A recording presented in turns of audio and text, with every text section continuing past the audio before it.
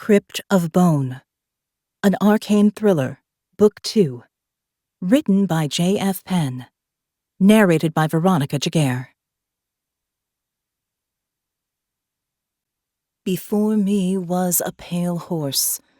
Its rider was named Death, and Hades was following close behind him. They were given power over a fourth of the earth to kill by sword, famine, and plague, and by the wild beasts of the earth. Revelation, chapter 6, verse 8. Prologue. Jerusalem, Israel. Blood has washed the stones of Jerusalem for millennia. Human sacrifice stained red the ancient altars of Baal, and the crushed bones of the vanquished lie under the sacred places. For generations, the screams of the dying echoed across the Kidron Valley as the city was besieged and broken. The blood of the defeated watered the earth, sowing seeds of hate to be harvested in the next generation. Jerusalem has always been a place of blood, and always will be. Ayal ben David stepped out from the maze of Jewish quarter streets onto the series of ramps leading down to the western wall. The golden dome of the rock reflected the rays of the rising sun, its brilliant turquoise and gold tiles with Arabic script dusky from this distance, framed by ancient cypress trees. Ayal walked across the wide expanse of the open square as the gray marble flagstones reflected pink hues from the early morning sky. He raised his hand to greet another soldier standing guard at the eastern entrance to the square, acknowledging him but not stopping. Ayal stood taller as he approached the western wall. He straightened his uniform and checked that his rifle hung down correctly. It was important that everything was perfect. He never tired of this morning routine. The western wall was the only remnant of the ancient temple, and Jews had been kept from it for so long. It was the closest they could get to the Temple Mount where God gathered dust to fashion Adam, where Abraham bound his son Isaac as a sacrifice, and where, in the Holy of Holies, God dwelt with his chosen people. But it was also here that the prophet Muhammad ascended to heaven on his night journey. This place was the most contested religious site in the world. Guarding it was Ayal's sacred duty, and he was proud to do it every day. He was close enough now to see the enormous blocks of limestone that made up the ancient wall. Each was almost as tall as a man, the foundations embedded deep in the earth. Scraps of paper emerged from the cracks between, pushed inside by the faithful, inscribed with desperate prayers. These tefillah would reach God faster from this most holy place, where reality bled into the divine. Tufts of shikaron or henbane spiked from the grooves between the blocks, and a swallow swooped to perch and pick an insect from one of the thorny bushes. Ayal smiled. Nature always found its way into the cracks of life. Like the Jews, surviving despite generations of persecution. He stood in front of the wall and prayed, his fingertips resting gently against the ancient stone, sensing anew the power of the holy place. As he neared the end of his first prayer, Ayal heard shouting above him. The words were muffled, but the noise echoed through the almost empty square. He swung his rifle into position and looked up for potential danger as other soldiers around the square prepared for action. Muslims had thrown rocks down before, intent on disrupting the prayers of the Jewish faithful, but sometimes the threat was more serious. Ayal moved back from the wall and scanned for the source of the noise. A skinny man in a thin white robe stood on top of the western wall, his hands raised to the dawn sky as he called out to God. His head was shaved, and his skeletal figure made a grotesque outline against the deepening azure sky. Ayal couldn't make out his words, but clearly the man was a fanatic, and guards from the Temple Mount would get to him soon enough. He turned his head to signal to the others to stand down. There was no real threat. The prayers fell silent. Ayal looked up as the man jumped from the top of the wall, 60 feet above him, his white robe billowing behind in a parody of flight. With a sickening crunch, the man's body smashed on the flagstones at the base of the wall. Blood ran from his crushed head, staining the robe into a grisly shroud. Ayal ran over, but there was nothing to be done. He knelt and checked the man's pulse out of protocol, then called for another soldier to bring screens to put around the body. He would need the rabbi to come and cleanse the area before the worshippers arrived. The man was young, maybe in his 30s. Half of his face was mangled by the fall, but the undamaged side had sharply defined cheekbones, his skin tight against his skull, like he had been starving. His expression was peaceful, as if there had been no pain in death, only relief. The man was naked underneath what he now recognized as a hospital gown, and Ayal adjusted the garment to give the victim some dignity in death. The man's hand still clutched something, a scrap of paper. Perhaps it would give some clue as to why he jumped. Blood pooled around the corpse and would soak the scrap before long, so Ayal picked it up. It showed a roughly drawn horse's head with wide eyes and flared nostrils and thick lines of charcoal smudged into the page. A layer of chalk over the top gave it a consistent white appearance. Words in black ink lay beneath the image. Before me was a pale horse. Its rider was named Death, and Hades followed close behind. Ayal recognized the text as part of a Christian prophecy from the Book of Revelation, and, for a moment, he pondered its significance. As he stood to direct the other soldiers, a trickle of blood ran down into the cracks of stone beneath his feet, joining that which had soaked the earth of the holy city for millennia. Chapter 1. Oxford, England. Rain darkened the sky, shadowing the earth and cloud. Morgan Sierra ran through the gates of the university parks by Keble College, her stride lengthening as she headed toward the river Cherwell. In the distance, the rumble of thunder grew closer, and lightning forked further away to the north. This was Morgan's favorite weather in which to run. As most people hurried inside, she had changed into her gear and sprinted toward the storm, enlivened by the rain, a creature more of water than air. It was rare to have such summer tropical storms in England. This was a country of gently rolling hills and soft rain that pattered onto the leaves of spreading oak trees. Morgan savored the rare pleasure, her breathing even and pace strong as she raced through the muddy park. The path emerged by St. Catherine's College, and Morgan crossed the river and continued toward Magdalen Bridge. Scots pine and ash trees shaded the path, a canopy of mottled jade, their leaves open to the rain. She splashed through puddles, her smile growing wider as she sprinted, pushing herself hard along the towpath until she finally reached the crossing point at Magdalen.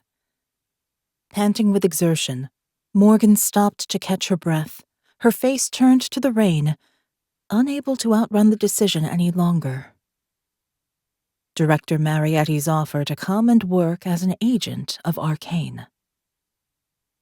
The ARKANE Religious Knowledge and Numinous Experience, or ARKANE, Institute investigated supernatural and religious mysteries around the world, and Morgan had only glimpsed the possibilities on the mission to find the Pentecost stones. Every day in her university job felt like a chore now, and the problems of individual patients in her clinical psychology practice no longer held her interest.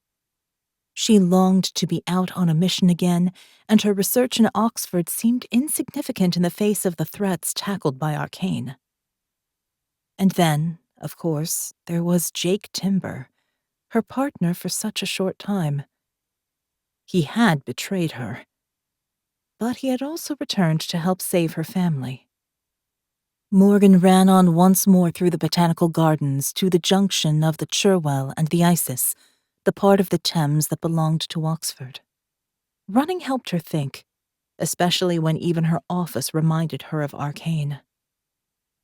After the firefight with the men from Thanatos, Marietti had sent a cleanup team to remove the bodies and repair her furniture.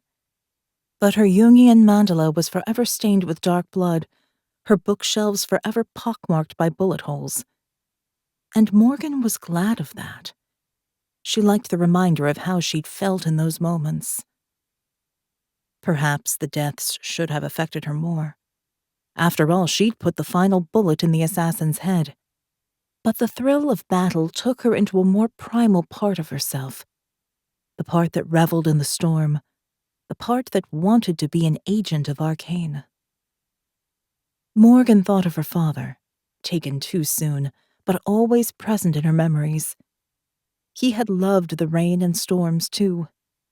Living in Israel, rain had been so precious. The back-breaking work of Jewish immigrants had made the desert bloom, the kibbutzim a family of life-bringers.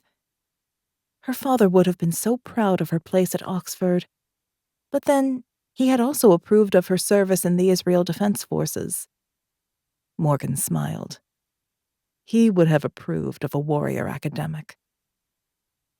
She emerged onto the Isis River bank at the end of Christchurch Meadow as the storm broke overhead. Lightning cracked the sky and thunder rolled. Cattle in the meadow huddled together under the trees with heads down, while swans floated in loving pairs on the river, splattered by the veil of rain. Ripples overlapped one another, spreading out to slap against the sides of canal boats tethered on the banks, their bright shutters closed against the deluge.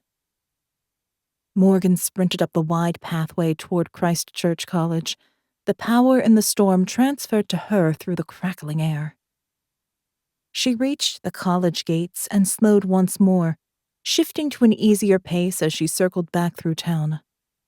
Morgan saw Oxford through fresh eyes now, and working here for the last few weeks had felt more like an end than a new beginning. Becoming an ARKANE agent would give her access to incredible resources and expand her research possibilities, as well as further her expertise in the field. Visions of ARKANE's underground vault hidden under London's Trafalgar Square filled her dreams. There were mysteries locked away down there, artifacts of power, ancient manuscripts, and so much more she longed to explore. She only had to pick up the phone and call Director Marietti. But part of her still stung from their betrayal and the secrets they had kept from her. The fight she had with Jake. Yet he haunted her dreams as well, and their violence transformed into something far more intimate in the dark of night. Morgan hadn't heard from him since she had walked away from the ARKANE vault. Perhaps he never thought of her at all. The storm retreated, the thunder rolled further into the distance, and the rain eased to a gentler refrain. The city shone in the morning sun, washed clean of its grime for another day. Morgan jogged back to Walton Street, her pace slowing even more. She had spent so many years dreaming of working in Oxford. Now she was a respected academic at this great university, with her own private clinical practice. She was close to her family. She had everything she supposedly wanted. So why did she feel so conflicted? Jerusalem, Israel. The Ezra Institute was in chaos. Dina Mizrahi, deputy director of the mental health facility, hurried down the tiled corridor as she tried to get a handle on the situation. Somehow a patient had escaped, and a team was still out searching for him along with the police. An alarm had gone off before dawn, and the bell still rang at intervals, jolting everyone anew. But the atmosphere in the facility seemed far more fraught than just a reaction to the alarm. A desolate wailing rang out from the women's ward as if something precious had been lost. Only Israel could have a place like Ezra, a specialized institution for those suffering from Jerusalem syndrome. The condition manifested as a set of mental phenomena associated with the religious aspects of the Holy City, affecting Christians and some Jews. Patients thought they were Mary, the mother of Christ, or John the Baptist, Elijah, or other religious figures connected with Jerusalem. They often claimed to be messengers of God. Many recovered when they left the city, but some were so entrenched in their psychoses, they were brought to Ezra to recover. The women's ward had 4 Marys and 3 Mary Magdalenes. Today, they were united in an intense outpouring of grief. Dina walked into the ward to find all the Marys on their knees, weeping and tearing at their gowns. The ward sister rushed over, clearly struggling to cope with the mass emotion in the usually well-behaved ward. "I'm so glad you're here, Dina. I don't know what to do. It started suddenly just after dawn. They won't speak, they just wail. They're inconsolable." Dina nodded. "Give them a light sedative. They look exhausted, and the other patients will be fretting over the noise. Have there been any other incidents?" The ward sister shrugged. "The Marys have taken all my attention. We're short-staffed at the best of times. I haven't even had time to check on the others." "It's all right. I'll do it. I'll start with Abraham." Dina left the women's ward and hurried down the long corridor, painted bright white with no decoration. All the art had been removed, as the patients interpreted any kind of visual stimulation as a message from God. She entered the high-risk wing, where patients lived in individual rooms for their own protection and that of other patients. The possible reenactment of certain biblical events meant the more seriously affected had to be separated. The patient calling himself Abraham had been here almost 2 months now. He had never given them another name and had no ID on admission. He was incredibly well-versed in scripture, and Dina couldn't fault his knowledge.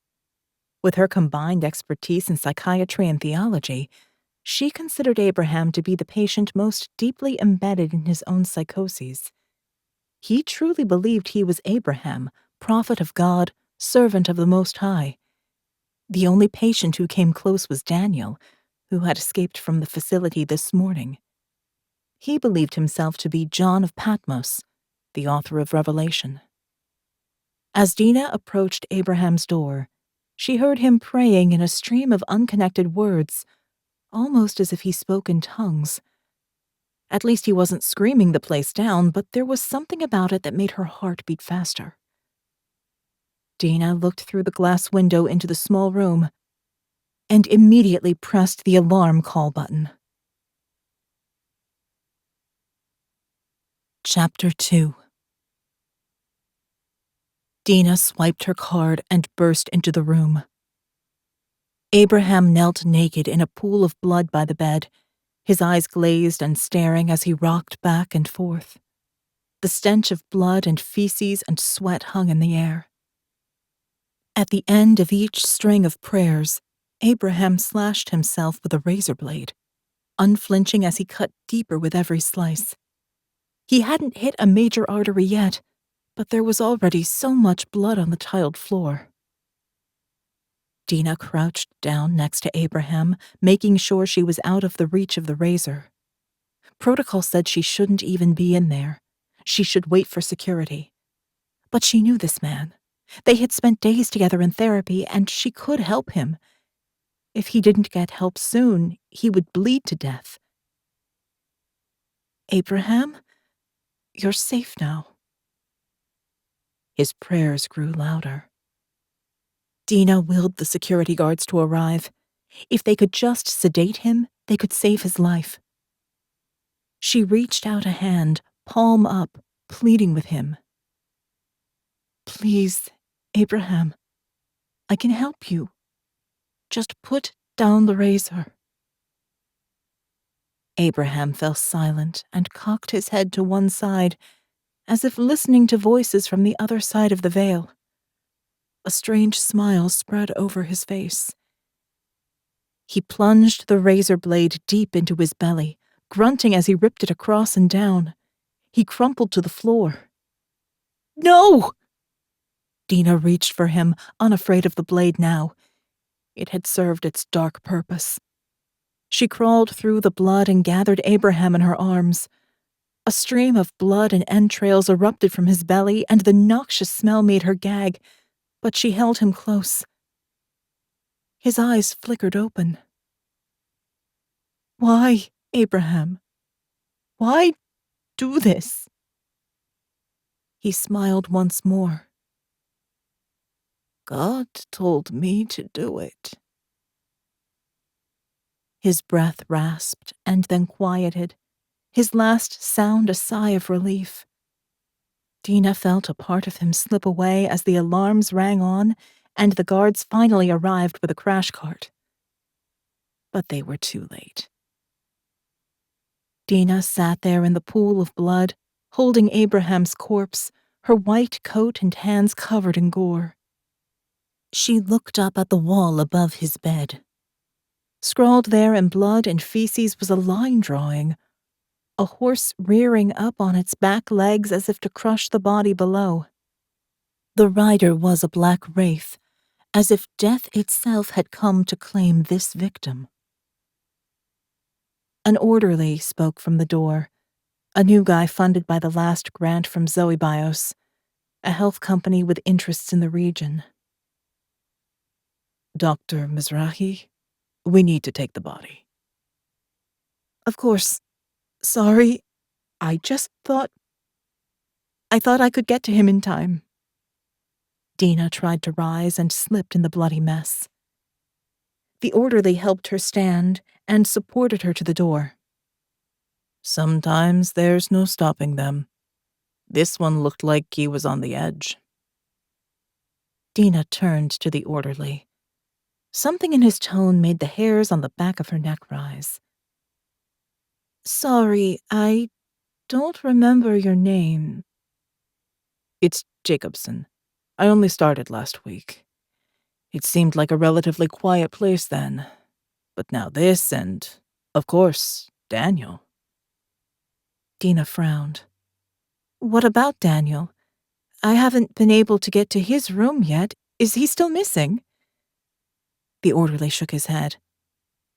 "Word just came in that he's dead too.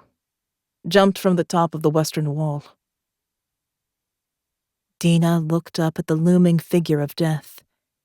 He had claimed 2 of her patients today, and she would not see him take another.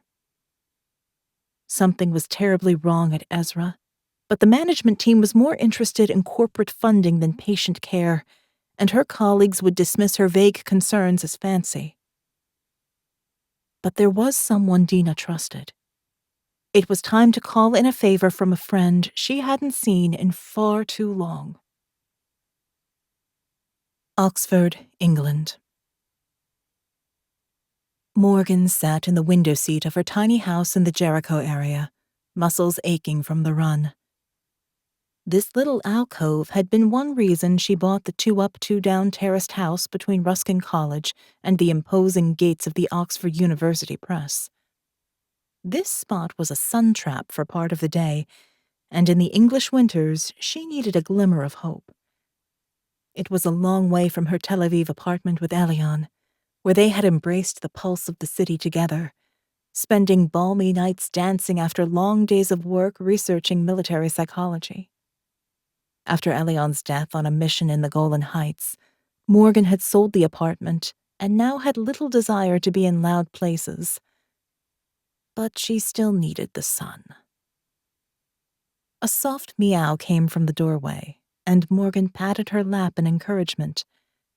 She had fed the little stray, and, over time, the cat had adopted her.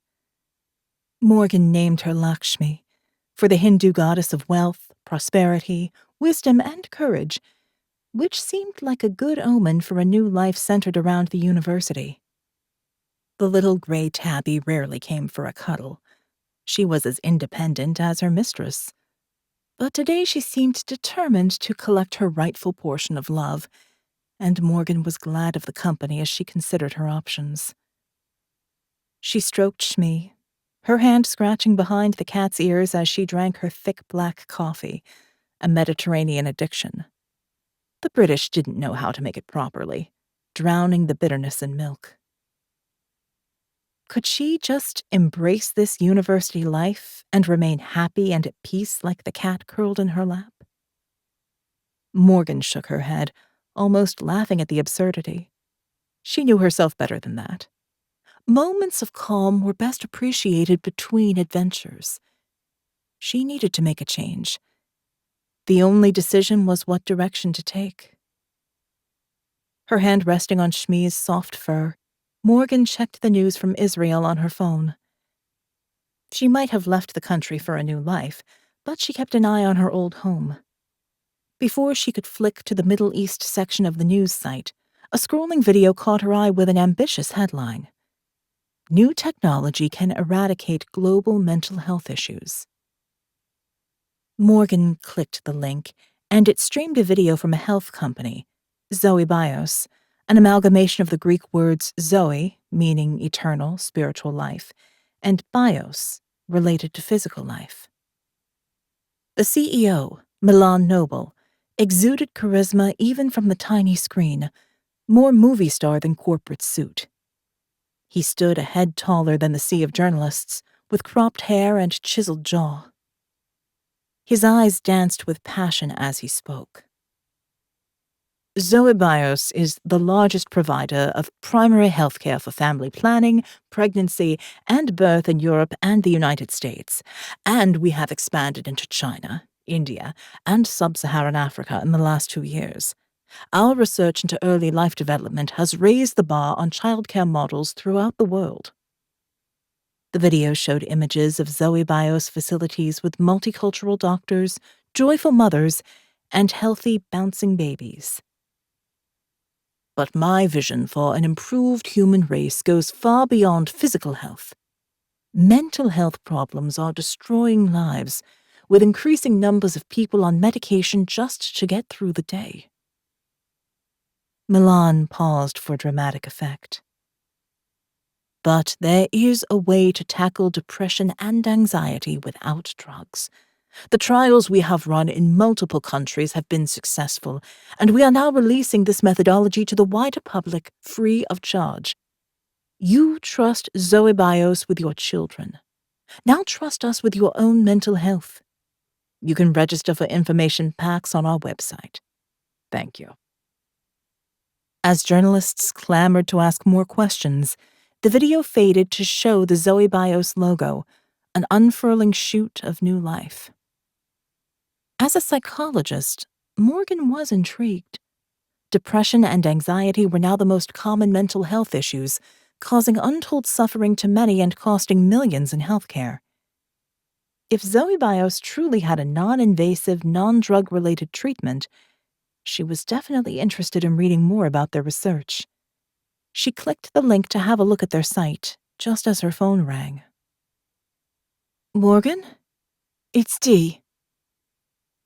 Morgan smiled at the sound of her old friend's voice. Dina had been her roommate and best friend in Israel, but their busy lives meant they didn't talk as much now as they both wanted to. Yet when they spoke, it was as if time melted away. The memories they shared created a lifetime bond, and they owed each other much for the times of support and friendship. Thank goodness you're there, Dina continued. I need your help. Of course. Are you okay? You sound upset. What is it? It's Ezra. There's something strange going on here. We've had 2 suicides today, and I can't understand why. There's no one I trust here, Morgan, and certainly no one with your experience in psychology and religion. Any chance you can come to Jerusalem and help me figure this out? Morgan smiled. Be careful what you wish for. It just so happens that I have a space in my schedule. When do you need me? Dina sighed. As soon as you can get here. Morgan's mind clicked into organizational mode as she calculated the time zone difference and possible flights. Of course. I'm overdue a trip home anyway, and I miss you, Dee. It's been too long. We have so much to catch up on. I'll be with you tomorrow. You're a blessing, Morgan. I can't wait to see you, and I know you'll find this a fascinating case. See you in the morning. Morgan hung up the phone. Shmi sensed her change in mood and jumped off her lap, taking the warm spot as Morgan headed to the bedroom to pack. This was a good chance to help a friend and get some perspective further away from Oxford. She caught sight of the photo on her mantelpiece and paused to pick it up. Grouped together were the smiling faces of herself, her twin sister Faye, and her 2-year-old niece Gemma. She and Faye both had cobalt blue eyes with a curious slash of violet, Morgan's in the right eye and Faye's in the left. But the physical resemblance ended there, and their personalities couldn't have been more different, just like their parents. Born on the cusp of Aquarius and Pisces, Morgan's independence had pushed her into the world first.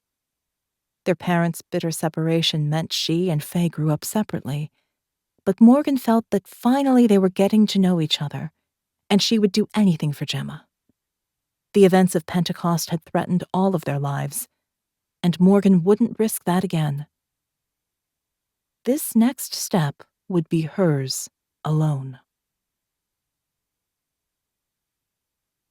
Chapter 3. Sedlitz Chapel, Kutna Hora, Czech Republic. Franco Messina had been to Sedlitz before, but never in the middle of the night when the bones of the crypt came alive in the shadows. What was sickly yellow in the day, resonant of pus and decay, was transformed into golden marvel in the candlelight. Incense lingered in the air, its delicate smoke blurring the edges of the scene. A magnificent chandelier hung over the gathered crowd, composed of 8 candelabra, each made from a spinal column with vertebrae lining the arms. Femurs hung down, the balls of the knee joints rounded and smooth. Plates of pelvis bone cradled candles, and each branch was topped with a skull. The ossuary contained around 50,000 skeletons arranged in bony sculptures and macabre shapes. Most came from the time of the Black Death, but there were rumors that other bodies lay hidden here. After all, who would notice fresh bones amongst the skeletal shadows of the chapel? The sculptures around the chapel were nailed into place, and that made Franco uneasy. Bones don't bleed, but the nails were an offense, forcing these dead into their display of ashen grace. Ropes of long bones and skulls lay draped around the vault, their empty eye sockets peering down at the living below. Franco sighed. We are all reduced to this eventually. Just another femur, just another skull. He shook his head to clear the depressing thoughts. These reminders of death made him even more determined to make the most of his life. And tonight, he would take another step in the right direction. It had been 9 long months of proving himself worthy, and finally Franco had been invited to the Thanatos ceremony, the culmination of his trials. His old friend Ivan had recruited Franco into the organization after seeing him fight in a bar brawl. Perhaps he had taken it a little too far that night, but the gypsy youth shouldn't have been over on their side of town. Clearly his actions had been appreciated because Ivan asked him to do some security work shortly after and encouraged him to improve his fighting skills. After a few weeks, Ivan introduced him to others in the Thanatos network. Together they formed a vigilante group, taking out unwanted parts of the community in surgical strikes, cutting out the worst parts of society so that the best could thrive. Franco was a proud nationalist. He didn't want the gypsies or the ragheads, the crazies, beggars, or fags around. Who did? He didn't even mind targeting women, especially the prostitutes who polluted family values, tempting men away from their duty. He was proud of the work. It paid well, and the rewards would only increase with time. Franco touched his left arm where the pale horse tattoo would be added soon enough. Ivan said he would be eligible for full membership after the ceremony, and if you wore the tattoo, there were always those around who would get you out of trouble. It was currency, valued all over the world in an ever-increasing network. Ivan had explained that Thanatos was the ancient Greek personification of death, and the pale horse tattoo represented the prophecy that death would take a quarter of the world in the end times. Franco didn't quite understand the details, but it didn't matter. The tattoo was a passport to the other side of the law and a whole new level of wealth and power. Exactly what he wanted. It wouldn't be long now. There was an air of expectancy in the crypt of bone. Around 30 people stood in rows around a raised dais with a long stone altar. The crowd was mostly men, but Franco noticed a few women dotted around. One woman stood nearby, her lithe form in a fitted suit of midnight blue.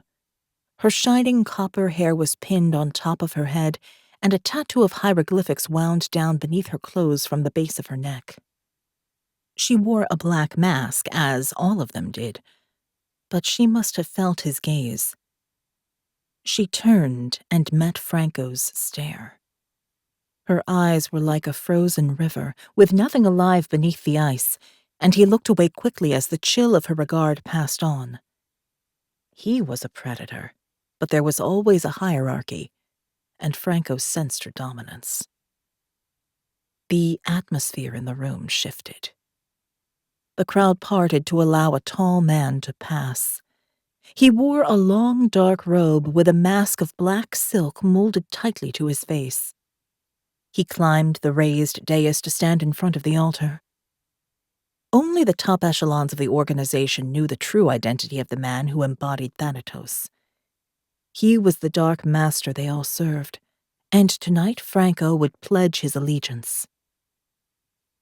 Thanatos raised his hands and waited for complete silence.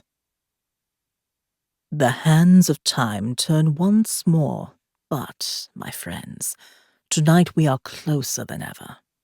Soon, the pale horse of death will be released, and the revelation will be fulfilled. He paused. But the beginning of the end will only come through obedience and sacrifice. He turned and beckoned the crowd to draw closer. Even through his mask, Thanatos exuded charisma, his voice like a dark thread drawing them all to one purpose. Tonight, you will renew your commitment.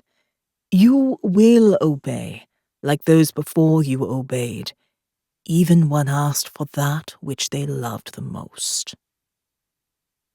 Thanatos strode to one end of the dais, and those near the front leaned toward him, some reaching out to touch his robe as he spoke. God promised the prophet Abraham a son, even though he and his wife were old. He was told that endless generations would stem from his seed, and he believed God would keep this promise. Even as his bones grew weak and he stumbled to tend his sheep, he believed God would be faithful and never let him down. Thanatos walked to the other side of the dais and looked deep into the crowd, touching the hands of those closest, his voice echoing around the chapel. After many years, God finally blessed Abraham with a son, Isaac, dearly beloved and precious to his father. Isaac enjoyed a happy childhood, until one day God told Abraham to take his son to the top of Mount Moriah and there to sacrifice him. To tie the child down and slit his throat so he would bleed out like an animal, and then to burn his flesh as an offering. There was a collective inhalation, a breath held as one. What kind of God demands the sacrifice of children? Thanatos' voice soared in the chamber. What kind of father would consider such a demand? But Abraham understood obedience. He took his son Isaac to the mountain and tied him down. The boy shook with fear and tears ran down his cheeks as he begged for his life. Abraham wept and pleaded with God, but no reply came. Abraham raised the knife. Thanatos paused and looked around the crowd. Seconds passed as he held their attention on a blade's edge. He turned and beckoned into the darkness behind the altar. A stocky man dressed in the same mask and black robes came forward, carrying in his arms a child bound by ropes around his hands and feet. He placed the child on the altar. The crowd shifted a little, and Franco's view was clear. He could see every detail. The little boy was maybe 5 years old. Tears and snot coated his tiny face, soaking a gag wrapped about his mouth. His eyes were open but vacant, as if he was drugged. A gasp broke the silence, and Franco realized it came from his own throat. Thanatos stepped up to the altar and placed one hand on the boy's head, stroking his matted hair gently. As Abraham readied himself, God sent a ram into a nearby thicket, and its cries prevented the killing stroke. Abraham cried out his thanks, wept at God's mercy, and sacrificed the ram. But that was the past. Thanatos tightened his fingers in the boy's hair, tugging his head back to reveal the child's pale throat. A generation ago, my father worshipped here in this crypt. He heard the voice of God calling him to obedience. The world is blighted by too many of the wrong kind. The prophecy says that 1 in 4 must die. But it all begins with one sacrifice.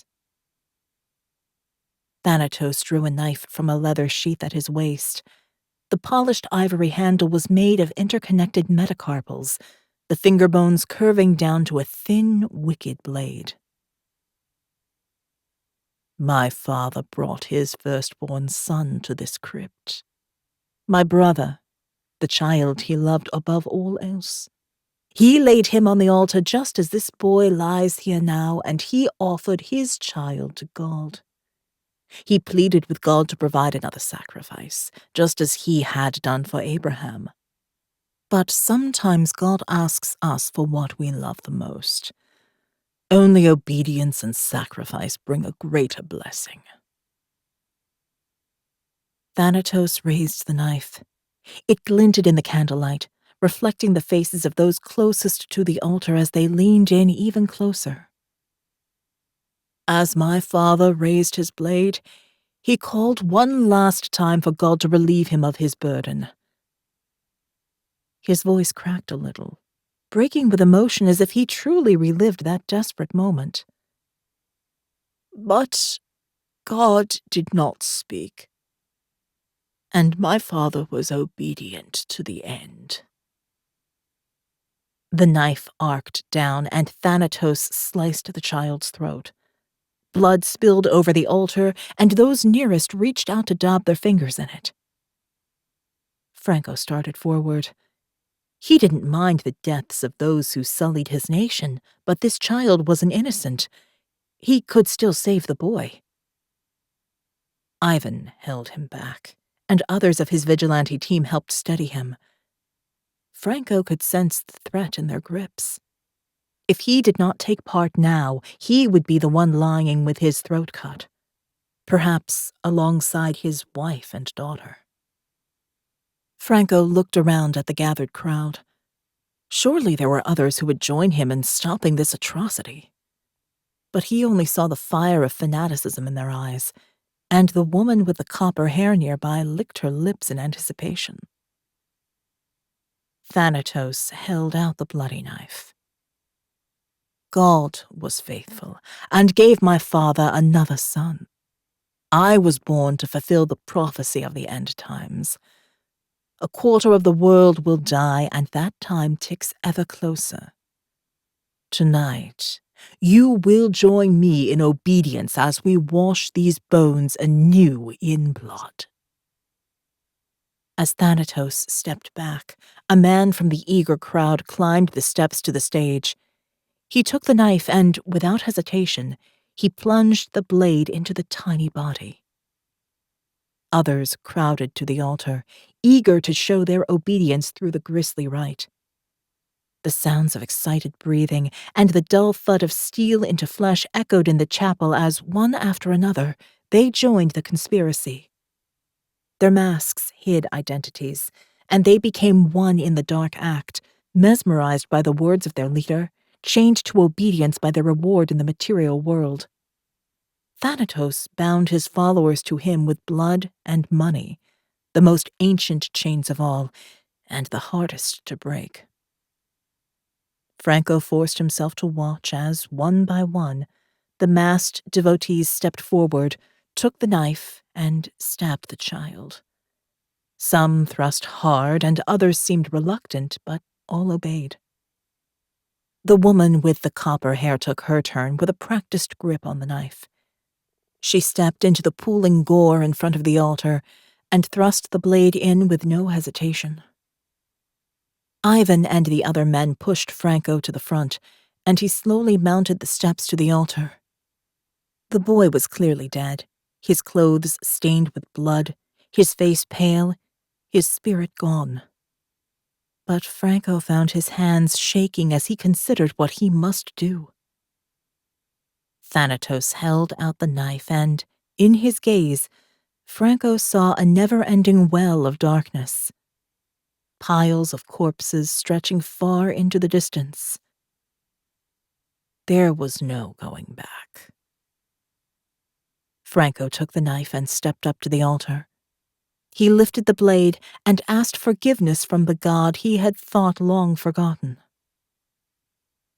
The blade came down one more time.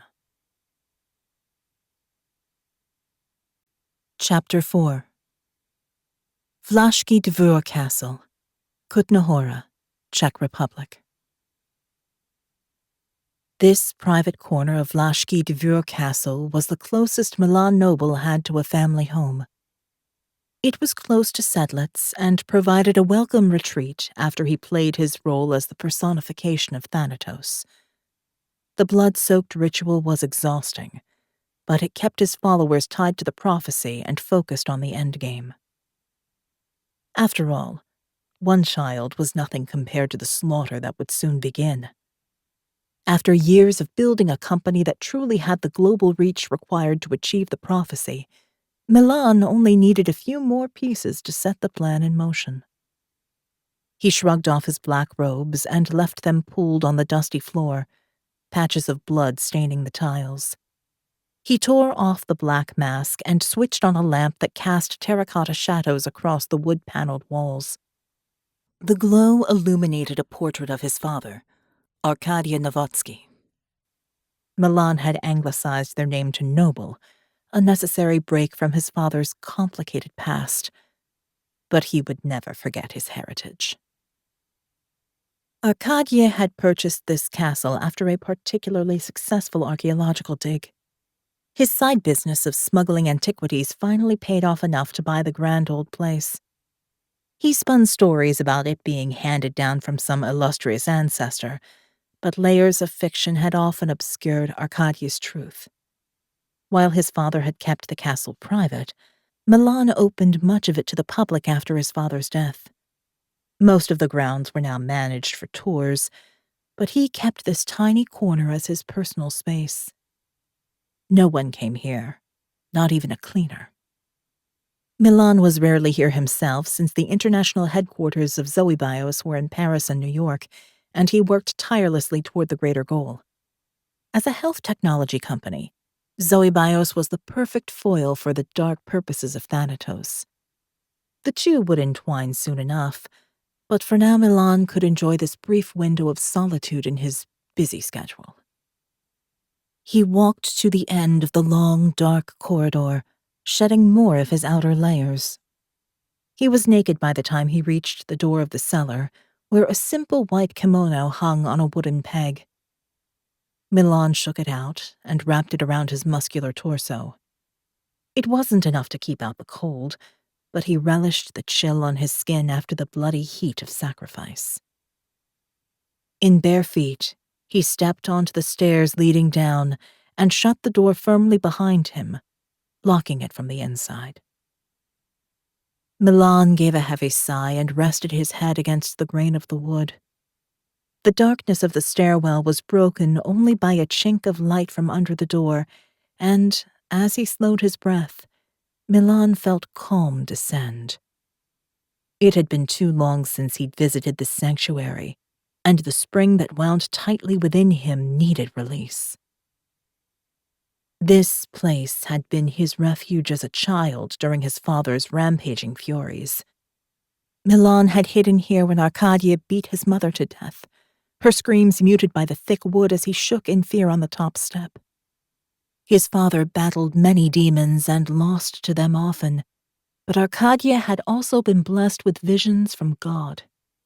In his lucid moments, he showed the young Milan how to hide when the storms of violence approached, how to lock himself away down here and wait for the clock to turn a full 12 hours before emerging. Milan took one more deep breath. This was where he learned obedience and patience, and soon he would be rewarded. He flicked on the lights and walked down into the cellar. The lighting was low and muted, a forest green tinge from dim bulbs reflected from the bonsai trees, each stunted plant in its own ceramic pot.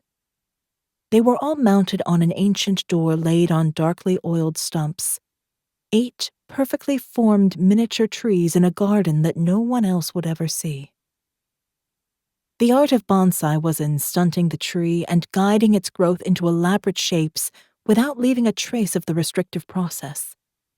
An elaborate ecosystem of lights and water sustained them down here in an artificial world, a reminder that patience could create beauty through discipline and control.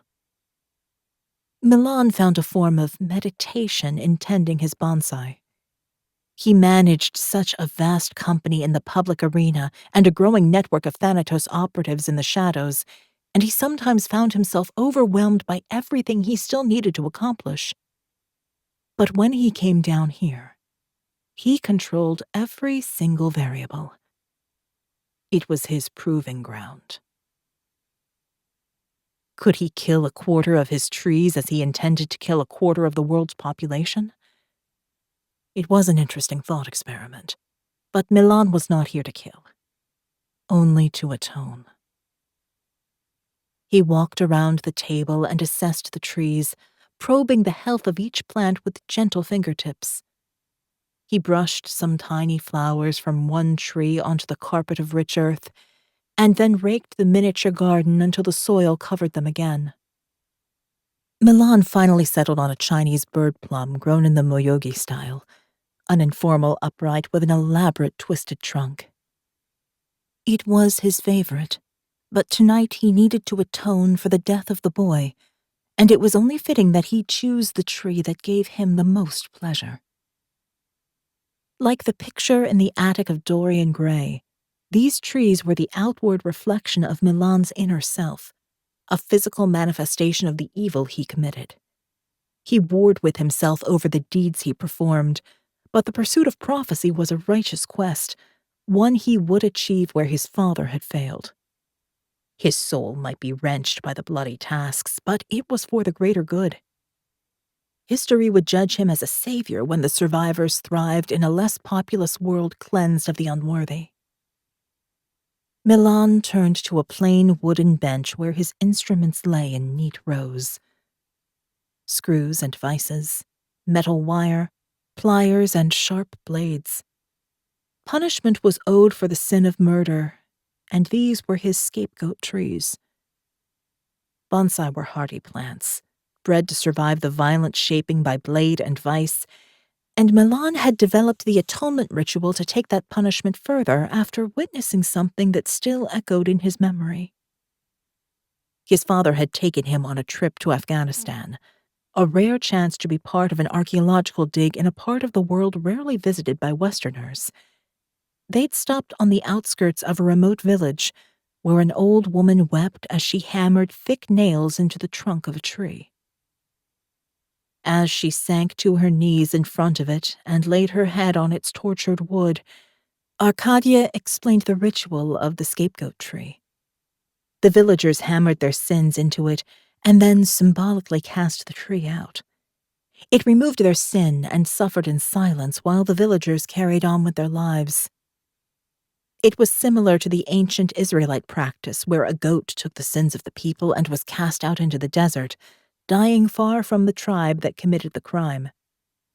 The nailing of sin to a tree was also reminiscent of the sacrifice Jesus made for humanity. Given the weight of his own sin, Milan found the scapegoat trees a useful way to atone. The bonsai were precious, and hurting them was a punishment. After all, he couldn't cut or beat himself. That was a sign of weakness. He needed to be a powerful leader, to show no remorse in the face of what Thanatos must do to fulfill the prophecy. But down here in the cellar, he faced his sin and acknowledged his flawed humanity.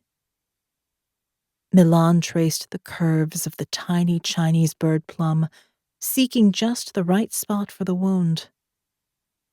He selected a short, fat nail from an old tobacco tin he had found as a teenager in the wasteland behind the castle.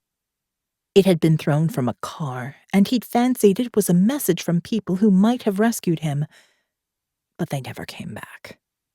He kept it as a reminder of foolish dreams. He picked up a tiny hammer and braced the nail against the trunk of the tree. His stomach churned as he prepared to violate the wood. Milan drove the nail hard into the trunk, striking once, twice, until he pierced the heart of the plum. Dizziness overcame him, and he knelt by the tree, the flagstones hard and cold on his knees. He placed a hand on the bonsai. "I'm sorry," he whispered. "I'm so sorry." He traced the trunk, the smooth wood now desecrated with another nail. The fresh silver stud looked clean alongside the many others hammered here over the years. The accumulation of his sin, a testament to his guilt. As the nausea passed, Milan frowned at his collection. The bonsai were now so pockmarked with silver studs there was hardly any room for more nails. He would have to buy more trees to atone for the slaughter ahead. Chapter 5. Jerusalem, Israel. Morgan wound down the window and breathed the familiar air as the taxi skirted the city of Jerusalem and headed for the hill where the Ezra Institute overlooked the Kidron Valley. Olive groves on the hills grew in dusty green rows, like army fatigues laid down on the earth, representing the dead on both sides in a never-ending war. Morgan had been idealistic once, willing to believe there could be a lasting peace in her beloved country. After all, people are people. They love their children, they want to work and be happy. But that basic truth was obscured by a web of politics, religious fervor, and a desire for revenge that escalated in a blood feud across generations. She had spent so much time arguing with colleagues over the problems of their nation and those who lived inside its contested borders. Her husband, Elian, had been at her side back then, smoking noblesse cigarettes and drinking his favorite close-to-got Harel Syrah. She could still remember the taste of grapes and smoke when he kissed her. A passionate man, Elian had died as violently as he had lived. Perhaps they wouldn't have made it through the fiery arguments in a long-term partnership, but it was impossible to know. Their love had been frozen forever on the day he was killed in a hail of bullets on the Golan Heights, dying in her arms as an ambush pinned them down. Elian was a hard man to replace. An image of Jake Timber, the ARKANE agent, suddenly came to Morgan's mind. Torn shirt on a muscled back, framed by the fires of Pentecost. He turned and smiled at her, ash smudging his cheeks, his tawny eyes alight with the flames. Morgan sighed and pushed the images away. The taxi pulled into the gates of the Ezra Institute and, after paying her fare, Morgan stepped out into the yard. It looked more like a prison from the outside, with elaborate security measures. It seemed impossible that a patient could escape, unless they had help. Morgan was officially here as a specialist in the psychology of religion. With her years of experience, she could definitely justify her presence as a consultant. The door buzzed, then clicked open, and Dina stood framed in the metal doorway. She beckoned Morgan through and enfolded her friend in a warm embrace. "I've missed you. It's been too long." "You too, Dee." For a moment, they just stood there, hugging. There was so much history between them, and Morgan felt like she'd come home to a beloved sister. Had she made a mistake in leaving Israel behind? Dina broke away and poked at Morgan's waist. "You're too skinny. What have you been doing with yourself?" Morgan laughed. "Feed me later. Let's see this cell." "Always the workaholic." Dina turned serious. "But we need to be careful. The razor blade Abraham used has disappeared, and it's not clear how he got hold of it in the maximum security wing. I'm worried, Morgan. But come, I'll show you Abraham's room." They walked through the scrubbed halls of the Institute, past the wards of beds and interview rooms. Morgan noted the well-stocked cupboards along the corridor and how clean the place looked. The last time she'd visited, the facility was dark and run down. "It looks like you have more funding than when I was last here. What's changed?" "When the Israeli government withdrew all funding 2 years ago, some religious groups approached us, but they had a restrictive agenda. Now we get the bulk of our income from Zoebios, and they also provide medication and cutting-edge technology." Morgan raised an eyebrow. "I've only recently heard about the company. What do they get in return?" Dina shrugged. "Data. It's always about data. They use information from Ezra in their global studies on health and well-being. We've recently taken part in their neuroscience trials focused on anxiety and depression." "So, you think it's worth it?" Dina nodded. "I've spent way too long struggling for funding, and Zoebios offered generous long-term support. They also offer sabbaticals at other global sites. I'm considering a clinic in South Africa, just for a change. Not so many Isaiahs and John the Baptists down there, that's for sure." An orderly turned a corner up ahead, but turned away when he saw them, ducking down a side corridor. Something about him seemed a little off to Morgan, but Dina waved in his direction. "We're so busy that Zoebios even fund extra staff, which is much appreciated." Her smile faltered as they arrived at the secure wing. "This was Abraham's room. He was a special patient of mine, and I thought he was getting better, but then this. Something tipped him over the edge. Daniel threw himself from the western wall at the same time." Tears welled in her eyes. Morgan put her arm around her friend. "I can go in alone if you like." Dina shook her head. "No, I'm okay." She unlocked the door, and they entered the room. It was spotless and smelled of bleach and disinfectant. Dina pointed at the wall above the metal bed. "You can still see the faint lines of what he drew there in blood and feces. We can't get it all off. We need to paint over it." She knelt and put her hand on the floor. "He was sitting right here when he said that God told him to kill himself. I failed him, and I'm scared for the others. It's okay, Dee. We'll figure this out. We always do. Morgan stood back and studied the faint outline on the wall. It was a life-size horse, rearing up with nostrils wide and flaring in wild abandon. On its back was the skeletal figure of death. Morgan's breath caught in her throat. She had seen this image before. It was the pale horse tattoo of Thanatos, the religious group who had pursued her and Jake on the mission to find the stones of the apostles. They had left a trail of bodies in their wake and almost captured her in those final days of violence. Why would Thanatos be interested in Ezra? What was she missing? Morgan walked over to Abraham's desk, an old wooden table and chair that looked like those she had used at school. There was a small audio player on the desk, its green chrome cover marked with an unfurling shoot of new life. "Are the patients allowed audio?" Morgan asked.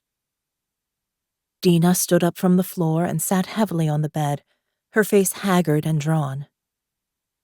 "Yes, it's part of the Zoe Bio study. It's a combination of a drug trial paired with audio stimulation." Morgan searched around the desk. "Where are the headphones? I'd like to have a listen." Dina frowned. "There's a special headset. Maybe someone took it back to the storage area, as we only have a few of them. It uses deep transcranial stimulation and seems to reduce depression and improve mood in some patients."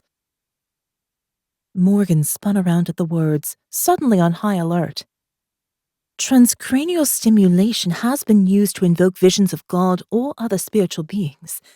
Remember the Persing a God helmet we studied back at college? Dina nodded.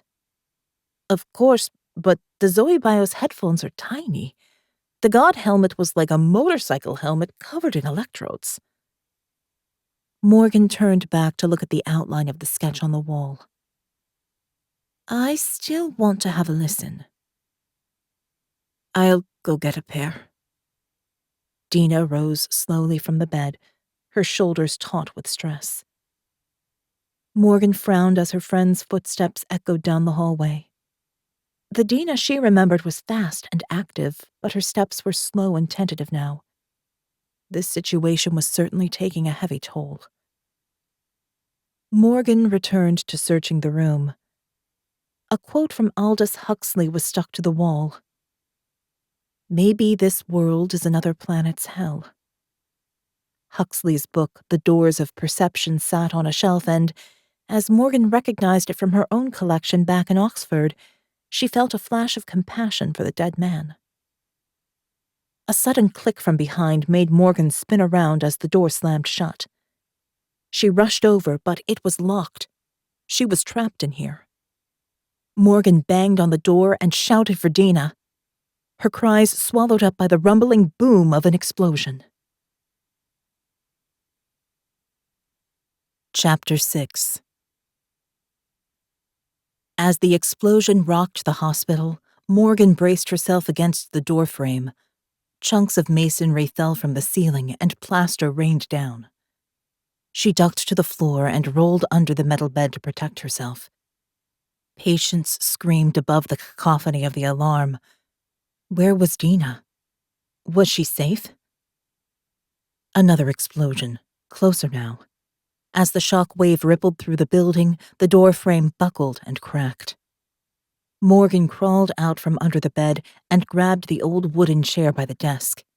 She smashed it against the wall and broke the chair apart, using the leg as a wedge in the crack opened up in the blast.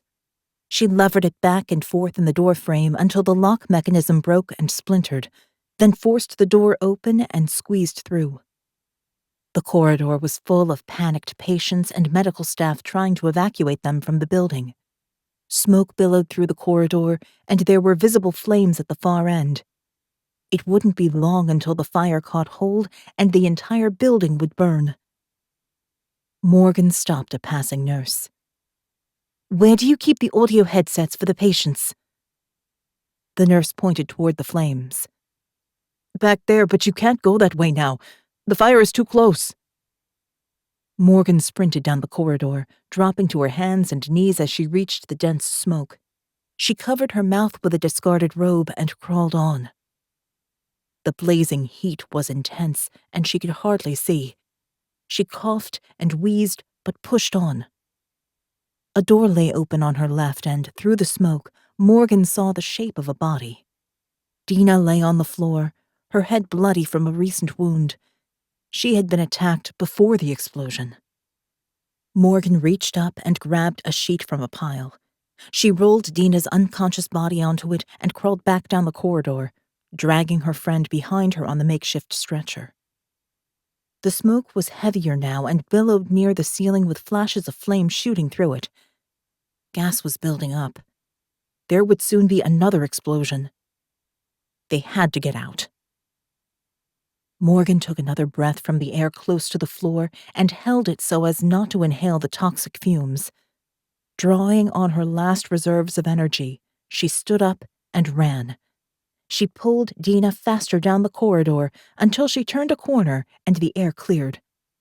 A door lay open to the courtyard beyond, where firefighters and paramedics tended to patients. Morgan dragged Dina to safety and collapsed as two firefighters ran to help. A paramedic reached out to take the sheet from Morgan's hand, but she clutched it tighter, unwilling to let Dina out of her sight. "It's okay," the young paramedic said. "You can let go now. We'll help your friend." Morgan's eyes streamed as she coughed and retched from the smoke. She couldn't do any more, so she begrudgingly let the sheet go. The paramedics lifted Dina onto a stretcher, briefly assessed her, and wheeled her toward a waiting ambulance, which stood with lights flashing at the edge of the car park. Morgan sat on the tarmac and breathed through an oxygen mask, inhaling relief into her lungs as she looked back at the Ezra Institute. Flames curled from the windows, and the fire roared as it consumed the building. Old furnishings, linen supplies, and even the paint allowed the fire to catch quickly. She heard snatches of discussion around her. Was it a terrorist bomb, or just an unfortunate accident? But Morgan knew this wasn't a coincidence. There had to be a connection between the suicides, the pale horse of Thanatos, and the explosion. Perhaps it was a way to stop the investigation into what really happened. Dina. Her friend could still be in danger. Morgan stood and looked around in desperation, her oxygen mask discarded by her side. Across the car park, she spotted the orderly they'd passed on the way to Abraham's room. He climbed into the back of the ambulance in which Dina lay unconscious. Heart pounding, Morgan looked for a way to stop the vehicle before it drove off. The orderly would surely finish what he had started if that door closed. A police officer stood behind Morgan, taking a statement. Like all Israeli police, he had a handgun in his belt. The Jericho 941 semi-automatic would be enough to stop the ambulance, if she could use it in time. Morgan spun around and slammed into the police officer, catching him off guard and unclipping his gun in one movement. She sprinted toward the back door of the ambulance. The police officer pursued her, shouting at his colleagues to bring her down. Morgan aimed the weapon. The orderly hurried to close the door, kicking away the other paramedic, all pretense forgotten now. Morgan had to take the shot before the police stopped her, or Dina would be lost. She took a breath, focused, fired. One shot, two shots through the gap of the door. The orderly dropped in the back of the ambulance. Screams and shouts rang out. Morgan threw the gun to the ground and dropped to her knees. She held her arms up, palms out in surrender. "I'm IDF!" she shouted as police surrounded her, guns pointing straight at her head. Central Police Station, Jerusalem, Israel. An hour later, Inspector General Lior Avidan entered the interrogation room holding 2 cups of coffee. He signaled for the other officers to leave and sat down across from Morgan, whose hands were cuffed in front of her on the metal table. He placed one cup in front of her. Strong black. I thought you might need it. You remembered. Morgan smiled at him, fatigue showing on her face, but that violet slash in her right eye as vivid as ever. A flash of memory, and Lior saw her laughing, eyes sparkling as the waters of the Red Sea swirled about their entwined bodies. They had started in the military together, but the following summer, Morgan chose Elion. Time had changed them both since then, but memories of young love were perhaps more precious as the years passed. How's Dee? Morgan asked. She's in the intensive care unit at Hadassah Hospital. Don't worry, I'll make sure she's well looked after. Morgan visibly relaxed at the positive news of her friend. You've done well for yourself, Lior. His name was soft in her mouth. He hadn't heard it spoken like that for many years now. Lior reached for her cuffed hands, but Morgan picked up the coffee cup and took a sip. He moved his hands away again. This was no time for sentiment. I'm not sure even the Inspector General can get you out of this one. What are you doing here? What happened at Ezra? Morgan ignored his questions. Is the orderly dead? I need to know who he's working for. Lior stood up, the chair scraping on the floor. He's just an orderly. He was new, but he was helping Dina. You were in shock. Smoke inhalation affected your judgment. It could be manslaughter if he doesn't survive. She looked up. So he is alive then. I need to speak with him. Please. He slammed his hand down on the table. You have no right to ask. This is not your place anymore. You left us behind, remember? A look of pain flickered across her face. There was nothing to stay for. Lior turned away. You had friends who loved you. There was a beat of silence before he exhaled sharply and turned to face her once more. Enough. I need to know about Ezra. What happened? Morgan explained about Dina's call, the suicides, the pale horse, and the explosion. I'm sure the orderly set the fire and that he attacked Dee. There's something else going on. Someone is trying to cover up the suicides. There's a bigger plan here, and we're only seeing a small part of it. Lior frowned. And you think it could be this Thanatos organization, with a plan to resurrect some kind of religious extremism. But Ezra is just a tiny hospital. What interest would they have in such a place? It's bigger than Ezra. You must have a team on the suicide at the Western Wall. This might help that case. Lior shook his head with a sigh. That's a PR disaster, for sure. How he got up there past the guards is one question. Then there are claims that Muslim guards shot him from the square by the Dome of the Rock. To make things worse, someone has leaked the prophecy.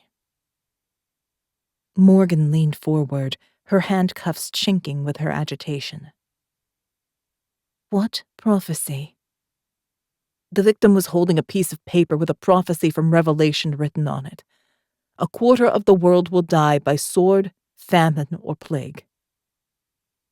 Morgan turned pale at his words. What is it? Lior asked. It's definitely Thanatos. The pale horse proves it. I'm sorry, Lior, but I need you to call someone for me. You're not going to like it, but they're going to get me out of here. Chapter 7. Zoe Bios head office, Paris, France. The subject was a 42-year-old accountant professing a moderate Catholicism. He went to confession twice a year and estimated 4 out of 10 for the importance of religious experience in his life. A raft of other questions camouflaged the true intent of the experiment, so the subject couldn't prepare and had no expectation of what might happen. But Dr. Maria Van Geer couldn't help a thrill of anticipation. They only needed a few more subjects to complete the research, and already the results were significant. Tomorrow, she would present them to the board. The original audio trials had been so effective for anxiety and depression, they were fast-tracked for public release. But Maria knew the binaural technology could result in a more direct influence on behavior. Of course, there were inherent dangers, as with any neurological study, but she was confident that Zoe Bios would only deploy her research for its intended therapeutic use. She just needed additional funding for the next step. The subject lay back in a comfy, oversized chair with thick plush arms. Maria adjusted his eye mask to make sure the cotton wool padding was tight against his eyes. "Is that comfortable? It's important that you can't see anything." "That's fine. So, what should I expect?" "It's a completely individual experience, Mr." Maria checked the clipboard. "Agnew. Just relax and let whatever happens, happen." He tightened his fingers on the arms of the chair. "It won't hurt, though, right?" Maria patted his hand lightly and spoke in a soothing tone. "Not at all. The field is weaker than a fridge magnet. I'm going to place the headset on now, but don't worry. I can hear you through the intercom if you have any problems. Just lie back and relax. You'll hear rainfall at first to help you focus. Just breathe evenly and enjoy the rest. Some subjects even fall asleep. I'll be back before you know it." "Beats a few hours at work, I guess." Agnew relaxed and let his hands fall into his lap. Maria placed the headset so it fitted snugly. The first prototype had been heavy and unwieldy, but this new version weighed barely as much as a bicycle helmet, and she had an even lighter version ready for testing in the next phase. She fastened the strap under Agenew's chin, ensuring the markers were in the correct place to focus the weak magnetic field onto the temporal lobe. She turned the lights off and walked out the door, closing it softly behind her. Agnew lay in pitch darkness, snug in his relaxing chair. Some days, Maria wanted to sink into that chair herself and allow it to soothe away her stress. She had put in countless hours on this project, but she was confident the research would be worth every second. Once Maria closed the door, her assistant, Simone, clicked on the introductory soundtrack. They experimented with different conditions for the auditory feed, while the magnetic field remained the same. Some subjects heard only relaxing rainfall and thunderstorms in the distance, with birdsong and waves. Other subjects experienced a form of binaural beat technology that included suggested behavior. It was a simple task, but not something they would perform without instruction. Neither of the researchers knew which condition the computer assigned each subject to, as it was all randomized by the program. "Do you want to classify some of the other records while we wait for this one?" Simone asked. "I know you want the report to be ready for the board, and we still have a lot to get through." The audio program ran for nearly an hour, and then they debriefed the subject in a recorded interview. While the program classified the data feeds around heart rate, blood pressure, and skin conduction results, the interviews needed to be analyzed for the more qualitative, experiential data. Maria nodded and sat down at the desk. "Sure, let's do a couple." Simone read from a printout. "Subject experienced a sudden wave of darkness and saw a distant point of light. They felt a presence standing behind, watching over them. Oh, wait, they described it as the presence, not just a presence." She skimmed the page. "It wasn't threatening, but it wasn't kind either. It was just there." Maria tilted her head to one side as she thought.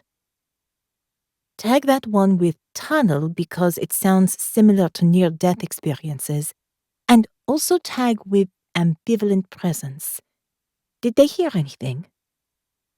Nothing noted. Maria shook her head. Sometimes I don't think we're asking the right questions, but it's so hard to put such a powerful experience into mere words. What else? This next one ticked the box showing that the experience didn't come from their own mind, so I'll tag with external locus.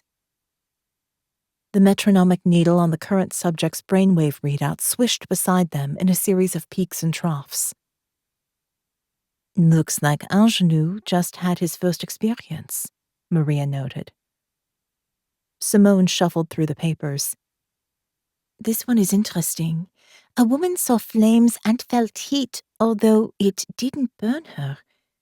There were faces in the fire, and she counted 6 individual presences as if they stood right next to her.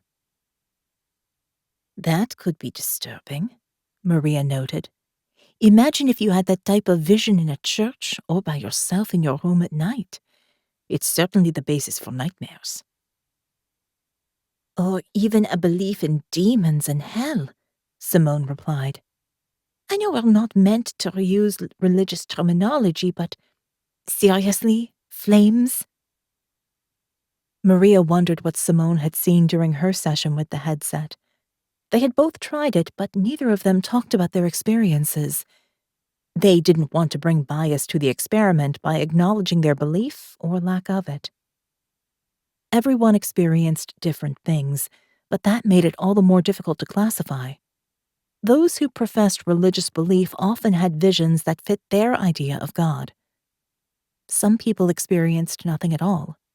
They were often disappointed, as if there was something deficient in them that prevented a higher level of consciousness. Have you got the results from the clinics where we tested drug pairing with the binaural suggestion? Maria asked. Simone turned to her computer and tapped away for a moment. She frowned. Looks like there are some issues with a stronger response among those with significant religious belief, and a couple of fatalities that you need to look into. Maria frowned. She didn't need that data corrupting her board presentation. Okay, I'll get to those tomorrow when I have more time. An alarm pinged, indicating the end of Ingenue's session. I'll debrief him. You've done more than your fair share recently. Maria gathered a question sheet and a small, soft toy rabbit from a pile near the door. When the light above the door turned green, she stepped into the room and flicked on the light. She put the toy rabbit within Ingenue's reach, but under her chair so it wasn't too obvious. Maria touched his hand so he would know the experience was over. He tried to pull the headset off, and she slowed him, helping him carefully, then removing the eye mask. He blinked at the lights, his breathing elevated. That was weird. Just breathe gently, Mr. Ingenue, Maria said. I'd like to ask you some questions about what you experienced. This is being recorded, so please be as honest as you can with your responses. Of course, I'm keen to find out what the hell you just did to me. What happened at the beginning of the experience? Ingenue leaned forward. It was dark, and I saw shapes swirling about me in a kind of mist. They were like ghosts or maybe angels, but they had flat faces with no clear features. He leaned further forward and reached under Maria's chair at full stretch. He grabbed the toy rabbit and hugged it tightly to his chest. I could hear them speak, but I couldn't understand the words. Were those angel voices?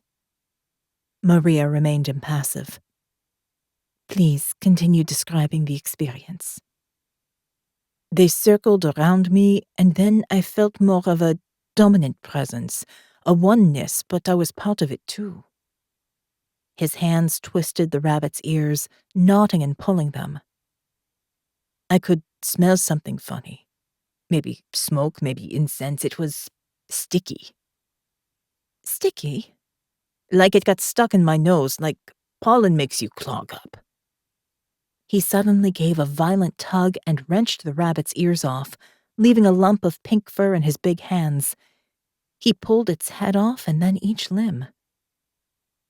Agenus stopped and looked down, appalled at his actions. "Oh, I'm so sorry. I don't know what I was doing." "It's fine." Maria took the pieces from him and put them out of sight. "Please finish describing what you experienced." She tried to control her excitement. He must have been exposed to the rabbit condition. Although they didn't know who was assigned, it became rapidly obvious after the interview began. Suggestions were so deeply embedded that the subject didn't even know what they had been commanded to do. But the experience made it seem as if the command came from God himself. The subjects had so far obeyed every time. "It was like I was dreaming, but also awake," Agenor continued. "I've heard of lucid dreaming. Was that it?" He looked at Maria for some kind of sign. She remained impassive. "Go on." "That was it mostly, except I wanted to stay there. It was uncomfortable, but there was also something timeless about it. It makes my daily life seem almost pointless. I want that feeling again. Can I come back and do it another time?" Maria handed him a leaflet. "Thank you, Mr. Agenor. I appreciate your candor, but we can only have you in the experiment once. This explains the science behind the experience, and there's a number to call if you have any concerns. My assistant will show you to the rest area now." She stood up and Agenor reached for her arm. "Please, doctor, there must be a way I can do it again." His voice had an edge of desperation. Maria shook her head. "Not right now, but we have your details. We'll be in touch about any developments. Thank you again for your time." As Simone helped Agenor out, Maria sat down at her desk and pondered the subject's reaction. She had seen such intensity in other patients, and it hinted at how rewarding such an experience could be, as well as how dangerous. She pushed down her concerns. This was the final result she needed for the board presentation, and Maria was confident they would see the potential in her work. Chapter 8. Capela dos Ossos, Évora, Portugal.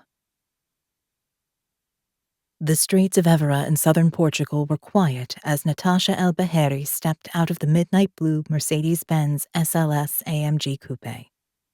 She breathed in the cool air, grateful for the darkness after the heat of the summer day. Franco and Ivan pulled up behind her in their more functional sedan. Natasha walked over to their car, her turquoise rings flashing in the headlights as she smoothed back her copper curls. She looked over at the Church of St. Francis, then bent to the window. "Follow me down, but stay in the shadows. I'll try to get what we're looking for the easy way first, but be ready if I need you." The men nodded. Natasha smiled, bestowing on them a flash of her favor. Like the winter sun, it was swift and brilliant, but quickly turned to a freeze. She walked down the path to the church, her heels clicking on the stone, her pencil-slim skirt hugging her shapely legs. The designer outfit was hardly suitable for a Franciscan church, but Natasha enjoyed beautiful clothes. It also served her purpose as an assassin. When she dressed like this, people underestimated her, and that was often the last thing they ever did. Despite the heat, the tailored jacket had long sleeves, which she wore in all weathers to cover the scars she kept hidden from prying eyes. Some might question her sanity, but without pain, there could be no victory. She touched the newest scar, cut only days ago in front of Milan Noble to demonstrate her dedication to finding the book he sought. He had watched the blood well from the blade's edge, and then licked her flesh clean before they spent the night blending the exquisite heights of pleasure and pain. Natasha rarely found an equal, but Milan's dark ambition exceeded even her own. If she could bring him the Devil's Bible he so dearly sought, she would prove her worth in the days ahead. He was obsessed with the book and its curse, believing it to be the final piece in the end times prophecy. She would use that fixation to bind him to her more completely. Natasha walked toward the crypt, the path lit by tiny lights under high arches. The chapel was always open, with monks in 24-hour rotation praying for the souls of those taken before their time.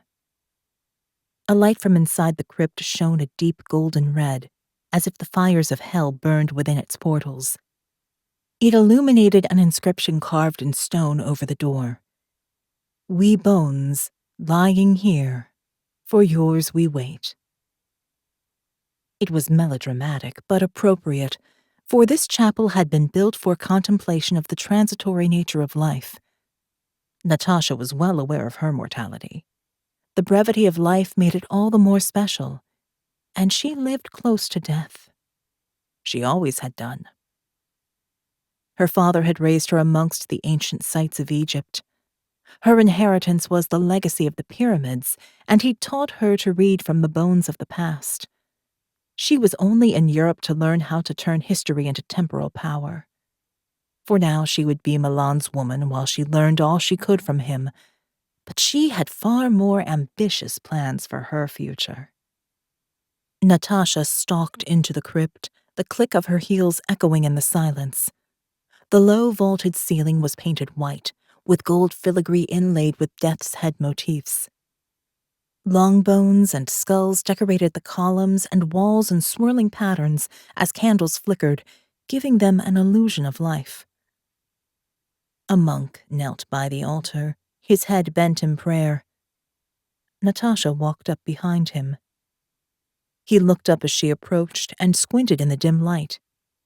He was near the grave, with wrinkles around watery blue eyes that cut deep into a face that understood pain and suffering. "May I help you?" he whispered. "I'm looking for a book," Natasha said.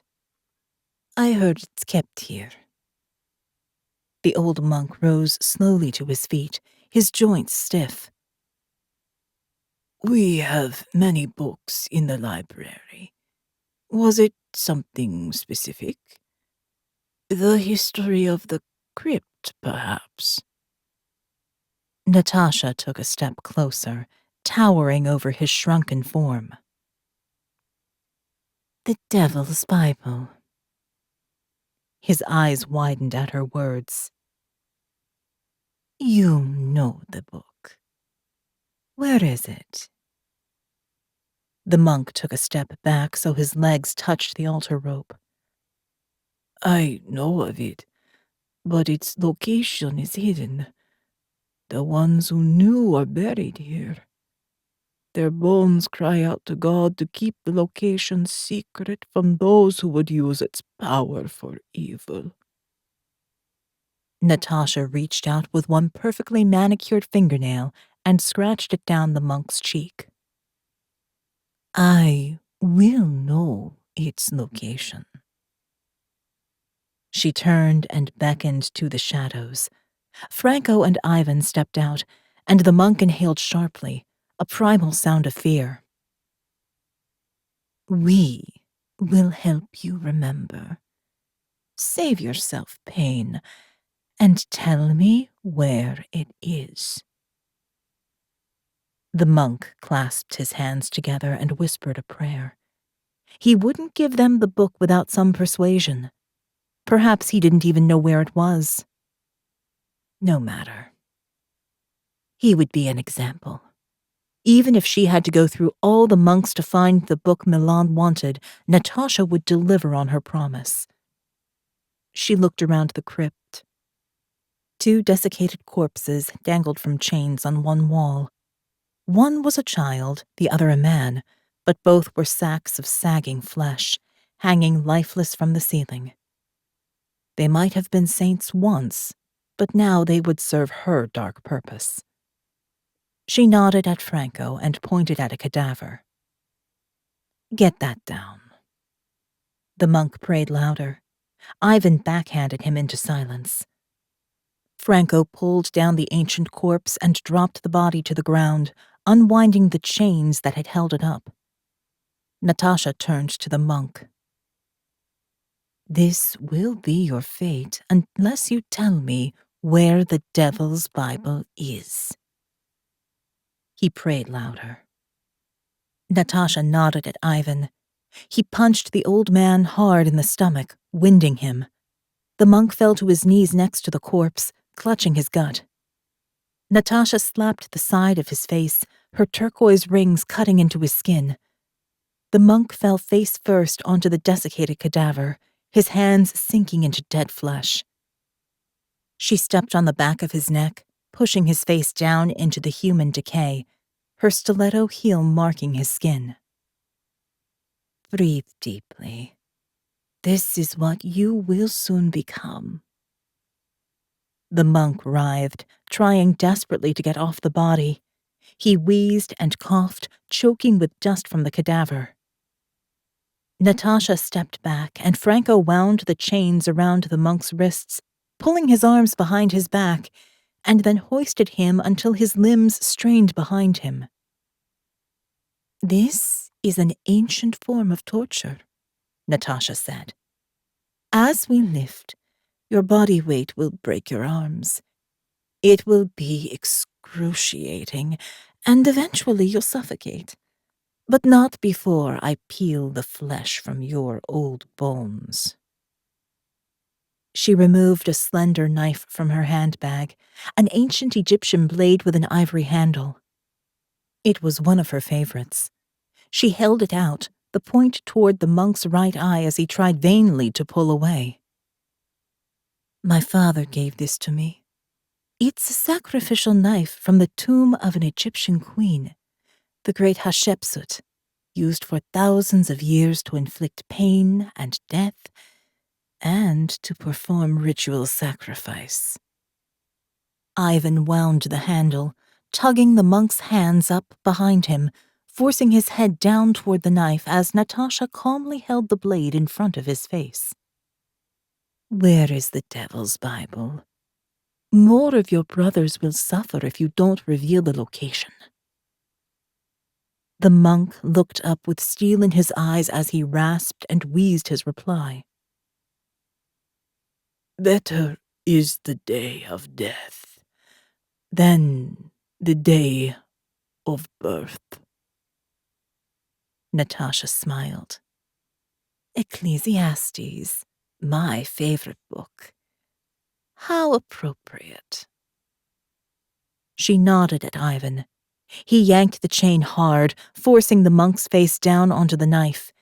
It pierced the flesh under his eye, blood pouring from the wound as he moaned in pain. Natasha leaned in. "We can do this all night. I enjoy taking it slow, and you'll have plenty of time to contemplate the day of your death. Where's the book?" The monk shook his head once more. Natasha slowly dragged the knife down his cheek, blood welling up in its path as she carved ancient symbols that had no place in this Christian sanctuary. "You know the scriptures," he wheezed as blood dribbled into his mouth. "Yet you do evil to seek evil. I will not send you further into sin." Natasha shook her head.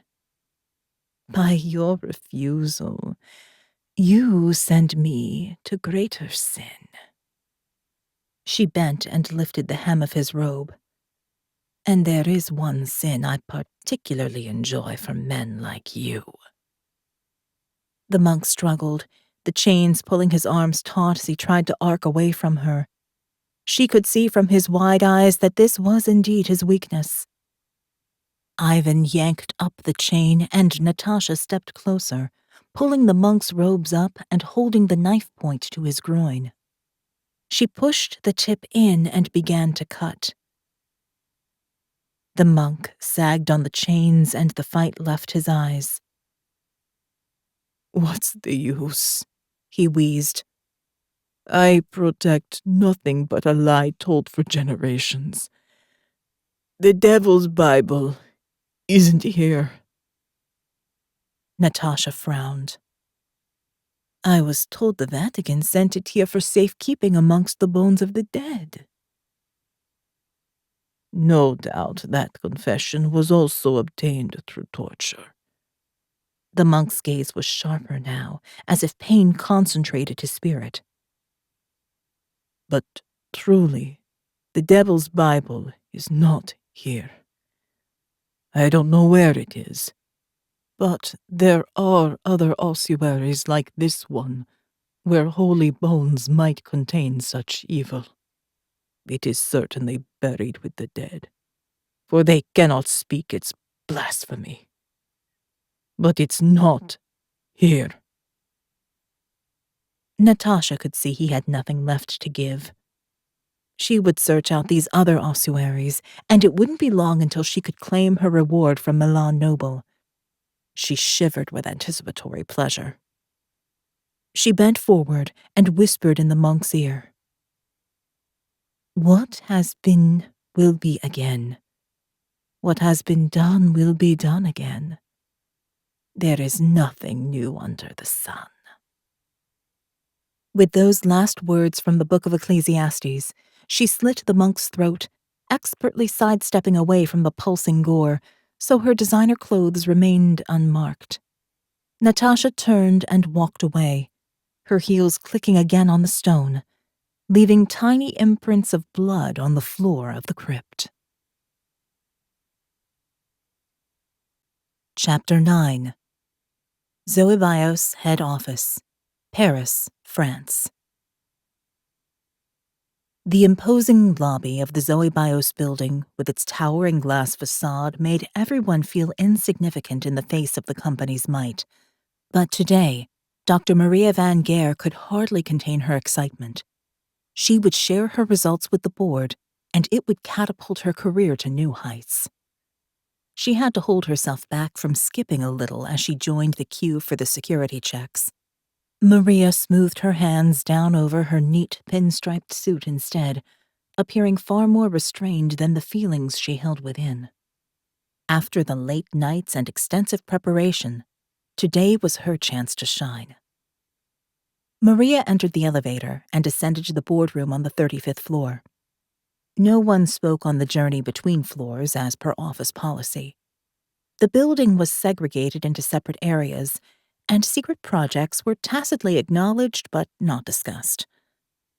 Drug research and health companies were often targets of industrial espionage, and the code of silence meant Maria had little idea what was going on elsewhere in the company. Few knew what she worked on either, but after she presented her results, Maria was sure that her star would rise. A tech assistant was waiting for her as she exited the elevator, and they worked together to set up her presentation in the boardroom. Everything was ready. Maria stood at the window and looked out over Paris.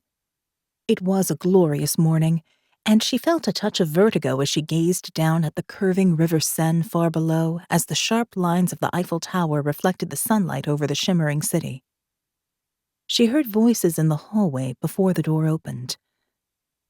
Maria straightened and greeted the board members as they entered and sat at their appointed seats. They were friendly enough, but it was clear that she did not belong this high up. She only had one chance to impress them. At 1:10, Milan Noble entered the room. He was tall and commanding, his physical presence dominating the space. Maria had seen him from afar once before, but up close, he had a powerful appeal. "Good morning." He nodded at the board members, then at Maria. "Dr. Van Geer, thank you for your time today. I'm looking forward to your presentation." Maria flushed slightly. "Thank you. I'm excited to share my results." She chided herself inwardly. How could a mature woman feel like a schoolgirl in front of him? She checked her notes while he finished his greetings. Milan sat down. "Please, begin." He switched his attention fully to Maria. She had heard of the power of his gaze, but now she truly understood what people meant. It was a gift, one he clearly cultivated, and his charisma swept all before him. Maria began. "My lab has focused on mental health for the last 4 years, specifically synchronizing binaural beats with brain waves and investigating how they can carry messages into the unconscious mind. You will know that Zoe Bios used this technology for the anxiety and depression treatment now on the market. But my research proves it can be used for something far more interesting." She paused for effect. "Behavior modification."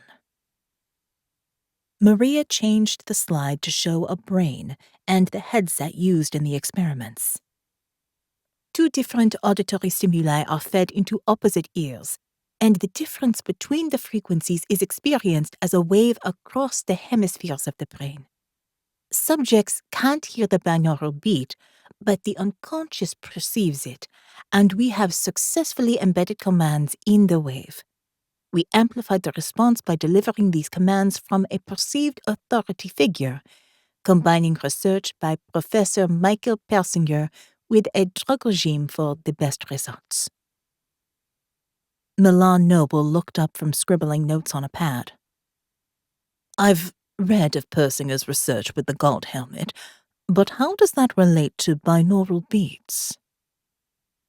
Maria clicked forward to show highlights of the original God helmet research.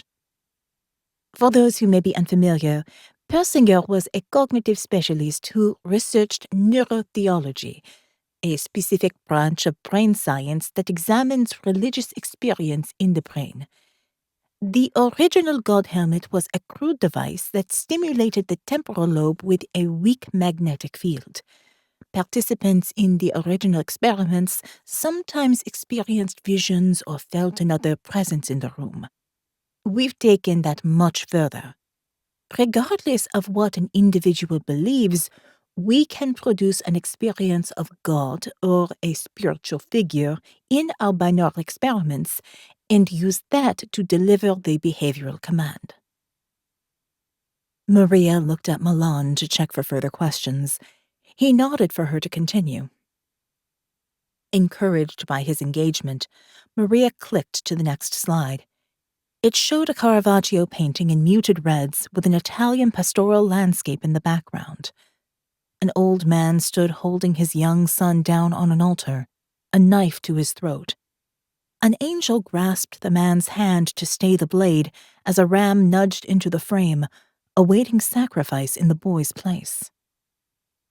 Next to the image was a headline from a newspaper article that announced the assassination of Yitzhak Rabin, Israeli Prime Minister, at the hands of Yigal Amir, a right-wing extremist Jew who protested against the peace accords between Israel and the Palestinians. The biblical story of Abraham was the basis of my hypothesis. For many people, God is the ultimate authority, and they will even murder to obey his command. In 1995, Yitzhak Rabin's murderer said that God told him to kill the prime minister. Who was he to ignore such a divine command? Stanley Milgram's studies on obedience back this up even further. Maria flicked to images of subjects strapped to electric shock devices. Voltage meters marked from mild to extreme danger measured the severity of the punishment. The atrocities of the Nazis in the Second World War fascinated Milgram. Ordinary people committed horrific acts. Many said they were just following orders, and in this way they gave up personal responsibility for their actions. Milgram conducted experiments that proved almost everyone would have behaved in the same way. We all obey authority to some extent. In Milgram's experiment, a subject was told to administer an electric shock to another person in a separate room if they failed a memory test. The subject didn't know the person being shocked was an actor, so they truly believed they were causing pain. A researcher in a lab coat posing as a doctor, an authority figure, told the subject to keep shocking their victim. Many continued through various levels of torture to extreme levels that would cause death. The subjects were conflicted, some even wept as they performed the task, but they had shifted responsibility to the authority figure and continued shocking to the highest level. Maria took a deep breath and looked around the room. The board directors didn't seem too engaged, but Milan Noble leaned forward, his eyes bright with interest. Maria continued. My hypothesis was that binaural beats could deliver a command that seemed to come from a religious or spiritual figure to provide a sense of authority, and thus people would be more likely to obey. Of course, we will use the technology to direct subjects to behave in ways that are positive and healthy. We can encourage self-care and override self-harm, promote well-being, and prevent suicide. It could treat addiction, help people give up smoking or stop taking harmful drugs. It could tackle the obesity crisis, and so much more.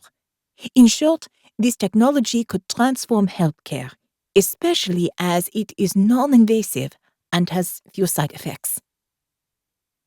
And have the experiments been successful? Milan asked. Maria smiled proudly and clicked to the next slide to show a detailed graph. The results have far exceeded my expectations. These are the responses from different arms of the trial. Behavior was influenced in a significant proportion of the subjects, and many found the experience to be something they wanted to repeat. We haven't yet tested repeated exposure to commands, but that's an interesting direction of study. Tests have been run in Zoebios facilities, paired with an enhanced drug regime using hallucinogens. We're still gathering data from that. But you've had problems in some clinics, haven't you? Dr. Armin Hargada interrupted. He was a medical doctor and Milan's right-hand man, known for his uncanny ability to make problems disappear for the company. A bead of sweat ran down Maria's back at his attention. Yes, we had some problems in one clinic in Jerusalem where 2 subjects committed suicide. If individuals are already primed for religious mania, the binaural suggestions can make their behavior more extreme. But I'm confident that with adjustments to dosage in the drug regime and careful screening of individuals, we could avoid these problems in the future. Milan Noble stood and reached out his hand. Thank you for your presentation, Dr. Van Gaer. It's been enlightening. The board will discuss your funding proposal and let you know. Maria was surprised by the swift end of the meeting. The energy in the room had clearly changed. Had she pushed too far? Did they truly understand the incredible potential of her research? She shook Milan's hand and nodded to the other board members before gathering up her laptop and papers. As she descended in the elevator, Maria felt deflated. It felt like she had left her future behind. In the boardroom, Milan addressed the other directors. Although Dr. Van Gaer's research presents an interesting direction, the rollout of the existing audio program for anxiety and depression is our priority. This new research will remain confidential. Let's take a break and be back here in 20 minutes for the next funding presentation. Thank you. The board members checked their phones and chatted amongst themselves as they left the room, the proposal already forgotten amidst their busy schedules. Milan nodded at Hargada. Stay a moment. Hargada closed the door after the last director and joined Milan at the vast picture window overlooking Paris.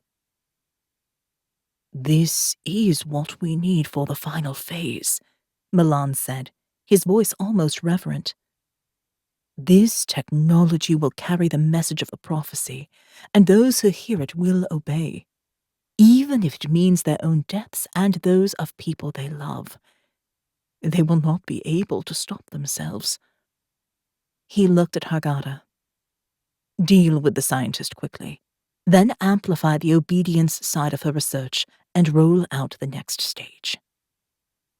Hargada nodded, a look of dark anticipation in his eyes. Milan stared out the window, imagining smoke rising from the ancient buildings of Paris, the pyres of the many dead to come. Chapter 10. St. Martin in the Fields Church, London, England.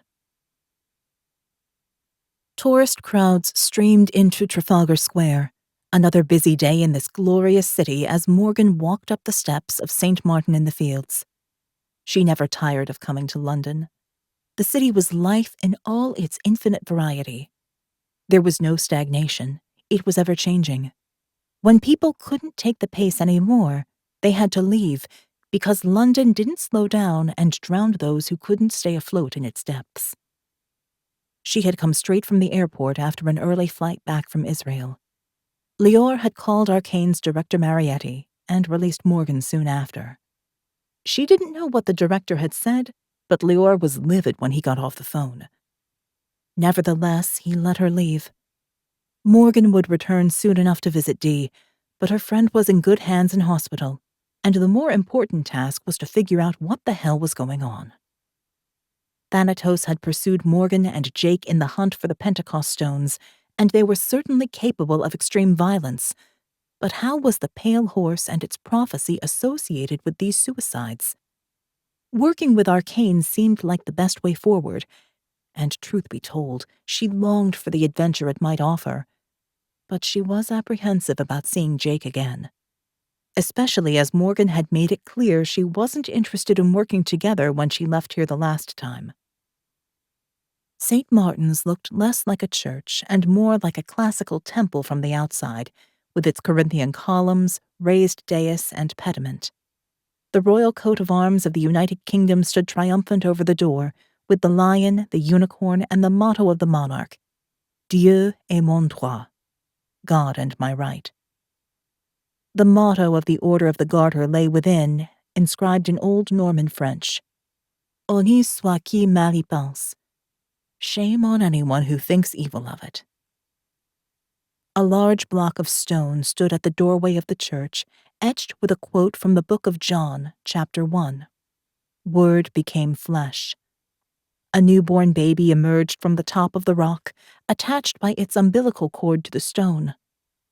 Morgan stroked the side of the carving, her fingers tracing the baby's arm.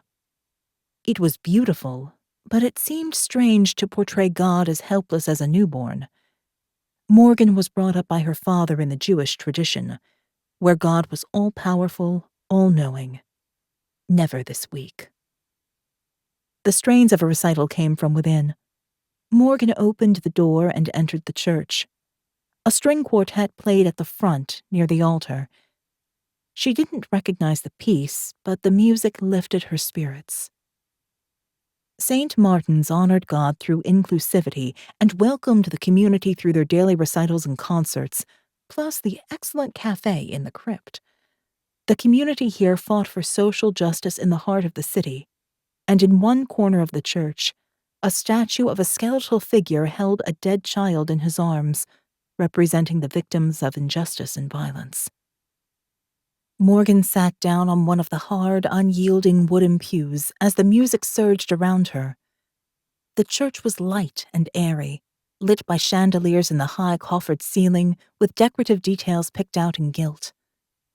A second tier of seats rose above the nave on Corinthian columns, ornate capitals coated in gold leaf.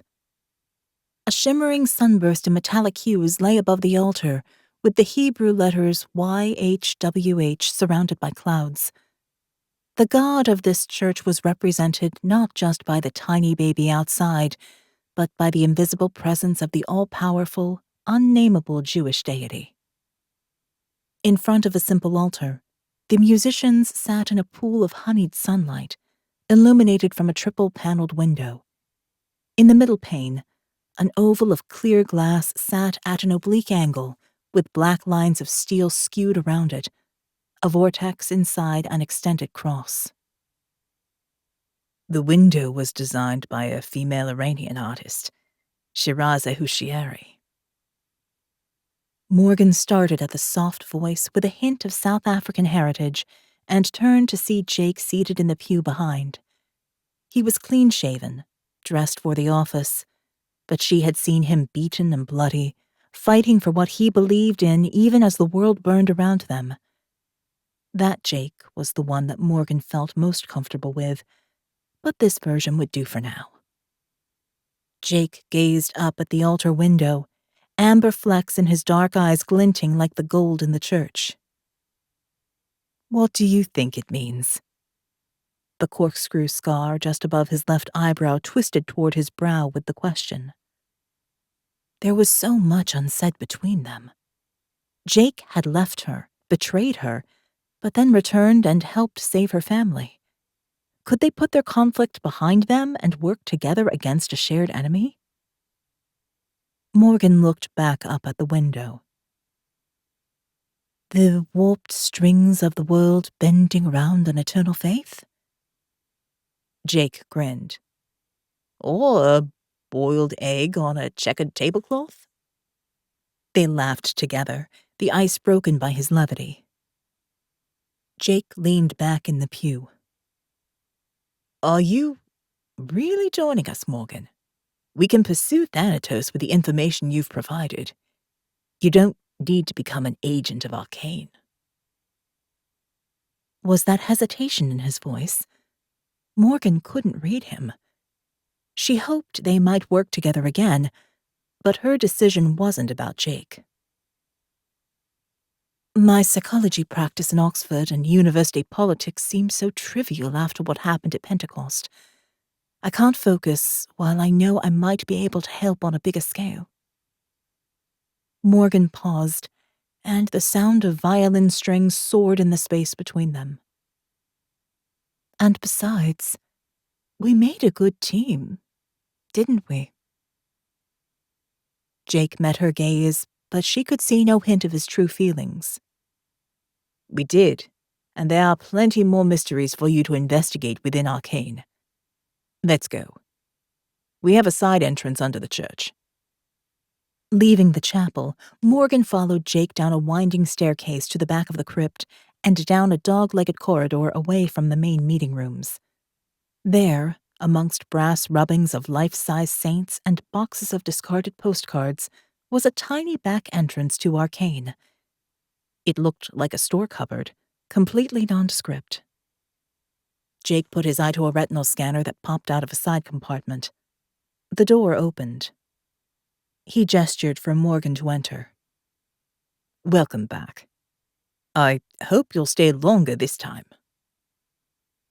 He flashed a smile, and Morgan felt a glimmer of warmth born of their adventures together as they walked into the secret ARKANE facility hidden deep under Trafalgar Square.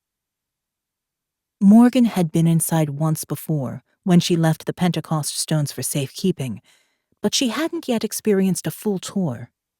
ARKANE worked on missions at the intersection of science and faith, on the edge of the supernatural, investigating mysteries that fell outside the realm of the rational.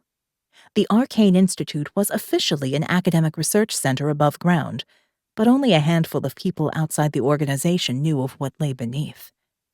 Now Morgan had decided to join the team, it felt like her first day at school. She had something to prove, especially as ARKANE had just busted her out of an Israeli jail. Jake led Morgan through a labyrinth of corridors where glass-fronted doors opened into high-tech labs, as well as temperature-controlled rooms for studying ancient artifacts and manuscripts. He pointed into one room where a researcher handled an ancient manuscript with tweezers and white gloves.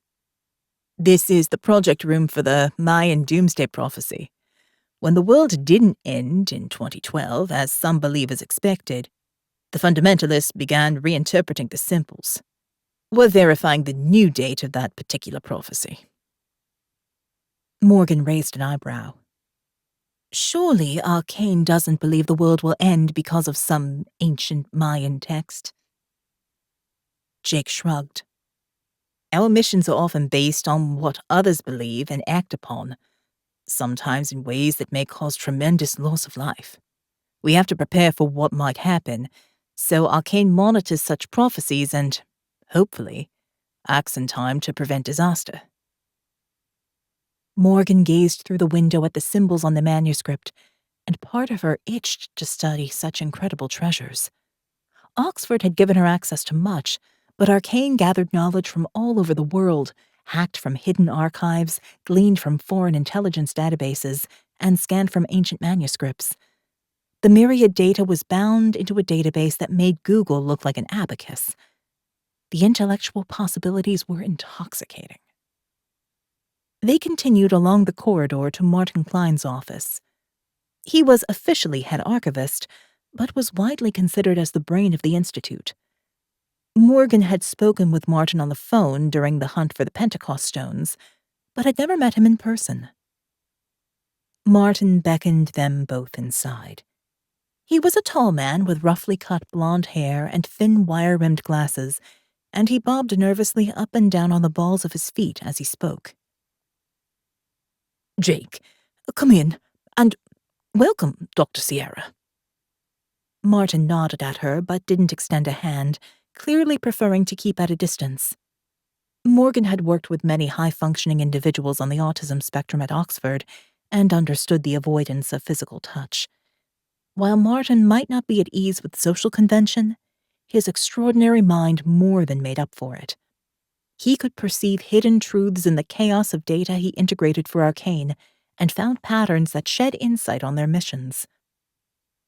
Martin spun round to his desk, speaking quickly, his mind already jumping ahead. No need for small talk. "I've examined the images from Ezra, the suicides, the pale horse, the prophecy that a quarter of the world must die." He paused and tilted his head to one side, gazing into the distance as if he could see the workings of the universe in the air. "If I wanted to kill a quarter of the world, then I would need something a lot more effective. A few suicides are not a scalable plan." Morgan laughed. "Good point. But perhaps this is only the beginning. How would you do it, Martin?" "I'd release some kind of engineered virus, but I'd also make sure the right people would survive before I started mass destruction. It's basic eugenics. Destroy the perceived other and protect those you want to survive. Of course, people like me have always been in the former camp." Morgan considered her father's side of the family in Israel, her Jewish friends, and her own ancestry. She'd certainly be alongside Martin with those considered unworthy by the people who subscribed to eugenic principles. It made her even more determined to discover what Thanatos was up to. Martin adjusted his glasses. "Of course, eugenics isn't all bad. We have lost its perfectly reasonable science in all the bad press. Humanity has bred animals and plants for better stock or enhanced resistance to disease for generations. Nowadays, sperm donors are selected for certain characteristics, and genetic registers prevent couples producing a baby with diseases like Tay-Sachs. Now we have the emerging field of synthetic biology and gene editing. There are many options, but at its heart, eugenics is about building better humans." Jake raised an eyebrow. "But who decides what is a better human? And how does this relate to the suicides and the prophecy?" Jake's phone buzzed with a message. He pulled it out. "It's Marietti. We have to get to his office right now." Chapter 11. Zoebios head office, Paris, France. Maria paced up and down in her office, her thoughts tumbling over one another as she considered the silence of the board since her presentation. Her team continued to work on the research, but Maria worried about whether they'd still have jobs next week. She felt responsible for their academic careers, their income, their livelihoods, and, of course, her own career hung in the balance. She gazed out over Paris through the glass wall, wondering if she would still have this incredible view tomorrow. Her labs were on the 21st floor, and it was the best place she'd ever worked. Maria considered the prospect of a moldy basement lab at an obscure university her most likely next step if her funding proposal failed. She sensed a change in the lab atmosphere and turned to see Armin Hargata walk through the doors, unsmiling, his face set in an expressionless mask. Maria's heart sank. The board did not send him to talk to successful funding candidates. She took a deep breath and braced herself for the inevitable. Hargata strode into her office. Dr. Van Gaar, perhaps you might close the lab for the rest of the day, so we can examine your research together in private. Is that to your satisfaction? The question was clearly rhetorical. Of course. Give me a minute to tell the staff. Maria felt Hargata's penetrating gaze on her back as she told the lab staff to take a well-earned afternoon off. She kept a smile on her face, pretending that it was a reward for their work, rather than the beginning of the end. The lab cleared out fast, and Maria returned to her office to find Hargata gazing at an Escher print, Circle Limit 4, on her wall. Angels in white and devils in black opposed each other in the image, the shadow of one highlighting the other. A reminder that light and dark are part of the same world, and the barriers between them are permeable. The same was true of scientific research. It could be used for good or evil, and Maria understood the diabolical uses for her own research if it fell into the wrong hands. But there were always trade-offs in ethics and research, and the abhorrent experiments of the past informed the breakthroughs of the present. The Escher print helped her keep that in perspective. Hargata pointed up at the print. I think perhaps something like this should replace the Zoebios emblem. It more accurately reflects our path in the world. It takes death to enable new life, and darkness for the light to stand out. He turned to face her. Now, Doctor, convince me not to shut this lab down. Maria hurried to her desk and turned her laptop around. Of course, I've prepared some videos so you can witness the response of subjects under the treatment regime. I'll talk you through them. Hargata walked to the window, ignoring the laptop. I've seen all your facts and figures. It's not enough. I need to see evidence myself. Show me how it works with you as the subject. Maria frowned.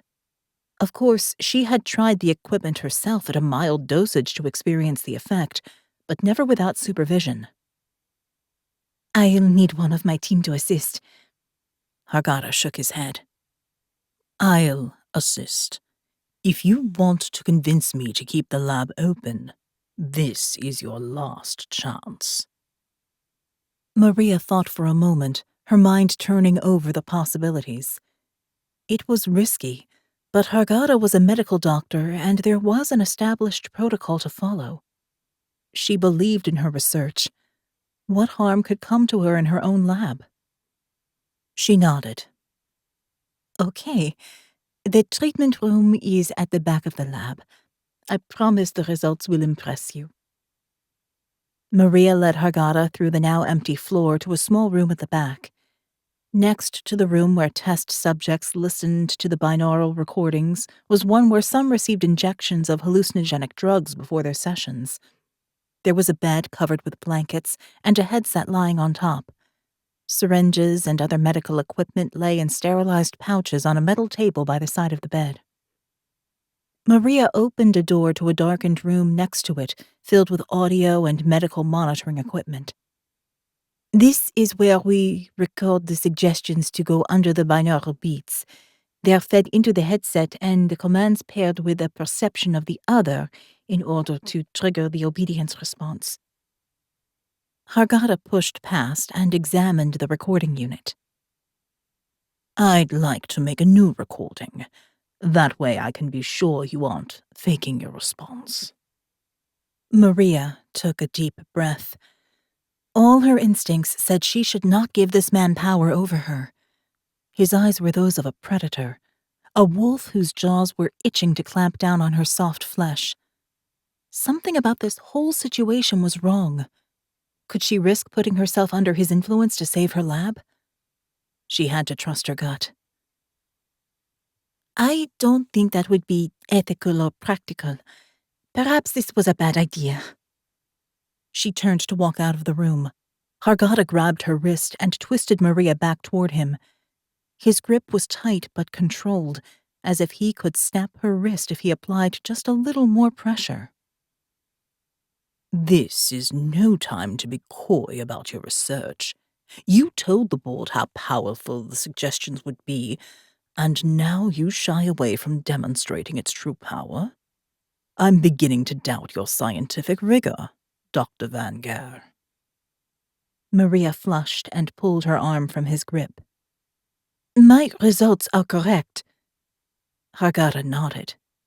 Then prove it, and I will be the strongest advocate for your work. I'll personally guarantee your funding. Maria bit her lip. She couldn't walk away from this last chance. Fine, but I need to show you how it all works before I go under. She explained the process, and Hargata motioned for her to leave the room while he recorded a new suggestion. Maria walked back into the treatment room and sat down on the edge of the bed. She pulled her suit jacket closer around her, trying to warm herself against the chill of fear. It was too late to stop this now, but her mind teemed with the things Hargata might force her to do in such a trance state. Her research worked, perhaps too well. Would she even remember what happened here today? Hargata stepped out of the booth and walked into the treatment room. He stood in the doorway, blocking Maria's path to escape. She tried to control her breathing as her anxiety rose. Hargata took a step inside and gestured at a syringe. In your presentation, you mentioned hallucinogens could enhance the effect further. I'd like us to try that. Maria stood up and shook her head. Definitely not. Those subjects were under close medical supervision with tiny doses. I will not put myself under the influence of drugs. She tried to push past Hargata, but he grabbed Maria's arm. She struggled, and he shoved her toward the bed, backhanding her with a powerful blow. She fell sprawled on the bed, clutching her stinging face as tears ran down her cheeks at the sudden pain. Hargata grabbed her hair and pressed Maria's face down into the pillow. She screamed, but her cries were muffled and there was no one left in the lab to hear her anymore. He let her go on the edge of unconsciousness, and Maria gasped for breath as she struggled to draw air into her lungs. While she was weakened, Hargata tied her hands and feet to the bed and stuffed a sterile dressing into her mouth. That will keep you quiet. Now, where are those hallucinogens? He stepped outside the door, and Maria heard the sounds of metal doors opening, then glass vials clinking as Hargata rifled through the drug cabinet. She was desperate to stop him, but unable to move. She moaned against the gag, fighting against the bonds, her heart pounding as she considered what he was going to do. Hargata walked back into the room holding a vial. He opened a sterile packet and filled the syringe. Just relax, Doctor. This is the culmination of your research. Perhaps you will even see God.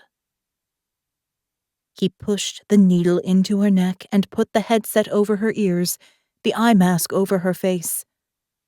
Maria's heart almost burst from her chest as she fought against her bonds, but the effect of the drug eased her anxiety almost immediately. As the sound of ocean waves filled the headset, a sense of calm descended. She felt the presence of a being in the room with her, an angel with outstretched wings and a face of such beauty. Her scientist's mind understood that this was the effect of stimulating her temporal lobe, the interaction of the drug and the binaural suggestions, but a primal part deep inside wanted to lose herself in the experience. The angel spoke in strange words, lost under the sound of wings beating, until Maria's consciousness was drowned in the rush. Hargata watched as Maria twitched and then went still and limp, relaxing as the drugs took hold. Part of him was desperate to see such visions for himself. He didn't believe in any god, but what might he experience under the spell of the binaural beats? The demons of hell, or just an expansive emptiness? Hargata certainly believed in the power of Dr. Van Geer's research, and this final test would enable the next steps for Milan's plan as Thanatos. If the suggestion took hold, they could take destruction to the masses, turning weak individuals into an army of obedient slaves who would commit the violence necessary to destroy a quarter of the world. It was an elegant plan, if the research worked. An alarm beeped as the audio program finished. Hargata untied Maria from the bed, taking the makeshift gag from her mouth and removing the headset and eye mask. She should be no trouble now, but he checked his gun in its holster just in case. If this didn't work, there were other ways of dealing with her. Maria lay as if sleeping for a moment, and then suddenly sat up on the bed. Hargata stepped back to give her space. Her eyes were open, but she stared past him to something in midair. She whispered a trance-like mantra, the words jumbling together as she smiled, a beatific vision transforming her face into that of a much younger woman. Maria walked out of the treatment room and back to her office. Hargata followed a few paces behind. She knelt facing the large picture window, rocking backward and forward in worship. He stood behind her, his gun ready in case she came out of the trance. Her words ran together, faster and faster as she rocked. Suddenly, she stopped. She was silent and still for a moment before speaking clearly. "I will obey." Her words shocked Hargata, even though the treatment worked just as she had promised. Maria lifted a heavy paperweight from her desk, a chunk of vermilion crystal. She threw it at the large glass window, but it bounced off the safety glass. She picked it up again and went to the window, banging it repeatedly in an attempt to crack it. "I will obey." Every word was punctuated by smashes onto the glass. Hargata could see the problem in his suggestion. It would take time to get through the glass with that rock, and Maria would exhaust herself.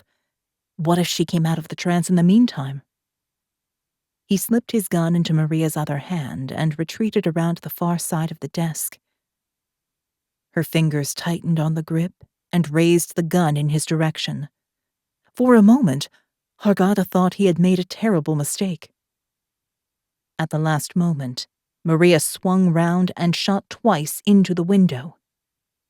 It splintered and cracked. She shot again, emptying the gun, blowing a large hole out into the gray Paris sky. Hargata pulled the security alarm for the sake of appearance. It had to look as if he had tried to stop her. Maria stepped carefully over the broken glass to the window, dropped the gun, and walked out into the air.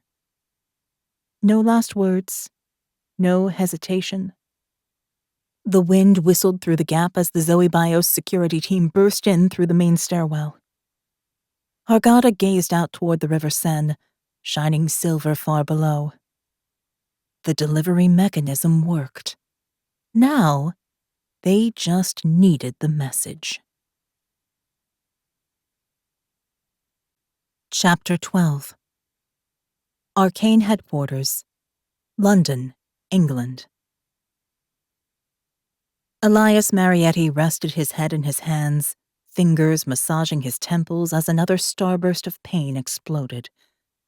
The call from the Vatican had set off a migraine that had lurked in the background for days, waiting for him to lower his guard. The Devil's Bible was under threat, and Cardinal Brazza had been adamant that ARKANE must locate and secure it before dark forces could wield its power.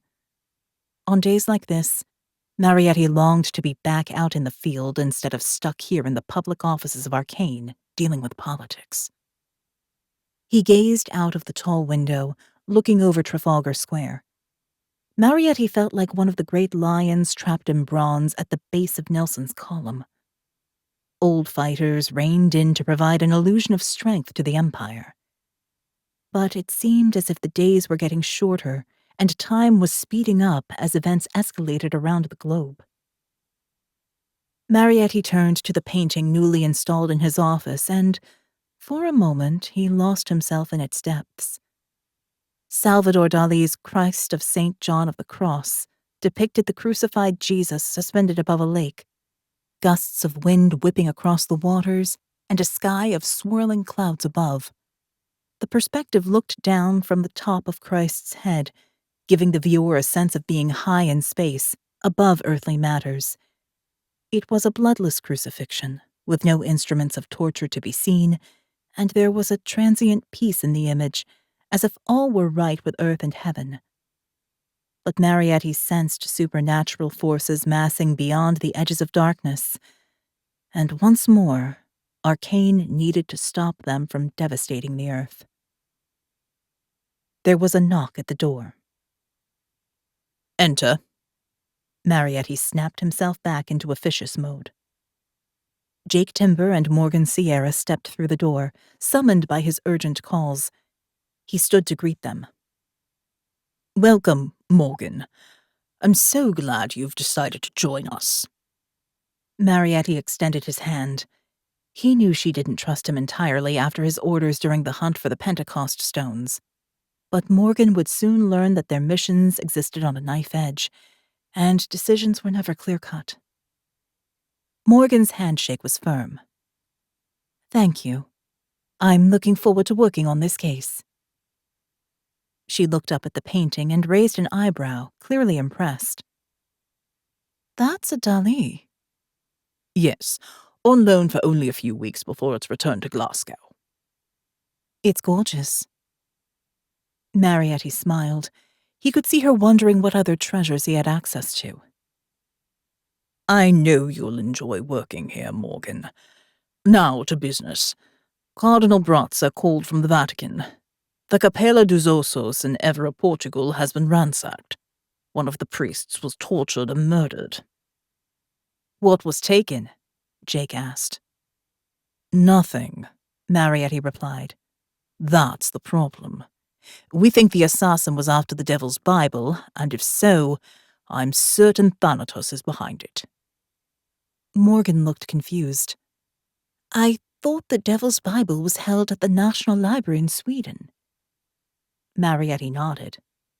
"That's where you should think it is, but the edition in the Swedish library isn't the real one. It's a fake, used to keep the real secrets of the Devil's Bible from scholars and the inevitable crazies who flock to see it. If you know where to look, the trail points to the Capella dos Ossos as the real hiding place, but it's not there either." Marietti called up the records and displayed them on the wall screen, starting with a photograph of the Bible itself, an oversized book bound with wooden boards and metal clasps. "The Devil's Bible, also known as the Codex Gigas, is the biggest medieval manuscript in the world," Marietti explained. "Its true power lies in the words within. Legend tells that a monk broke his vows and was sentenced to be walled up alive. To save himself, he promised he would complete a book containing all human knowledge in just one night. In the early hours of the morning, when it became clear he could not complete the task, he called on Lucifer for help in exchange for his soul. When the abbot came the next morning, the book was finished. But alongside the word of God were curses, spells, and images of demonic figures." "Why would Thanatos want this Devil's Bible?" Jake asked. "And what's this got to do with the prophecy that a quarter of the world will die?" Marietti accessed the secret archives of the ARKANE database and pulled up an image. A beautifully rendered illustration of the pale horse of the apocalypse reared up, its rider a hooded skeleton. Trampled bodies of the dead lay under the horse's hooves. There were faint words around the illustration, but they had been altered so they could not be read. This image is from the original Devil's Bible. When it was rediscovered in the Czech Republic many years ago, it was taken to the Vatican for safety. During the investigation, a priest spoke the words from this page aloud. Shortly after, he tore those present apart with bare hands and teeth, possessed with incredible strength and a lust for blood. He became death personified, and the corpses of his fellow priests lay trampled underfoot, as if by rampaging horses. Jake shook his head in confusion. You're saying that these words are a curse? That the speaker becomes some kind of warrior crazed with bloodlust? I've seen some unbelievable things, but... What happened to the Bible after that? Morgan asked, cutting off Jake's tirade. The Vatican made a careful copy, omitting the last pages and removing the curses and many of the images from the book. They left simple phrases about exorcism and demons in the copy, enough to keep people interested, but nothing that could cause harm. The Vatican hid the real book deep in its archives, an uncategorized manuscript amongst thousands of others. Only a few knew of it, those who could be trusted to keep it hidden. So, what triggered the attack at Evora? Jake asked. During the dark days of the Second World War, some in the Vatican were sympathetic to the Nazi cause.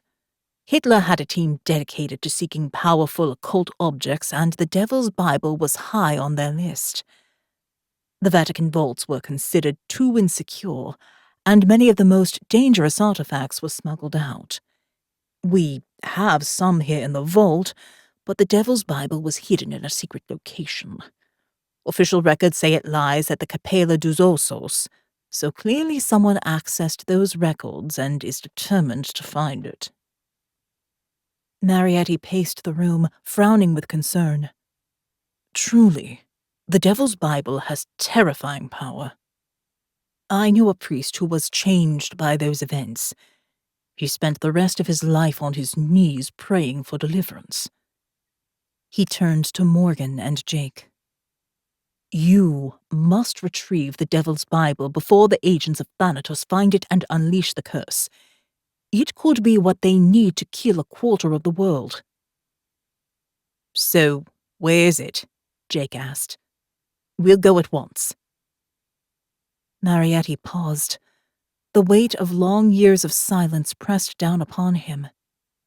To speak the location now would mean that the Devil's Bible would be out in the open again, a danger to all.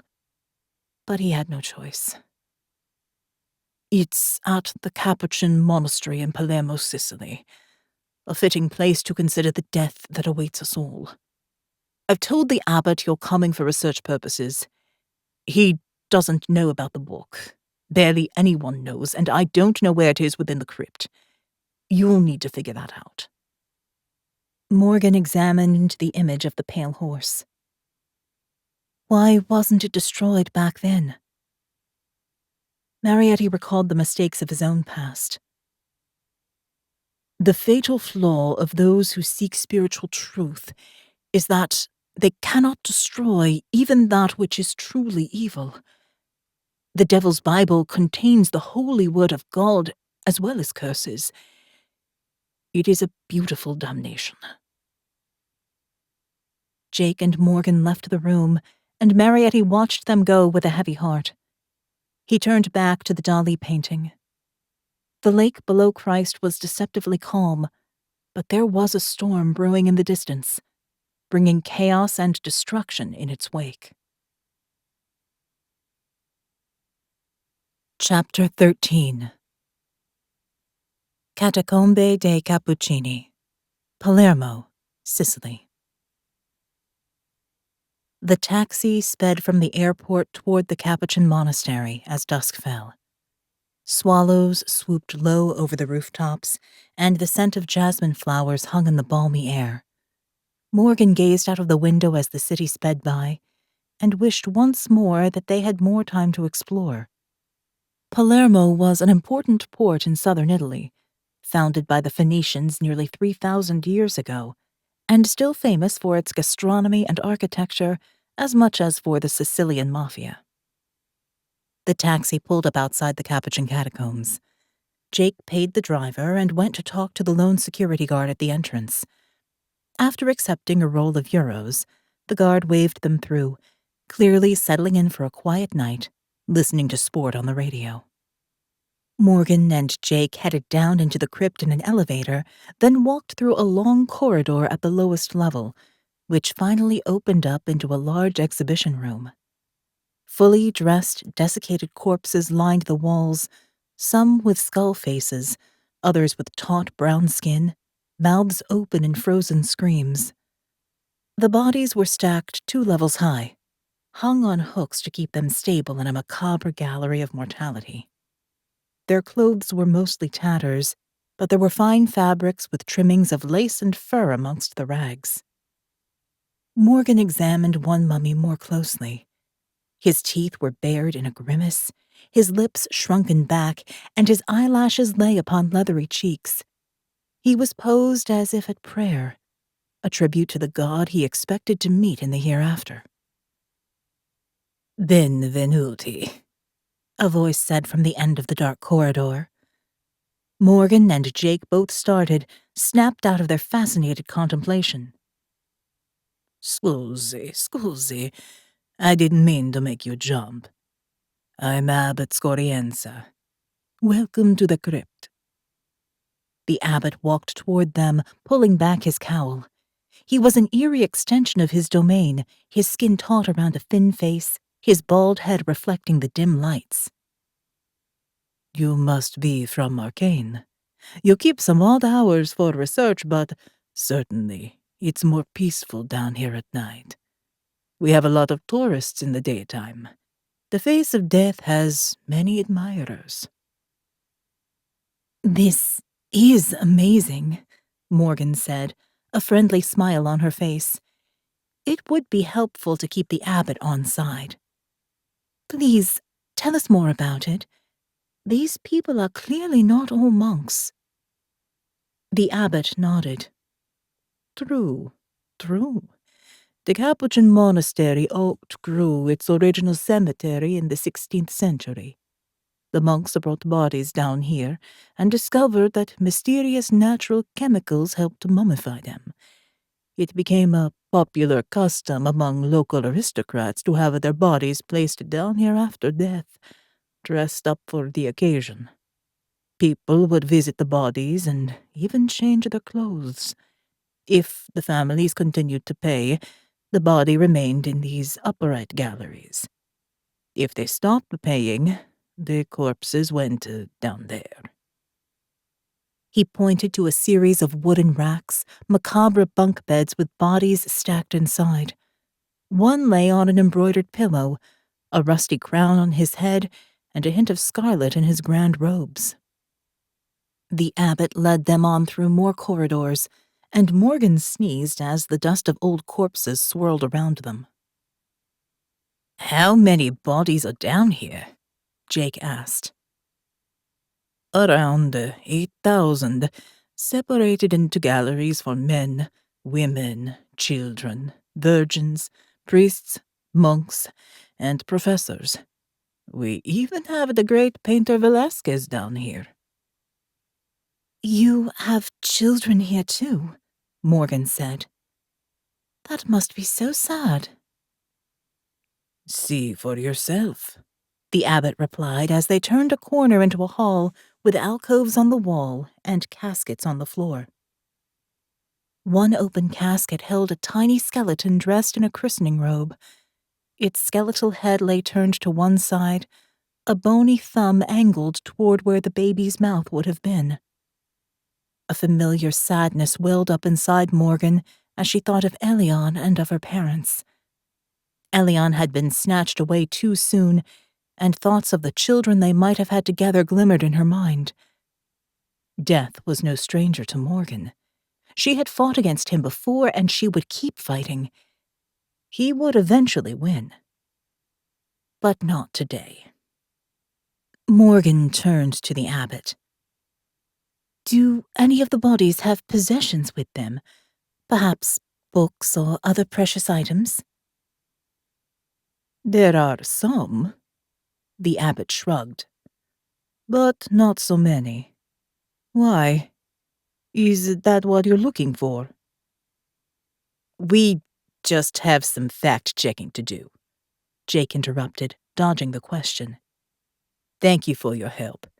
We'll need a few hours down here, if that's okay. Si figuri. Don't mention it. The abbot turned to leave. Stay down here as long as you want. I find it a peaceful place. We don't have to be afraid of the dead, for they are in glory. Buonanotte. Good night. He walked away down the corridor and faded into the gloom, his brown habit blending with the deep shadows. Jake gazed down at the tiny body in the casket. His eyes were sepia in this half-light, his usual spark dulled by memory. Are you all right? Morgan asked, as she reached out to touch his arm gently. These bodies. These babies. He turned away from her. I was in Rwanda. The single word was enough to understand his emotion. It conjured images of piles of corpses, almost 1 million people massacred, even children hacked to pieces. Jake shook his head. These little ones are so peaceful. I don't even know why they spark the memory. It's such a different place than that desperate time. He took a deep breath and spun around, looking for anything that might help. But I certainly don't want to hang around. This atmosphere is just a little too intense for the middle of the night. Let's find this diabolical book and get out of here. He glanced back at Morgan. You're the psychologist. Where would you put the Devil's Bible if you were trying to hide it from evil Vatican Nazi spies? She laughed at his hyperbole, the serious atmosphere broken. I'd want to hide it, but I'd also want to protect it. Maybe behind some kind of altar, hoping prayer and faith would somehow negate its energy? There are also several closed caskets here, according to the files. We need to check the dates on those, as the Devil's Bible was moved in the 1940s. They walked together back along the arm of the corridor toward the main entrance hall, ready to begin the search in earnest. Their footsteps echoed through the halls, muted by the cadaverous army hanging in rows alongside them. Thin fluorescent tubes flickered overhead, as if the old electric circuits were about to give out. Do you believe that the curse in the Devil's Bible could really work? Jake asked. I've never seen Marietti so worried, but it seems crazy to think mere words could turn someone into a demonic killer. Morgan shrugged. The spoken word has power in every faith, ancient and modern. In Genesis, God said, "Let there be light," and there was light. He spoke again and created the world and humanity. John's Gospel says that the Word became flesh, perhaps the ultimate example of power. In occult practices, speaking curses brings forth demonic power. To speak something into the world with intent is to create it, to make it real. Jake grinned. I guess I won't be reading anything from the book once we find it. He pointed down a darkened corridor. You search down that wing, and I'll take this one. Morgan turned into the women's section, where the mummies wore dresses with bonnets and ribbons. The material sagged around missing torsos padded with straw that spilled out of broken seams. Some wore gloves, as if they were about to take tea, and 2 skeletons bent their heads together as if gossiping. Virgins wore metal bands around their heads, sainted with halos and death. Each mummy stood in an alcove in the wall, with no space to hide a huge book behind them. The monastery had been bombed during the Second World War, and there had been a fire in 1966. Somehow the book escaped notice all that time, so it must be well hidden. Morgan scanned the caskets stacked on shelves above the bodies, but all were too slim to contain the volume. At the end of the corridor, she spotted a simple altar. Certainly deep enough for a book to be hidden inside. With anticipation, Morgan walked over and lifted the embroidered altar cloth. A cloud of dust rose into the air. She coughed, horribly aware of what she might be breathing in. The altar was a rough wooden box set on the stone floor. It didn't seem to be attached to the ground, but was too heavy and solid to lift. She knelt down and crawled around it, looking for any way through the wood or a chink to see inside. The flagstones were cold and hard through her jeans. Morgan shivered, and not just from the temperature. There were echoes of the past hiding here in dark corners, nightmares of little children locked below ground, their flesh decomposing over centuries. It was unnatural that a physical body should remain so long after the soul had departed. The crypt felt like death's trophy case, with virile youth stolen from a world of light and life above. Morgan shook her head. Enough morbid contemplation. She felt around the edge of the wood until she found a little door behind the altar. It was too small to push the Devil's Bible through, but the book might still be underneath. She pulled at the tiny door. No movement. She slipped off her pack, dug out her penknife, and levered the door, rattling it. The old lock broke, and the door popped open. Morgan shone her flashlight into the space beyond. There were only piles of dusty prayer books, all too small to be the tome they sought. It definitely wasn't here. A muffled gunshot suddenly rang out from the dark hallway beyond, echoing off the high vaulted ceilings. Jake! Morgan's heart raced, and she pulled out her weapon, running on light feet toward the sound, as the silent mummies looked down with vacant eyes. Moments before, Jake dived behind a huge casket, alerted by a slight stumbling step in the dark. The bullet thunked into the hard wood of the ancient coffin, splintering it but not passing through. He pulled his gun and returned fire, a double tap in the approximate direction. It might keep whoever it was back for a few moments, giving Morgan time to reach him. He knew she'd be on her way. He was calculating whether it was safe to fire again when the sound of metal rolling over stone stilled his finger on the trigger. He peered around the coffin. A grenade was tumbling across the floor toward him. No time to stop it. Jake commando rolled over a stone sarcophagus and huddled behind it. The grenade exploded, and the world went black. Chapter 14. Morgan tried to stay quiet as she ran toward the gunfire, but when the explosion came, she gave up and ran as fast as she could, weapon drawn. If Jake was pinned down, she had to get to him. She reached the entrance to the children's corridor, where Jake had been searching. Mummified bodies lay shredded on the flagstones, and smoke billowed from the inner crypt. Tatters of cloth fluttered down in the carnage, and ravaged skeletons lay broken on the paving. It was a massacre of the already dead, their corpses submitted to a final reckoning. But there was no sign of a living body amongst the mess of broken bones and ripped cloth on the floor. Where was Jake? Morgan swung around, keeping her gun ready, but it seemed the assailants were gone. She held her shirt sleeve over her mouth and nose, ducked down beneath the billowing smoke, and crawled into the crypt. Her eyes pricked with tears as she squinted through the gloom. At least there were no billowing flames. She spotted a stone sarcophagus, an ideal shield against the blast. It was where she would have hidden. Morgan crawled over and found Jake wedged into a tiny space behind. She shook his shoulder. "Jake, are you okay?" He groaned as his eyes flickered open. He had a nasty cut on his forehead, with a bruised bump already swelling around it. Blood trickled from the wound, highlighting his corkscrew scar. Jake was covered in slivers of bone and the rags of tattered clothing, along with fine masonry dust.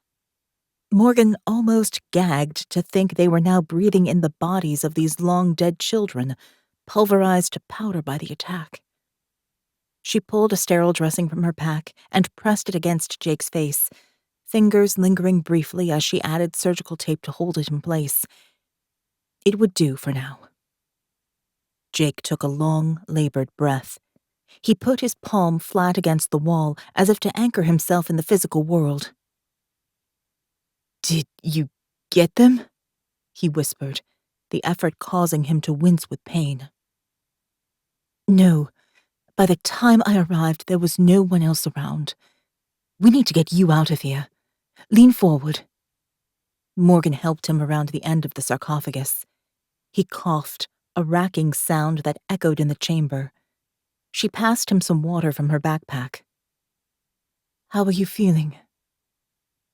Jake smiled with half-shut eyes. "Like they blew me up. What do you think?" His mocking tone reassured Morgan. He wasn't too badly injured if he could still be so cocky, but he looked pale and ready to vomit at any moment. Concussion could have other side effects, and he needed to rest. Morgan glanced around the ruined room. "We'd better get out of here soon. The explosion must have attracted attention. Perhaps the abbot is hurt as well." Jake shook his head. "We can't leave yet. We need to find the book. The attack makes me think it is here. And, besides, it wasn't a professional attempt to kill me. Perhaps more to dissuade us from our search. The shot was clumsy, and the grenade was old. I think we need to keep looking." He blanched, and Morgan could almost see the wave of pain rock through him. He rubbed his head, fingers gently exploring the bandaged wound.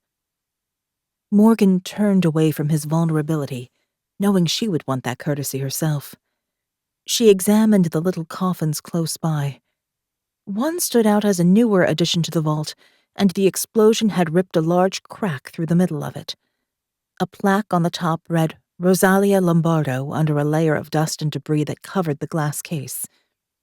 Morgan used her forearm to swipe the fragments off the coffin and gasped at the face within. For a moment, she saw Gemma, her little niece, her perfect face frozen in death. The vision cleared. There was a little girl inside, but she had only the faintest resemblance to Gemma. The child's skin was a waxy orange-brown.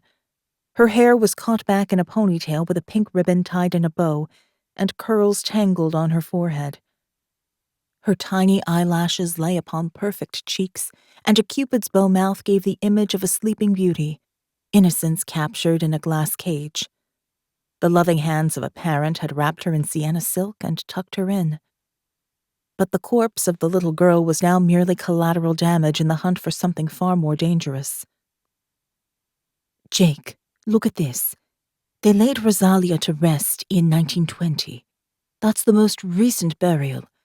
Perhaps the one people would least notice changes to back in the 1940s. Jake lurched over, using the remaining coffins as support. He looked down at the little girl.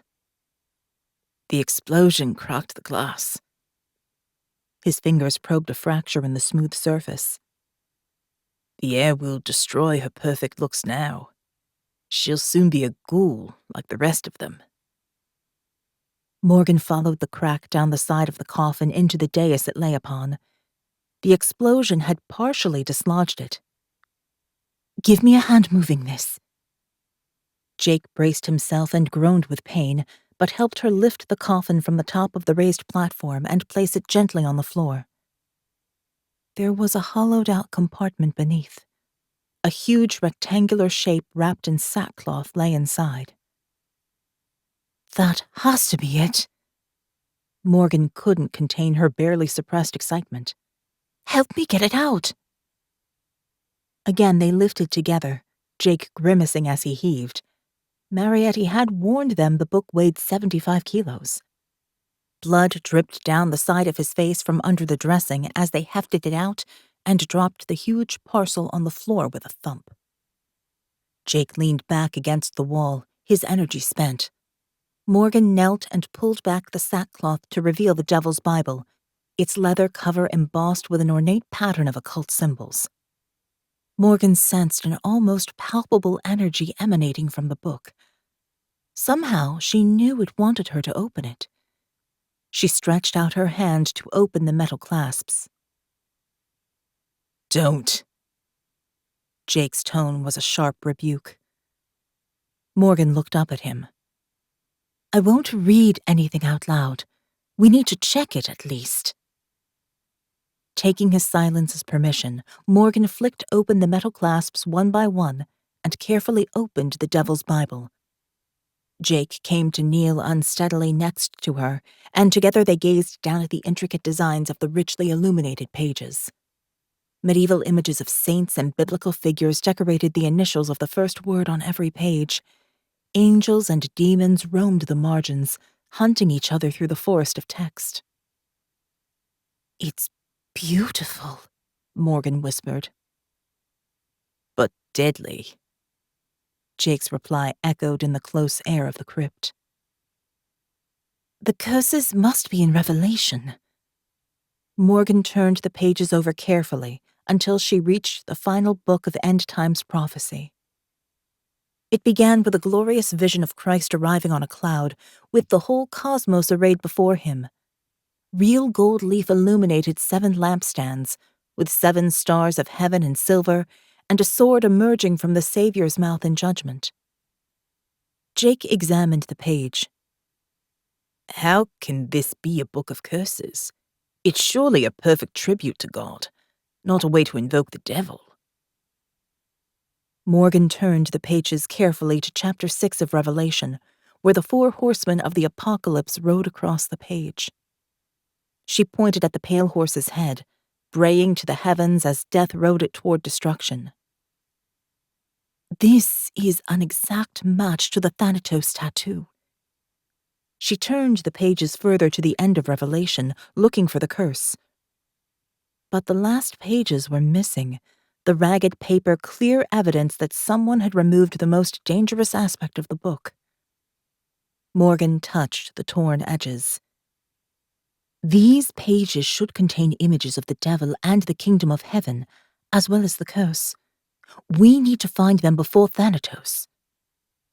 For now, let's get the book out of here, Jake said. Then we'll figure out the next step. Morgan retrieved a cleaning trolley from a cupboard, and they hefted the book into it with the sackcloth as a protective hammock. Together they wheeled it slowly back toward the main entrance, Jake still staggering now and then from the after effects of the explosion. Morgan felt the empty gaze of the corpses above them as an accusation. She and Jake had disturbed the peace of the dead and blown apart their cadaverous children. She shuddered.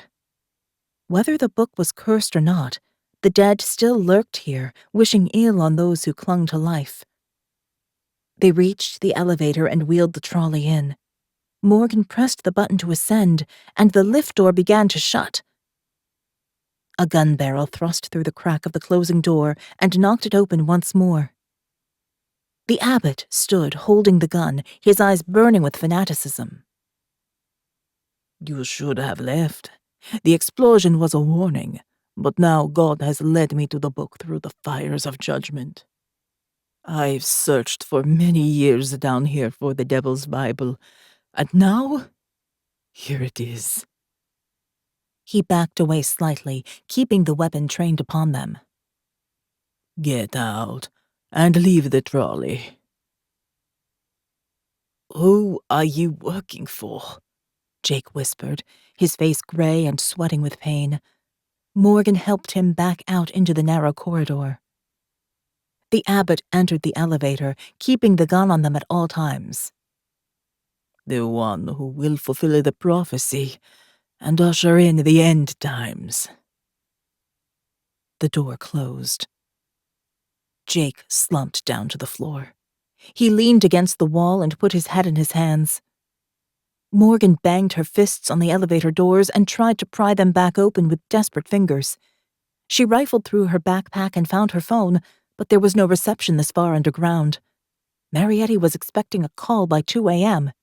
If he didn't receive it, he would send backup. But it would be too late to stop the abbot. Morgan threw her pack down in frustration. Her first official mission with ARKANE had gone badly wrong. Her partner was injured, and the Devil's Bible was in the hands of Thanatos. All they could do was sit here and wait for someone to get them out of the crypt. She sank down next to Jake as the flickering lights went out, and they were left in darkness with the carnage of the broken dead. Chapter 15. Sedlitz Chapel, Kutna Hora, Czech Republic. Mist hung in the chill air as Natasha El-Bahari walked through the monastery gate, pulling the elegant cashmere shawl closer about her shoulders as she wheeled the heavy suitcase toward the chapel. The Capuchin abbot had delivered the Devil's Bible in Palermo, his only wish to finally meet his Dark Lord as payment for his service. But Natasha was unwilling to share the glory of finding it. She had invited him up in her helicopter as if to join her in delivering the book, then pushed him out into the darkness of the Tyrrhenian Sea. She alone would receive a reward for service tonight, and it would bind Milan Noble even closer to her. Under the modest shawl, Natasha wore a dress of scarlet satin, smooth to the touch, that hugged her curves while spike heels lengthened her legs. Her hair hung loose, copper locks soft around her face, her lipstick perfectly applied. She didn't expect the outfit to last long. There had been rumors of what Milan had done to other women, but Natasha could cope with such a man, since her own passions also ran a little crooked. Her heels clicked on the stone path as she walked toward the chapel. A candle burned in one window, but the door to the Gothic church remained closed. Natasha knocked and heard measured footsteps inside. The door squeaked open. Milan Noble held up a candle encased in a bone cage, his sculptured cheekbones highlighted by the flickering flame. "You have it." Natasha smiled. "Of course. Are you going to let me in?" Milan took a step back. She squeezed past him in the doorframe and felt the warmth from his body, his breath in her hair. He was taut with anticipation, barely controlling his desire to see the book. She rolled the suitcase forward into the nave and laid it down. Milan knelt next to it and unfastened the clasps. He opened the case with reverence, his breathing coming faster as he pulled back the cloth that covered the Devil's Bible. He touched the leather cover with gentle fingertips. "This is it. At last I can usher in the prophecy. We must take it to the crypt to rest once more while we prepare for the final stages." He refastened the case, stood, and came to stand next to her in the nave. "Thank you for bringing it to me. You shall have your reward." Milan's eyes promised so much, and Natasha shivered with the anticipation of pleasure to come. Milan turned and walked toward the altar. He lifted a flagstone to reveal a stone staircase. "Careful, there's no railing." Natasha stepped cautiously down into darkness, her eyes adjusting to the faint light. Milan entered behind her, lifting the suitcase down before pulling the flagstone down into place with a thump. Natasha inhaled the scent of earth and stone, a damp musk, aware of the tens of thousands of dead pressing down from above. The low ceiling crushed the air to a thin atmosphere, and in the darkness, the veil lay ragged between this world and the next. They emerged into a tiny crypt with a raised stone dais at one end. On it lay an oversized wooden stand, carved with occult symbols, clearly waiting to cradle the Devil's Bible. Milan laid the case down once more and unpeeled the covering. Together they lifted the book out of the suitcase and laid it on the altar stand. He gently opened the first pages, his eyes wide as he devoured the fine detail of the illustrations. Natasha stepped closer, and Milan took her hand, tracing the lines of a tortured, bloody saint with their joined fingertips. There are both holy words and demonic incantations within, providing enlightenment for both life and death. He let go of her hand and continued to turn the pages carefully. My father told me that a powerful curse was written here, one that could fulfill a prophecy of destruction, wrought by those who spoke the words aloud. He reached Revelation and discovered the torn, ragged edges of the final chapter. What is this? He turned on Natasha and grabbed her by the throat. Where are the missing pages? What have you done with them? Natasha couldn't speak against his crushing grip and clutched desperately at his hands. He released her, and she dropped to the floor, gasping for breath. I didn't know there were pages missing. I didn't even look at it. Milan stood over her and picked up the bone candle holder once more, his knuckles tight around the makeshift weapon. Those pages are the key, the most important part. I must have them. Natasha sensed his latent violence about to explode, but would not cower in fear before any man. She rose to her feet and looked up at him, his chiseled jaw highlighted by the shadowed flame. His eyes were dark, a raging ocean with hidden depths where creatures with writhing tentacles waited to pull the unwary down deep. I found the Devil's Bible, and I will bring you the missing pages, she whispered. Give me another chance. Milan licked his lips, indecision flickering in his eyes. After a moment, he nodded. I've waited long enough. I can wait a little longer. You have your second chance, but if you fail, Thanatos will have a different kind of sacrifice. Milan stroked a fingertip slowly across Natasha's cheek and down the side of her neck, outlining the hieroglyphic tattoo that wound down her back as he pulled her tight against him, sublimating violence into passion as she moaned her pleasure against his mouth. Chapter 16. Blackfriars, Oxford, England. The thock of croquet balls echoed around the summer green quadrangle as Morgan walked into the heart of Blackfriars College, the only functioning monastery in the city of Oxford. After the humiliation of a rescue from the Palermo catacombs by Marietti's backup team, Morgan was even more determined to find the missing pages. With the Devil's Bible stolen, they were out of leads. But when Thanatos had pursued them in the hunt for the Pentecost stones, Morgan's friend and mentor, Father Ben Costanza, had recognized something in the pale horse's head, something he had not yet shared with her. Ben kept his secrets close, but Morgan needed to know what he was hiding. As she reached the stone stairwell up to his tiny office, Morgan took a deep breath. The last time she'd visited, a team from Thanatos stormed the college, killing students and monks as well as burning the offices. The bullet-chipped stone and fire-blackened pillars were evidence of what Thanatos was capable of. It was time to stop them. Morgan walked up the stairs. Ben's office door was open, and she paused at the entrance to watch him write, his back bent over his work as the faint sounds of college life filtered in through the windows. She knocked on the doorframe.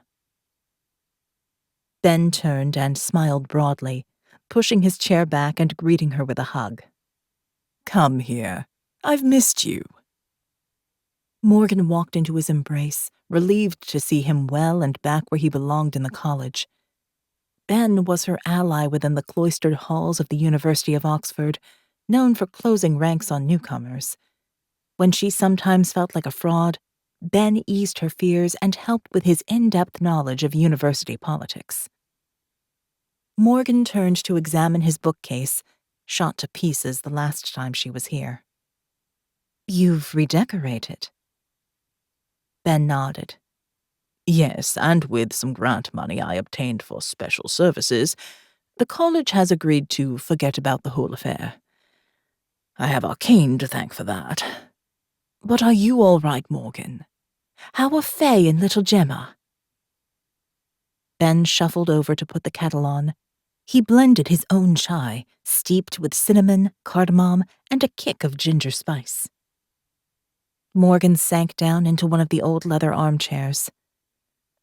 "I'm trying to keep my family away from any more adventures, but I'm back on the trail of Thanatos, and I need to know about the past, Ben."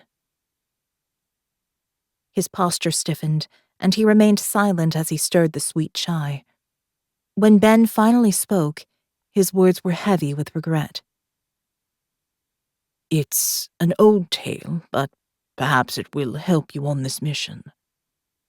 When I recognized the image of the pale horse, I knew I had to tell you, but finding the right moment has been hard."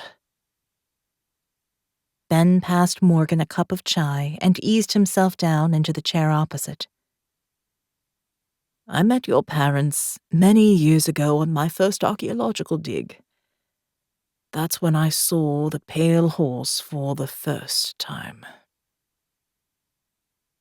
Ephesus, Turkey, September 1977. "Ben, come and look at this. I think I might have found something." I lifted my head at the musical Welsh accent carrying across the still heat of the day.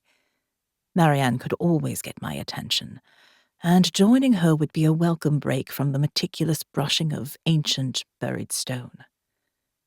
I climbed out of the trench and walked over to look down into the pit where she worked. Our team was digging near the Library of Celsus, built in the 2nd century and thought to have once contained thousands of scrolls. At that time, Ephesus was one of the greatest cities in the Roman Empire, and the ruined buildings were just part of the ancient cityscape. There had been a tiny but growing Christian group living in fear of Roman persecution, and we were searching for a cache of artifacts from that time. A reference had been found in the Vatican secret archives, and a small team of archaeologists sent to investigate. I joined them on a mini-sabbatical from my studies at Blackfriars College. As I specialized in the history of the early church, I was thrilled to hunt for such potentially significant artifacts. However, my position was uncertain, as I joined the team late in the season. The relationships between the others had formed prior to my arrival, and only Marianne made me feel welcome. "What have you found?" I asked. She looked up, her green eyes alight with excitement. There were dirty streaks on her clothes and earth smudged across her cheeks. Her golden hair was tied back into a long plait, hidden under a hat to shield her from the hot sun. Long sleeves and baggy trousers protected her fair skin, but nothing could hide those emerald eyes, and mere dirt could never obscure her radiance. "I think this tablet explains part of the journey of the apostles. Come down and have a look." I jumped down into the pit and bent to examine the tablet. It was still partially buried, but I could read some of the ancient Greek. Marianne stood close to me. She smelled of fertile earth, wet clay, and the heat and sweat of the dig. I leaned closer and my arm brushed against hers. "What do you think?" she asked. "Your ancient Greek is better than mine." "I don't think so," I replied with a smile. She was just humoring me.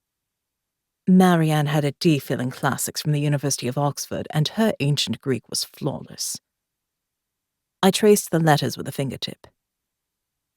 It reads like the beginning of a letter to the early church. What's this word? Marianne grinned in triumph. Lampstand. Seriously? Then this could be... Yes, one of the letters to the church in Ephesus, as mentioned in Revelation chapter 2. It talks about removing the lampstand if they don't return to faithful practices. This could be the start of the cash, Penn. This is so exciting. These are the moments we live for as archaeologists. She grabbed my hands and did a happy dance in the confines of the trench, laughing as she twirled under my arm. I was briefly in heaven and locked that moment away in my memory forever. Get over to the main tent, you two. There's no time for that now. The voice came from above. We both looked up to see Arkady Novotsky staring down at us, a frown on his aristocratic face. Marianne protested. But Arkady, look what we've... There's no time anymore. Urgent meeting. Main tent. 10 minutes. He stomped off and his shadow retreated in the heat of the afternoon sun. Marianne rolled her eyes.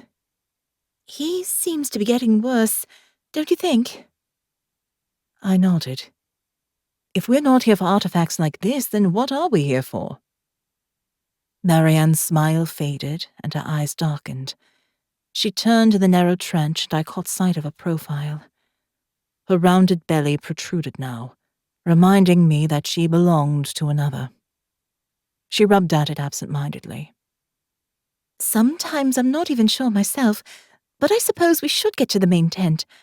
I'm going to need your help to get out of this trench.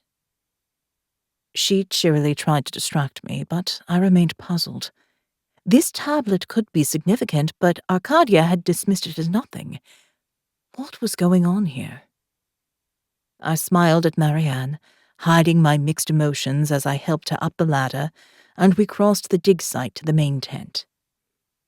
It was dark inside, a welcome respite from the harsh Turkish sun.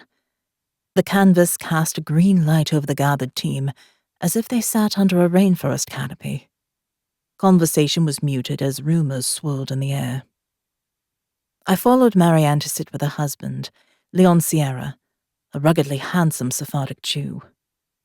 Born in Spain and now living in Israel between archaeological digs, Leon had a powerful charisma. When he turned his attention to you, he made you feel unique. When he turned away, it was as if the face of God had moved on, his favors bestowed elsewhere.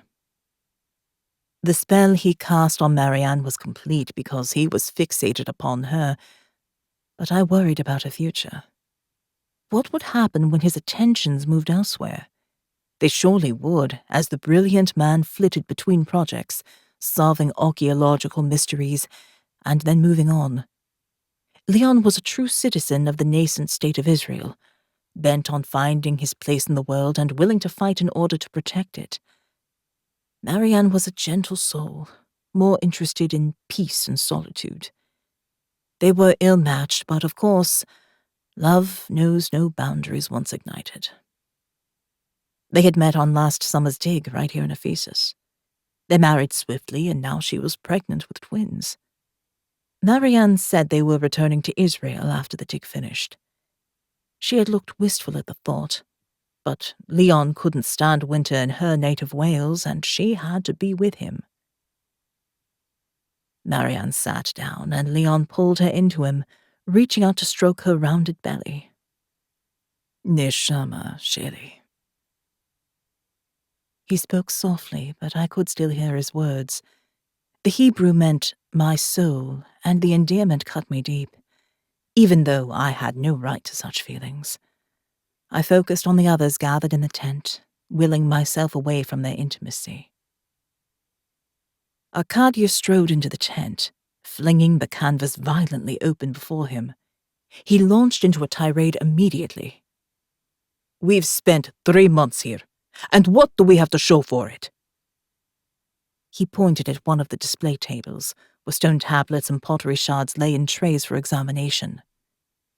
We're not here for coins or pots or useless tablets. We're here for the relics of the early church, clues to where its most precious objects might lie. I had never seen Arcadia like this before. The man had previously been fair and even-tempered, but now spittle flew from his mouth as he spat his words. Where Hitler failed in finding the greatest relics, we will succeed. Ephesus may be where the Apostle John wrote his gospel. The site is one of the 7 churches of Revelation, yet we have pitifully little to show for it. Time is running out. Arcadia calmed a little. We have funding for 2 more weeks, and then we're done for the season. We have a new project next year. I may ask some of you to join, but it will be quite a different journey.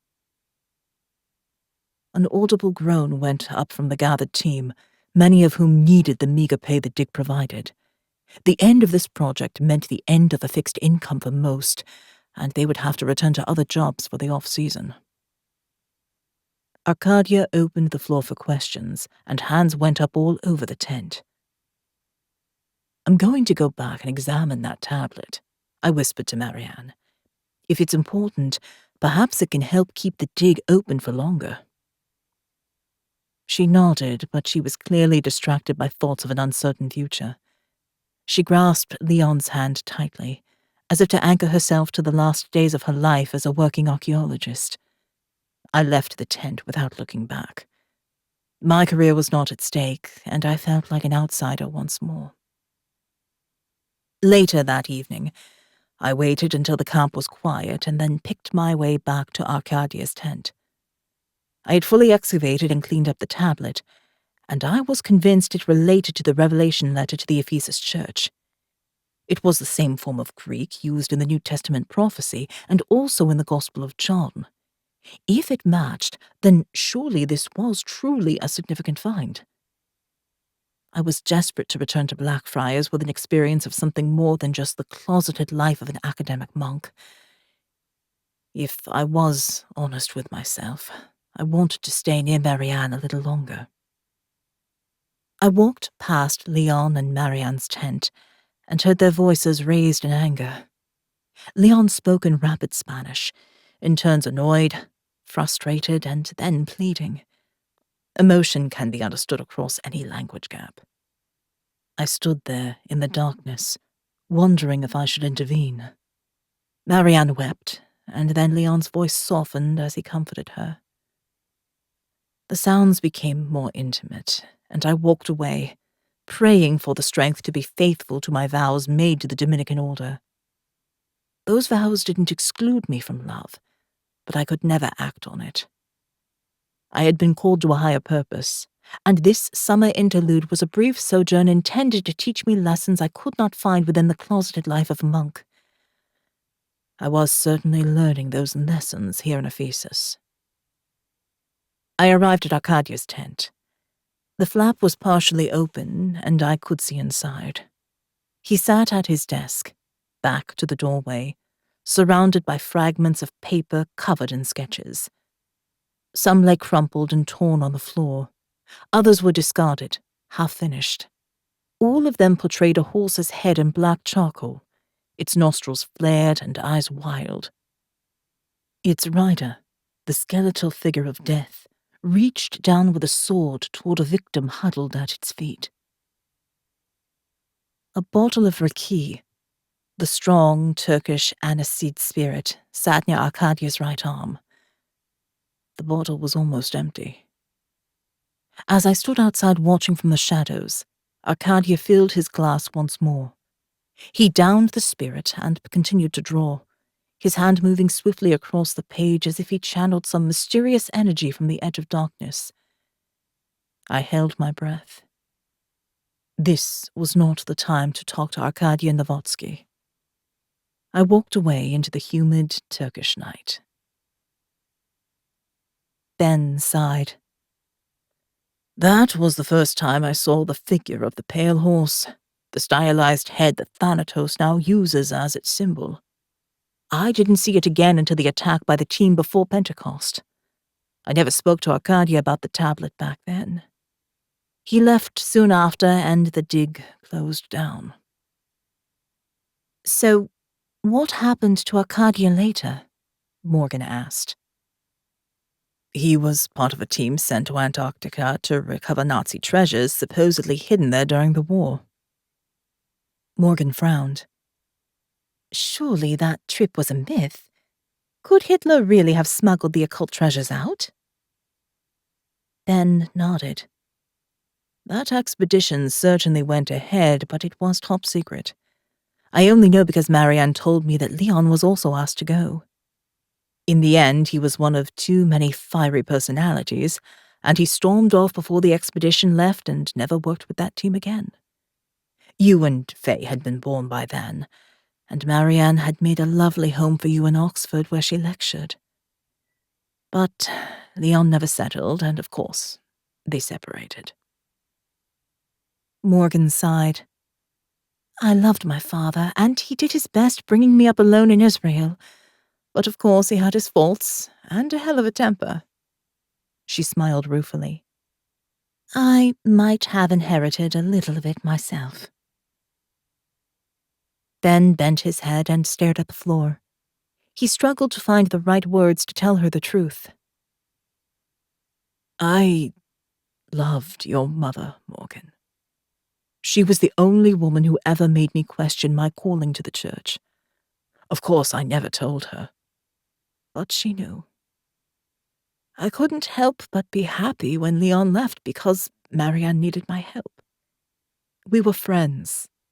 Close friends. I'm so sorry. Ben clutched Morgan's arm, an anchor in his storm of emotion. I've felt guilty for a long time as I celebrated the breakup of your family, and God forgive me for it. I loved the years I spent as Marianne's close confidant. Faye never warmed to me, but when you came to Oxford, I felt as if your mother smiled down on our friendship. Morgan shifted off her chair and knelt in front of Ben. She took his gnarled hands in hers. You were a good friend to a mother I never really knew. What happened back then is in the past. You're my friend now. Life moves on. We all change. Thank you, Morgan. He squeezed her hands, and a weight lifted from his shoulders. It was good to speak of such things after so long.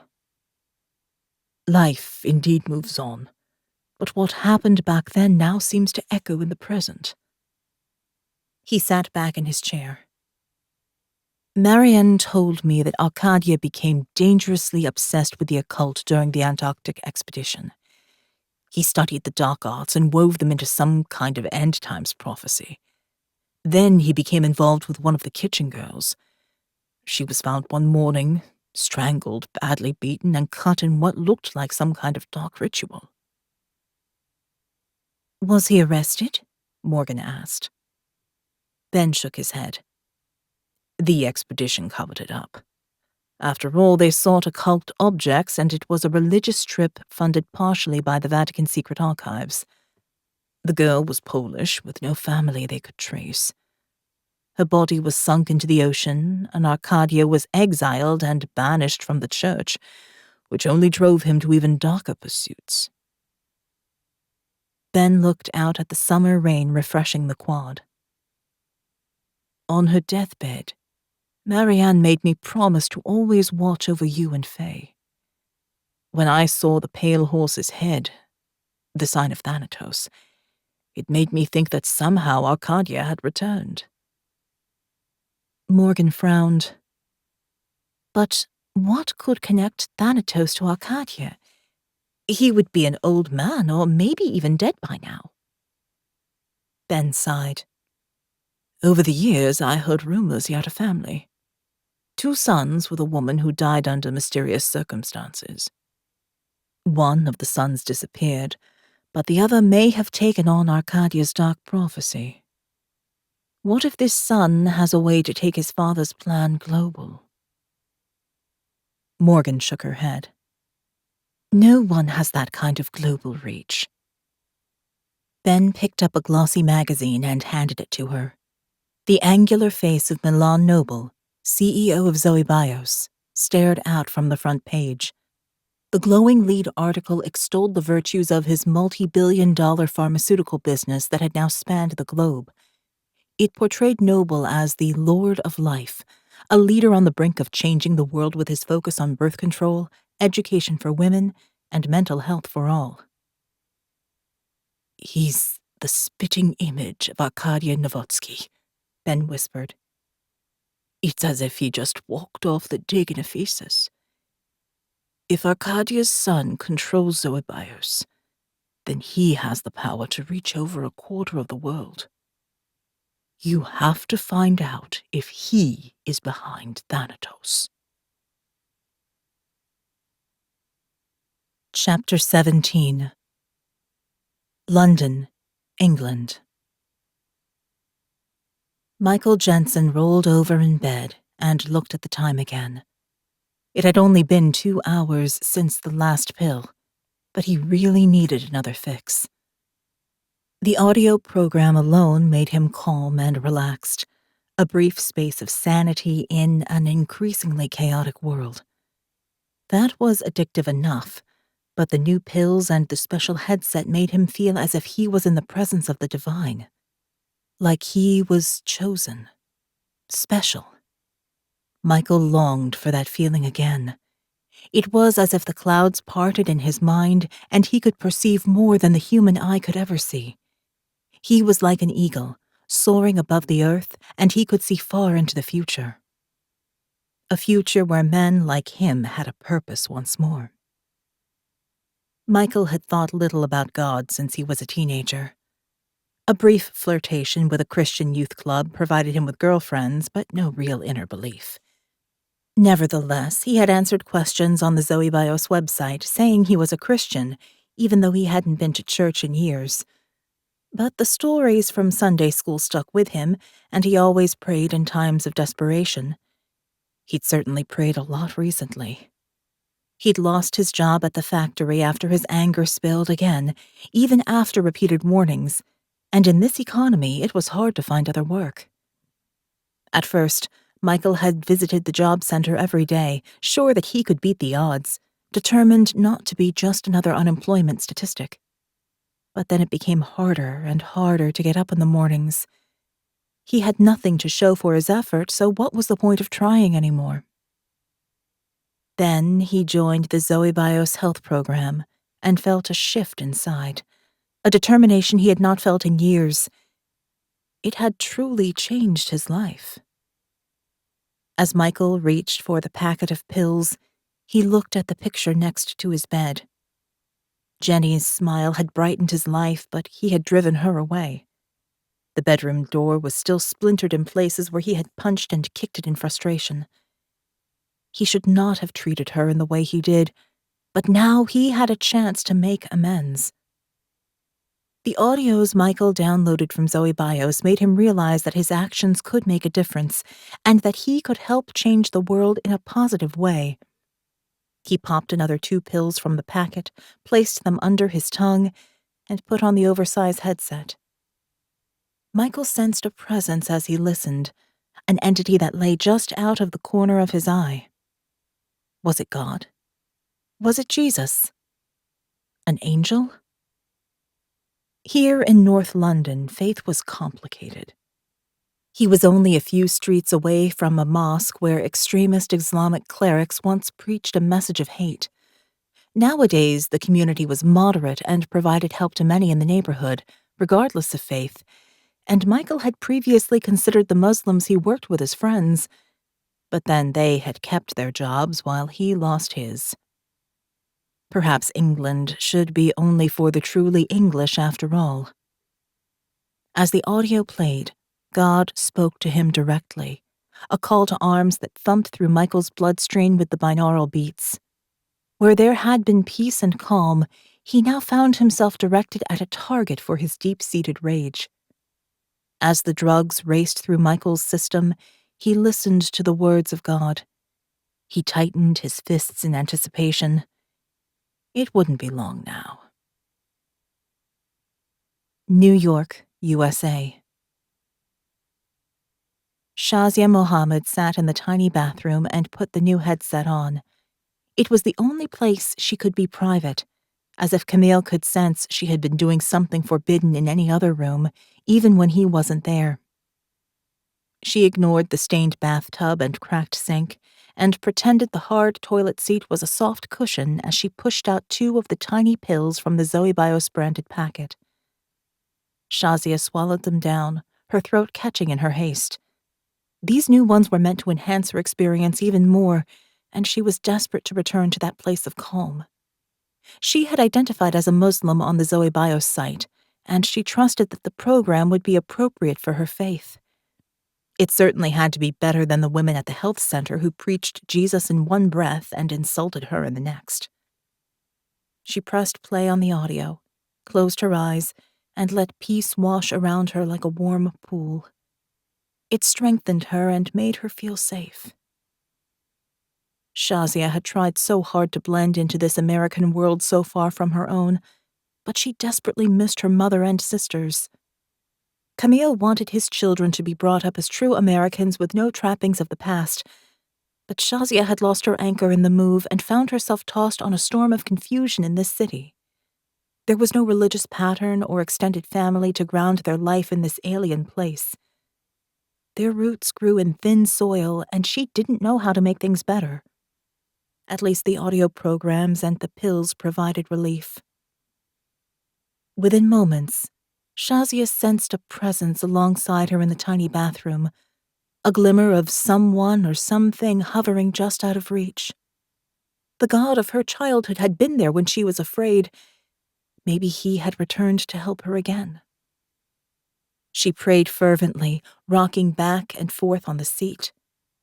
It squeaked rhythmically, but Shazia didn't notice. Her words were desperate pleas for God to help and show her the right path. How could she change this life in which she found herself? She heard an answer. Faint words, but surely coming from God himself. An image filled her mind. St. Mary's Catholic School, the bowed heads of rich white Christians in the classroom overlooking the road. She walked past it every day, while taking her 2 girls to the predominantly Muslim school a few blocks further on. Bile rose in her throat. Shazia felt sick at what she was being asked to do, but God wanted her to be an instrument of his judgment. Who was she to question his will? Chapter 18. London, England. As the evening sun cast lengthy shadows across the stone courtyard, Morgan walked up the steps to the British Museum. It was opening night for a new exhibition on religious relics, and Martin Klein had swung an invitation to the private viewing. The Zoe Bios Foundation was one of the major donors to the exhibition, and Milan Noble was speaking at the event. Morgan attended as a psychologist, researching the motivation of martyrs, willing to die in excruciating ways for their faith. With Ben's tentative identification of Arkadia's son, they needed more information. Marietti didn't want to sanction an overt investigation into such a prominent multinational CEO without further evidence, so this was a chance to get closer to Milan Noble, and Morgan was keen to demonstrate her competence in the field after the failure in Palermo. She checked her coat and walked into the great hall of the museum, illuminated by vast skylights above.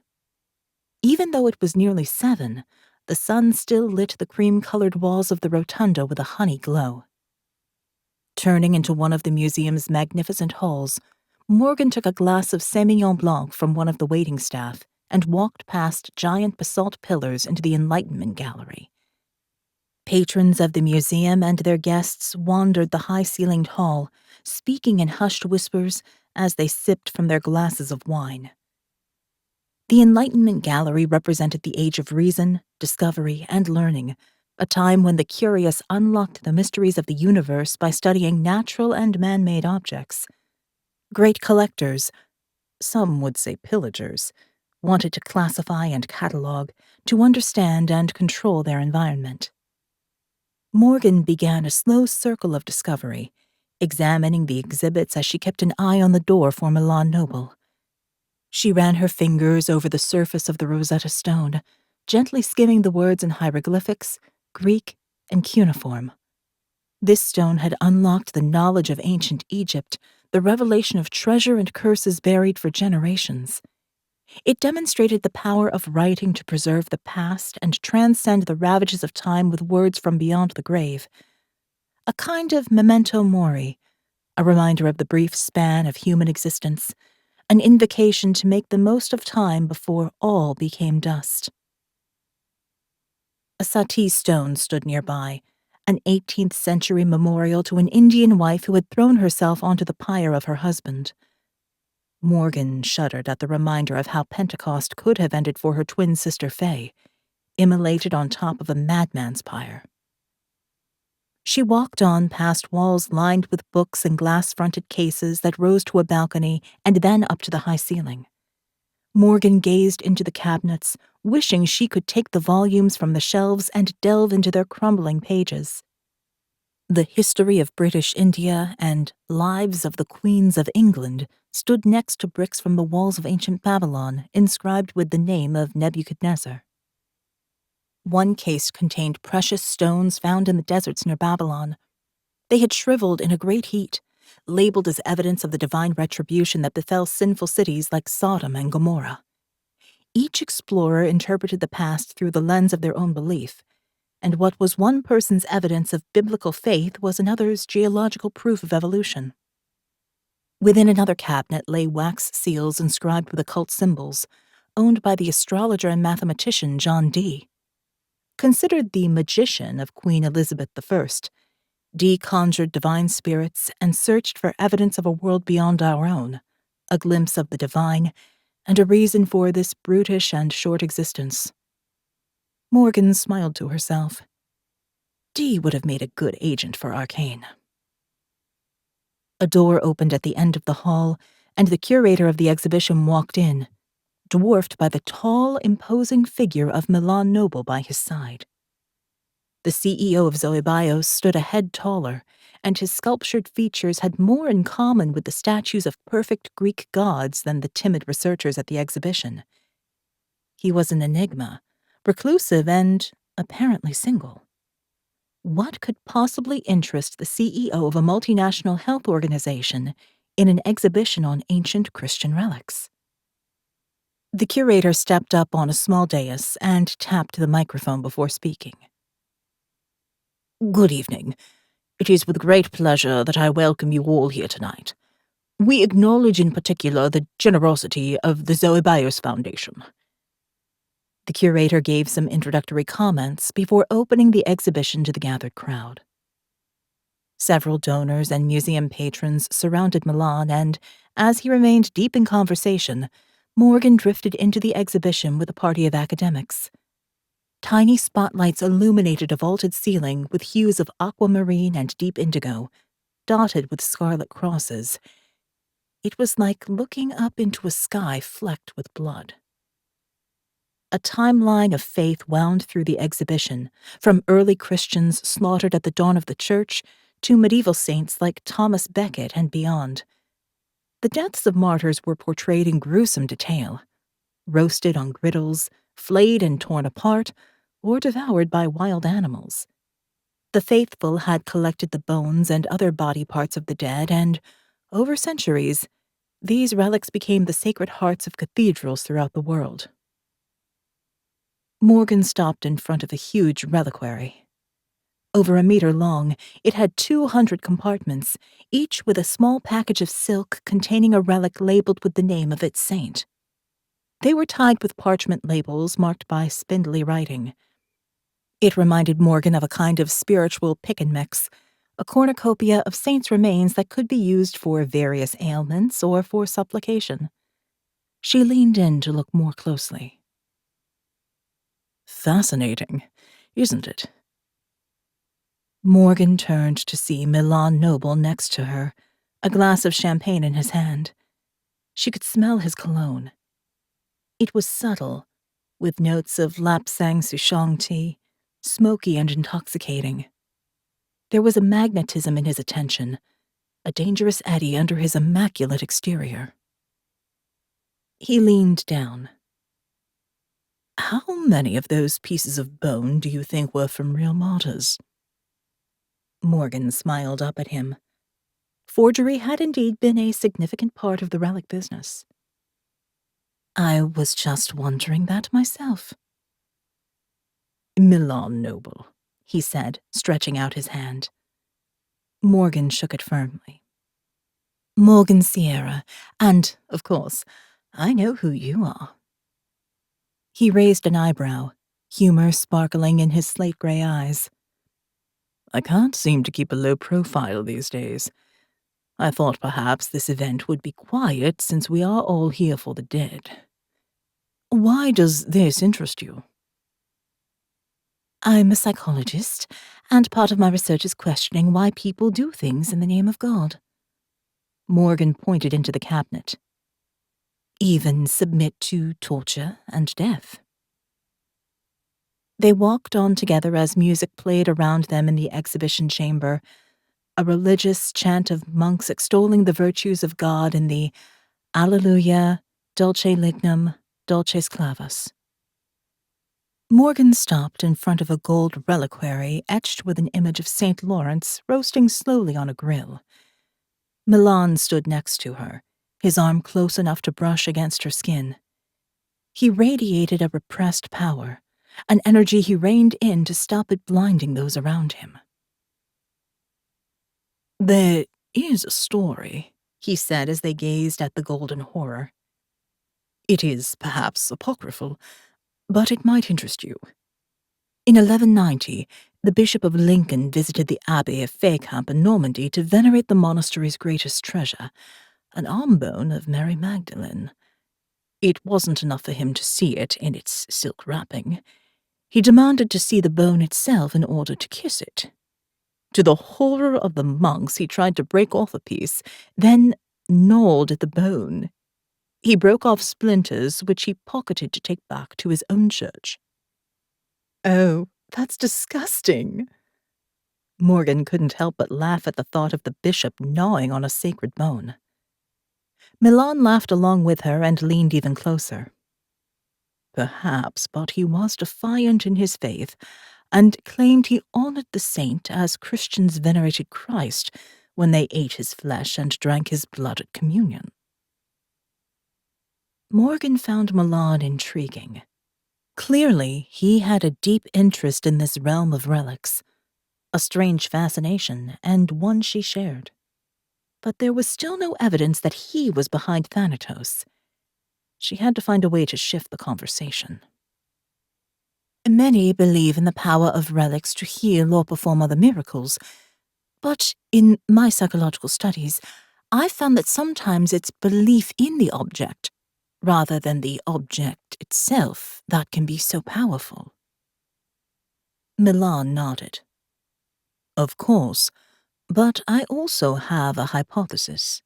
As CEO of Zoe Bios, of course, that perhaps there are aspects of these bones and blood that are special in some way. My funding for the exhibition was dependent on access to the relics for testing. If we can find something miraculous at the cellular level, we could use it to improve the human race, which we certainly need at this point in history. Have you found anything? Morgan asked, trying to hide her shock at his words. Perhaps there was some aspect of eugenics behind Zoe Bios. We have some interesting lines of research, but we'll keep the results quiet. We don't want to invalidate the claims of many of these relics. He pointed into a cabinet. If these aren't the bones of a first-century saint, and those thorns date from hundreds of years after the death of Christ, would that change people's belief? Before Morgan could answer, Milan grasped her elbow lightly and led her on. His touch on her skin was possessive, branding her with his fingertips. She didn't pull away. They walked together through the last room of the exhibition, which held relics of Thomas Becket, the Archbishop of Canterbury, slaughtered in 1170 by 4 knights of King Henry II. A painting showed the saint at prayer as a soldier cleaved his head open with the blow of a sword, scooping the brains out onto the floor of the cathedral. Monks had collected the blood and bodily fluids, diluted it, and stored it in flasks. Thomas was canonized soon after his martyrdom, and Canterbury became one of the most popular and venerated pilgrimage sites. The original shrine was destroyed in the dissolution of the monasteries, when Henry VIII ordered the destruction of religious images and artifacts, but some of the saint's relics were saved and displayed in the church. They were almost at the end of the display, and Morgan needed some sign that Milan was involved in recent events. She couldn't go back to ARKANE with nothing. She paused in front of the final cabinet. I thought Zoe Bios was about life and health. Why are you so interested in the relics of martyrdom?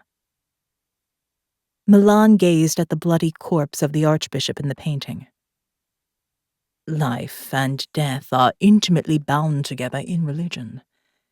Everlasting spiritual life is the promise of eternity, but my goal is to improve this physical life, at least for those who deserve it. He turned to Morgan. You're a psychologist, so you must know of Freud's 2 fundamental human drives, Eros and Thanatos, the life and death instincts. They rage inside us all. He lifted her hand to his lips and turned it to kiss her inner wrist. The intimate gesture held a promise of pleasure, and Milan met her gaze with a challenge in his gray eyes. I'm sorry, Morgan. I must go. I hope very much to see you again. He let go of her hand and strode off toward the exit, a head taller than those around him, leaving a trail of gossip and stares in his wake. Morgan stood speechless in front of the display case. Milan's words rang in her ears.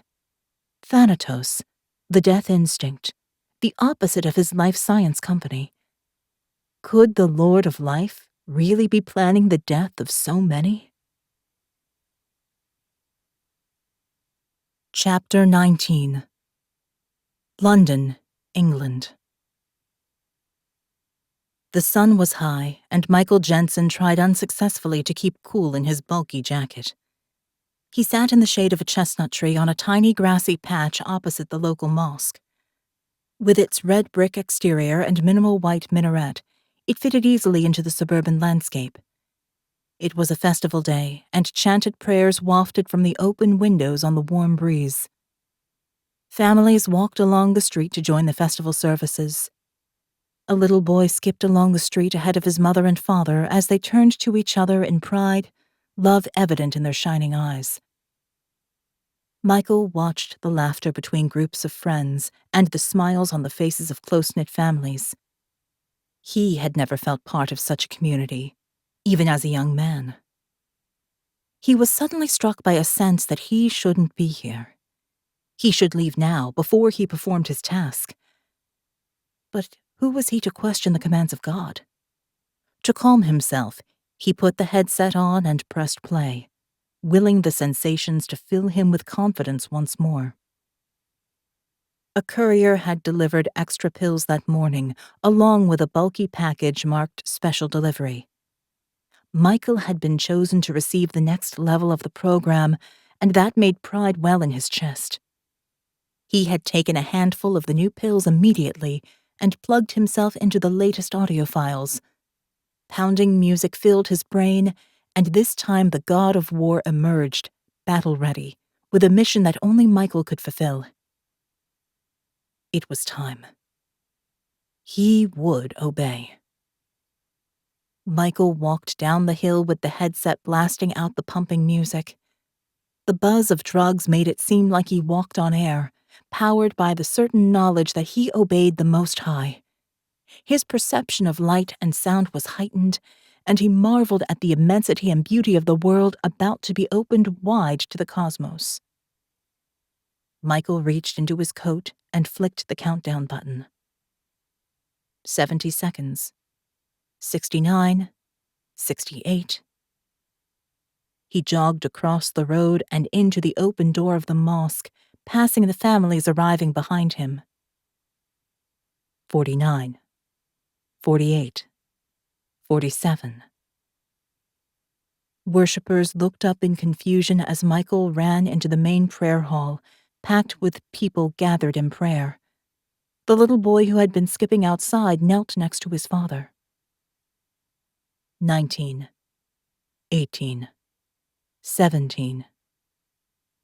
The soundtrack in Michael's head played only war and rage. The pounding in his head increased to a crescendo. I will obey. He closed his eyes as the bomb tore his earthly body apart. New York, USA.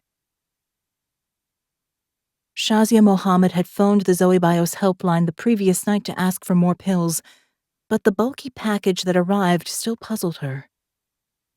Her twinge of anxiety dissipated when she found the new pills and tore into the packet, desperate to re-enter the state of grace she felt in the presence of the divine.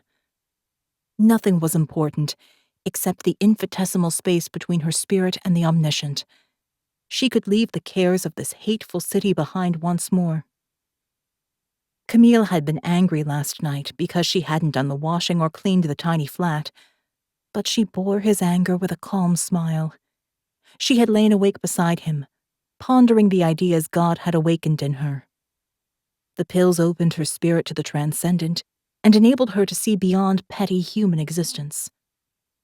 She needed that clarity again if she was to be perfect in her obedience. Shazia took 3 more pills with a glass of water, gulping them down at the sink as soon as she closed the door on the courier. Then she took 2 more for good measure. It was only a minute before she felt the stirring of their power within. Shazia knelt on her prayer rug, pulled the headset over her ears, and turned on the audio that would take her back to God.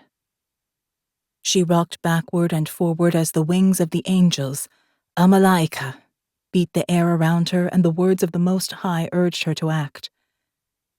The faces of little children in the classes at St. Mary's swam in front of her, their eyes wide with innocence. They would be with God soon.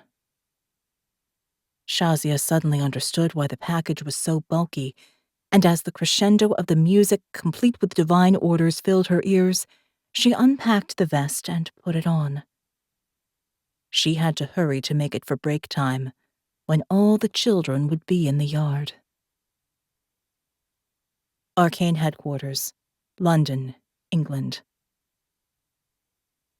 Elias Marietti waved Morgan and Jake into his office. The wall TV screen showed a news bulletin with the sound muted, scenes of destruction with tiny body bags laid neatly in rows. Firebrand preachers called for revenge on both sides of the religious fault line. Marietti pointed up at the screen. There have been another 2 incidents this morning, besides the ones in New York and North London. A Christian blew himself up at the Independence Mosque in Jakarta, and a Jewish soldier opened fire on a bus full of Muslim children near Hebron. Jake checked his phone for the latest information from Martin Klein. The patchy information we have on the bombers so far indicates symptoms of anxiety and depression. They might have been candidates for the Zoe Bios audio program. Martin is trying to hack into their databases for evidence of drug delivery. But there isn't enough proof to link them to Zoe Bios yet. Morgan folded her arms and shook her head. I'm sure Milan Noble is behind this. We just need evidence, and this must only be the beginning. If Thanatos intends to destroy a quarter of the world, they will need a lot more than a few suicide bombers. There must be a next stage. We just have to find out what it is. So we go to him, Jake said, turning his phone to show an image of the Louvre in Paris. There's a fundraiser tonight for the Foundation for a Sustainable Population, the politically correct arm of 21st century eugenics. Milan Noble is giving the keynote. Marietti nodded as the light on his private line flashed. Go. You need to stop this, and it's the only lead we have. The missing pages of the Devil's Bible will have to wait. Right now, we need to stop this escalating into a holy war. Chapter 20. Musée du Louvre, Paris, France. The Place du Carrousel in central Paris was filled with beautiful people. Paparazzi snapped away, capturing their elegant dresses and fine jewels, while waiting staff carried trays of champagne and canapes to the VIP guests. The pavilion sat next to the largest of the glass pyramids, a pre-party gathering to allow for extensive security checks before those in attendance descended into the most visited museum in the world. Jake watched Morgan skillfully swipe a glass of champagne from a waiter as he passed. She sipped it as Jake continued his briefing, already despairing of her. I don't think you're taking this seriously enough. I'm worried about you. Won't you consider letting me be your chaperone? Morgan smiled, taking a longer sip of the bubbles. No way. You agreed I would take point on this mission. Besides, I'm here to get closer to Milan, and you'll ruin my personal approach. Jake ignored her flirtatious smile. I'm not playing games. This place is a security nightmare. It will be hard for me to reach you if there's trouble. It's a fundraiser. And besides, there are hundreds of people here, Morgan replied. He's not likely to try anything, is he? Not under the noses of the glitterati. Besides, we want him to pay attention to me. That was the whole point of this get-up. She pointed at the gold and garnet cross around her neck, its brilliance reflecting the spotlights on the glass pyramid. A courier had delivered it after the relic exhibition with a note from Milan Noble, thanking her for such a delightful conversation. Martin Klein had modified it with a tracking device and a USB key that would enable him to hack any system Morgan plugged it into. Jake couldn't help but look at her more closely, although he'd been trying to keep his eyes elsewhere since they'd left the houseboat, ARKANE's temporary base on the River Seine, earlier. She wore a crimson flamenco-style dress with a plunging neckline and high spiked heels. The dress accentuated her slight curves and left everything he wanted to the imagination. Her dark curls were loose, and she had pinned a garnet jewel in her hair to match the necklace.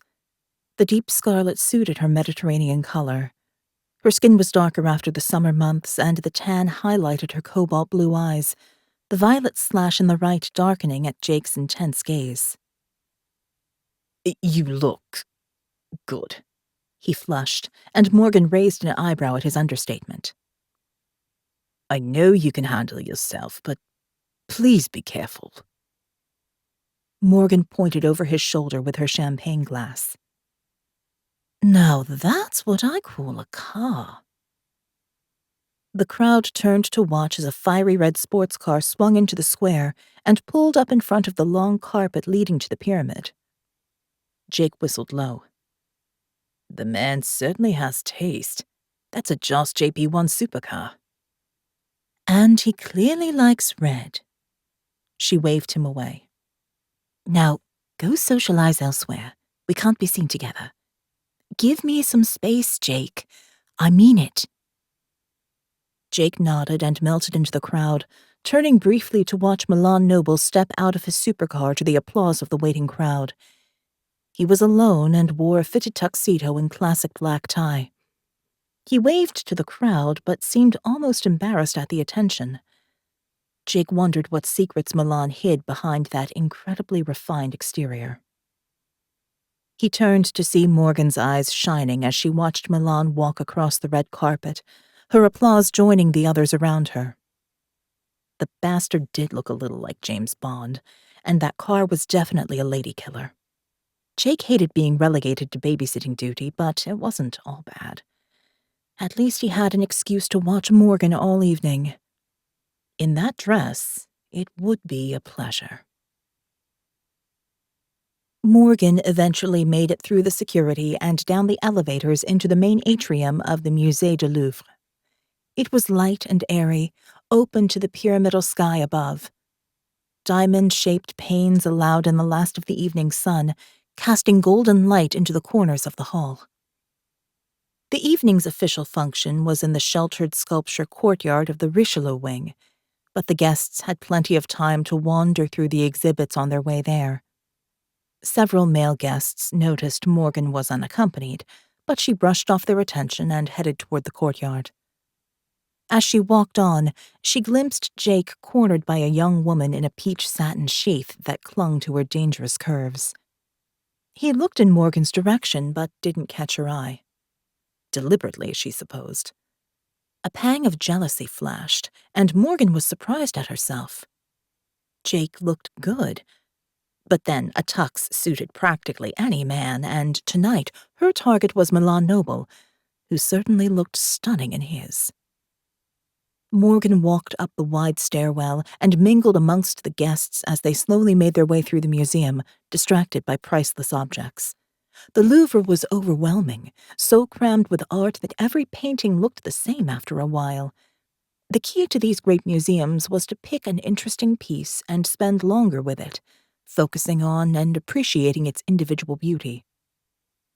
On the way to the courtyard, Morgan stopped in front of Canova's Psyche Revived by Cupid's Kiss. The white marble looked soft to the touch. The folds of Psyche's dress, the curves of her arms, the feathers on Cupid's wings, all were fluid and supple. Morgan loved sculpture. It moved her far more than any painting. She wanted to run her fingers over the smooth lines of gathered cloth and trace the outline of Cupid's lips. A voice interrupted her reverie. Mesdames et messieurs, bienvenue au Musée du Louvre. Welcome to the Louvre, ladies and gentlemen. Morgan joined the other guests as they proceeded into the courtyard. It was open to the sky, protected by glass panes high above that allowed a buttery light to filter down, touching the guests and statues with gold. There were small trees surrounded by low marble benches, and sculptures dotted around the multi-level terraces. A kingdom of stone, where the gods had been frozen in time. The master of ceremonies rose to speak. We are here tonight to raise money for the Foundation for a Sustainable Population. Our lead patron, Milan Noble, CEO of Zoe Bios, has donated some very generous prizes for the auction. So please, raise your glasses and join me in a toast. To a sparkling evening. Morgan raised her glass with the crowd as Milan took the stage. He stood like a lord over them, looking down from a raised dais near a statue of Zeus holding a thunderbolt. He paused and allowed the crowd to settle into silence before he spoke. Friends, we are reaching a critical point in humanity's journey. Never before have we been so threatened by our own choices. We are well past the point of sustainable population and cannot continue at this rate of growth. We must make sacrifices for the greater good. Now is the time to change the trajectory of our future. Milan was an excellent speaker, making eye contact with many in the audience as he challenged them with his words. He was clearly practiced at the art of working a crowd, experienced at persuasive performance and the manipulation of opinion. Morgan made her way to the side of the room near a statue of the Four Seasons, where she would stand out in her scarlet dress. He needed to know she was there, but Morgan would not chase him. Milan could have anyone and anything. She must remain just out of his reach, seemingly uninterested. Milan finished his speech with another toast, and the room bubbled with enthusiastic applause. As he stepped down from the dais, donors pressed him for attention. He dazzled women with his smile and shook hands with a dozen powerful men. But Morgan could clearly see him moving in her direction. She turned to study the statue as he approached. Once more, we meet in front of something beautiful. His tone was flirtatious. Morgan turned to face him. Thankfully, these are not quite so macabre. It was an interesting speech. You're quite the orator. Milan smiled. I see you're wearing my gift. He reached out and touched the garnet cross gently, his fingers brushing her collarbone.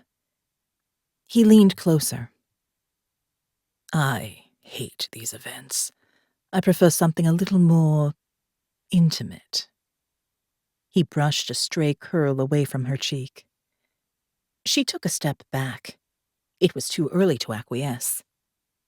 These people all came to see you. Surely you don't want to disappoint them. You're right. I must make my rounds. His regret was obvious. But perhaps we could go somewhere more private after the party. I'd love to tell you more about the plans Zoe Bios has for the future. I think you'll be most interested. Perhaps. Morgan looked around the crowd with interest. If I'm still here later. Milan smiled at her coy reticence and strode back into the throng, immediately surrounded by supporters wanting a word. As the evening progressed, Morgan was determined not to seek Milan out again, but it was a fine balance between ignoring him and making sure he didn't leave with anyone else. If she could get access to one of his private computer terminals, they might find the evidence they needed to link him to Thanatos, as well as shut down the audio programs and prevent whatever plan he had set in motion. Morgan flitted between groups of donors, engaging in sparkling conversation with as many eligible men as she could before moving on when they became just a little too interested. She kept Milan within sight and made sure he knew where she was too. Their movements became a dance of courtship, an ever-decreasing circle engineered to ensure they ended up together. It was after 11 by the time people started to leave. As Milan helped the Foundation board members with farewells, Morgan caught his eye and nodded at an arched doorway to her right, sure he would follow when he could get away. A nearby waiter offered her another glass of champagne. Morgan took it and stepped into the next room, away from the crowd at last. It was a long gallery, cramped with glass cases and dominated by a tall basalt pillar, the law code of Hammurabi from the Mesopotamian court in Babylon, dated to the 18th century BC. A good place to have a drink and renew her courage. Morgan took a long sip of the champagne. This femme fatale business was hardly her usual persona. She just hoped she could take it far enough to get the access they needed. Martin could not hack into the deepest levels of Zoe Bios from outside, so this was their only way in. The sound of footsteps came from the corridor, and Morgan turned to face the doorway, expecting Milan. A security guard walked in, peaked cap on his head. Are you okay in here, madame? Yes, of course, thank you. I was just having a closer look at the pillar. Morgan took another long sip of the champagne, the glass almost empty now. The security guard came to stand next to her. It's magnificent, isn't it? Many tourists walk straight past it. Perhaps they don't understand the unique insight it gives into an ancient culture that had such an impact on civilization. As he spoke, Morgan felt dizzy. It couldn't be alcohol. She hadn't drunk that much. The guard clutched her arm, his approach suddenly too familiar. Morgan couldn't pull away. She couldn't speak. Her tongue was thick and heavy in her mouth, and the strength dissolved from her legs. She'd been drugged. It's all right, madame. Just lean on me. Relax now.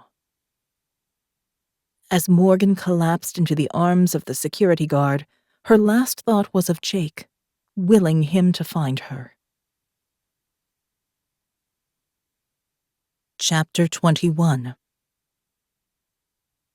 Sometimes it was necessary to change the plan midway through an operation.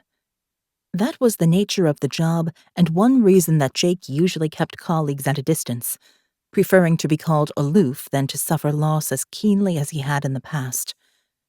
But those defense mechanisms shattered when he realized Morgan was gone. He jogged down yet another corridor of the Louvre, knowing even as he did so that he wouldn't find her in this maze of culture.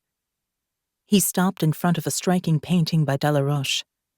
A young woman in white lay as if sleeping in calm water, her pale face lit by moonlight and the gold of a halo. Her hands were tightly bound with a leather strap, and a dark figure loomed above, gazing down at his victim. Jake saw Morgan's face in the water, and he turned away, his stomach clenching. It was time to get some help. Martin Klein picked up on the first ring. "Jake, what's happened? Morgan's gone dark."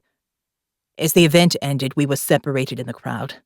I could see her scarlet dress on the other side of the reception hall, but I had to be sociable to maintain cover and turned away for a minute. Only a minute, Martin. I know, Jake. It's okay, we'll find her. He sighed. I've done a full sweep of the main event area, but there's no way I can search the whole of the Louvre and surrounding buildings.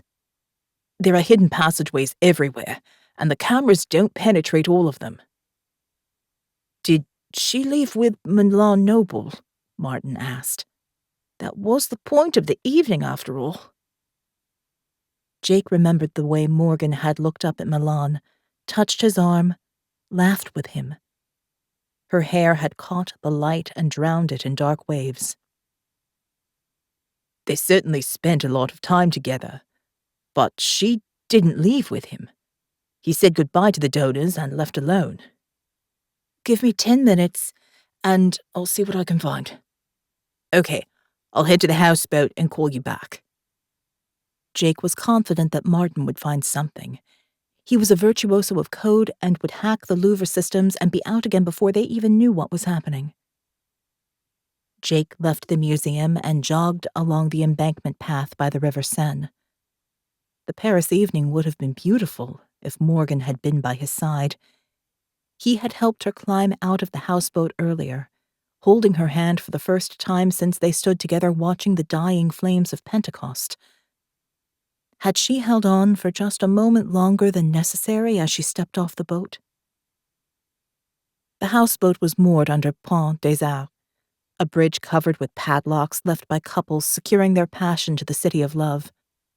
Behind the bridge, the Ile de la Cité lay in the middle of the river, with its green trees dripping over the mottled grey rampart walls. The Cathedral of Notre Dame stood lit from below, its Gothic structure forbidding in the half-light as it loomed over the city. Jake knocked on the hatch of the houseboat and heard the lock being drawn back. Jean-Pierre Moreau, a local ARKANE agent, stood back to let Jake inside. The pair had worked together before and were fast friends. Did you find anything? Jake shook his head. No. What time did her tracker go dark? 6 minutes before you radioed to say she'd gone. Look at the logs. Jean-Pierre pointed at the tiny computer station installed on the houseboat. Jake followed the line on the screen, zooming in to see more detail. The trace disappears at the Jardin de Luxembourg. Jean-Pierre nodded. She was in a car. It's too far to make it out there by foot in that time. It must mean she's being held in South Paris or at least heading south. A light pulsed on the console. Jake clicked to answer the incoming call from ARKANE. Spooky? What did you find? Their fond nickname from Martin was based on his uncanny ability to find nuggets of information in an infinity of data, and Jake was counting on that skill now. I'm sending the raw video footage. There are different camera angles, but no sound. A streaming video popped up in another window, and Jake watched the party he had attended only hours before. Morgan talked to Milan Noble by a statue in one corner. She smiled up at him. Too early. Jake sped up the footage. Milan walked around speaking to donors while Morgan drifted through the gallery talking to various people but always moving on. As the evening wound to a close, She stepped through an arched doorway, taking a glass of champagne from a waiter on the way in. The feed switched to a smaller room cluttered with display cases that obscured angles. Morgan walked in alone, gripping the champagne glass tightly as if it was an anchor for her sanity. She stood in front of a basalt pillar and then looked back toward the entrance. A security guard came in.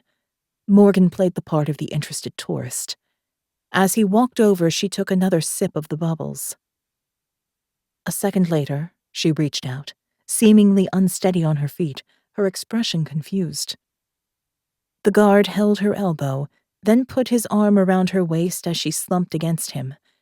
He spoke into his radio before half-carrying the unconscious Morgan out of the room through an emergency exit at the back. "There's no feed in the exit stairwell," Martin said. "And that security guard doesn't work for the Louvre." Jake banged his fist down onto the table. "She was drugged. Bastards." Jean-Pierre leant forward. "Are there any more feeds, Martin?" "The cameras show them outside, driving off in a small black Fiat. I'm triangulating her last known position." Jake paced up and down as far as he could in the tiny houseboat. "What do you think, JP? Was it noble?" Jean-Pierre shrugged. "I wouldn't blame him for being interested. But he didn't pour that drink, and we still aren't sure he's even involved in any of this. I don't think he has to drug women to get a date either." Jake frowned. "My gut says he has her. Martin, go deeper into Milan. We haven't broken the data on his past yet, but now I need to know. I've started the pattern algorithms, but they will take time. We already have all the superficial information, the publicly available stuff." Martin paused. "Wait, it looks like the car has stopped at Hôpital La Rochefoucauld. Head down there and I'll keep digging. We'll find her. I know it." Jake sat down heavily, needing stability beneath him as his mind teemed with terrible scenarios. Guilt wrenched at his gut. He should have stayed close to her. He should have prevented this. Jean-Pierre laid a hand on Jake's shoulder. "Mon ami, don't worry just yet. They want her for a reason, whoever they are. They'll keep her alive." Jake looked up at his friend. "But for what reason? Why could they possibly need Morgan?" Chapter 22. Morgan woke in pitch darkness, shivering with cold. She sat up slowly, her head spinning, bracing herself with both hands against the floor until the dizziness subsided. She dug her fingers into soft earth and it crumbled beneath her grip. The air smelled like peat and wet stone. She must be underground. Water dripped from a low ceiling nearby, and in the distance she could hear voices muted by the heavy air. Morgan ran her hands over her body, checking for injury. Apart from the after effects of whatever drug had been in that champagne, everything seemed okay. She still wore the thin dress from the party, but her shoes and bag were gone. She touched the cross around her neck. At least she still had it, but the tracker wouldn't work underground. She stretched out and swept her arms in a wide circle, checking the surroundings in the dark.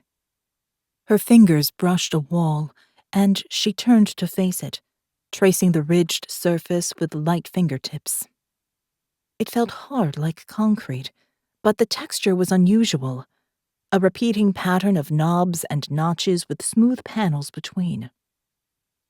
Morgan used the wall to guide herself up to her feet and then felt along the top of it. There was a gap, so she tentatively reached out her arm. While wary of what might be down here, she needed to find some kind of weapon. There was a pile of debris lying on top of the low wall. Some pieces were spiky, with irregular shapes, and others were long cylinders. Morgan picked up one object and explored it with her other hand. A smooth length of something hard with a ball on one end and scalloped notches on the other. The realization hit her. It was a human femur. Morgan took a sharp breath and fought the urge to drop it. The dead hadn't drugged her and left her here in the cold. The femur could be a weapon, a makeshift baseball bat. She tightened her grip. Voices came from what must be a passage ahead, and a faint light flickered, casting shadows over the surrounding bones. Morgan sank to the floor and tucked the femur beneath her, closing her eyes and relaxing her body. A minute later, a flashlight shone on her face. She's still out. We'll have to wake her soon. The boss is coming down after the party. Did you give her too much sedative? I just followed the directions on the bottle. 2 men. Not bad odds. Morgan sensed one man bending down toward her. She jackknifed from the floor, whipping the femur up with her. She caught the man square on the side of his face. He stumbled to one knee and dropped the flashlight. As it rolled, it illuminated walls made of intricately designed bones, the dead forever preserved in these dark corridors under Paris. The other man charged. Morgan ducked and used the femur like a battering ram into his lower belly. He doubled over and sank to the floor, winded and gasping. The first man stood up again, clutching his bleeding cheek. Morgan turned to face him and slapped the femur bone into her other hand, taunting him. "Come on, then. What are you waiting for?" The man put his hands out in a gesture of surrender. "We're not here to hurt you. Please, just come with us, and we'll take you to see the boss." As he pleaded with her, he kept one eye on his friend, who was seconds from recovering. Morgan fainted left, and as the second man bent to catch her, she ducked around him in the narrow corridor. As she passed, she jabbed the femur hard into his kidney, then ran down the passageway into the dark. She turned left and right in the winding corridors and eventually found an alcove to hide in. Morgan folded herself into it and pressed back against the bony wall. The men cursed and shouted after her. "We'll find you. It's only a matter of time. There are kilometers of tunnels down here, so if we don't find you, no one else will." Their footsteps faded away. Morgan waited until the corridors were silent before she allowed herself to breathe normally again. Her teeth chattered as she shivered in the thin dress. She was safe for now, but the cold would dull her reactions, and with bare feet and no way of warming herself, she didn't have much time before her system weakened even further. She had to find a way out. With the glimpse of the bony walls and the flashlight glare, Morgan had realized she was in the Paris catacombs, deep below the 14th arrondissement. She had visited once years ago, on a research trip to the Faculté Libre de Théologie Protestante on nearby Boulevard Arago, and taken a tour of this empire of the dead. The catacombs contained nearly 6 million skeletons moved from public cemeteries at the end of the 18th century to stop the spread of disease. The bony corridors stretched for kilometers underground, with many side tunnels still to be investigated by intrepid urban explorers. Bodies had been brought here on carts, only ever at night to save the people of Paris from disturbance. There had been rumors of grave robbers, the dead rising as zombies, and the hand of Satan bringing them to life. But Morgan sensed quite a different atmosphere from the malevolence of the Palermo crypt. These dead had lived their lives and passed on. They were architecture now, forgotten as individuals, but together a fitting memorial for the deaths of unknown millions. Water dripped down onto Morgan's bare shoulder, and the freezing chill ran down her back. She shivered. Enough dwelling on the past. It was time to get out of here. With one hand against the wall to guide the way, Morgan walked on, her fingertips lightly touching the skulls and femurs as she passed. She turned a corner, and a light glowed up ahead. She flattened herself against the wall, motionless in the dark. But there was no sound, and she continued on with almost silent steps. She rounded the last corner with the femur held high. A warm light permeated the tunnel, and she could see the walls clearly for the first time. A multitude of skeletons were locked together, fitting perfectly in decorative arches and rows, sentinels to death. Skulls studded the pattern, some with holes drilled in them, some cracked, others smooth, all with the dull patina of age. An ornamental lamp shone from an alcove, a welcoming beacon in the dark. Milan Noble stepped out from behind it, 2 guards by his side. Morgan turned to run back into the dark, but the 2 men from earlier stood in her way. She was outnumbered. She threw down the femur in surrender and turned to face Milan, chin high in defiance.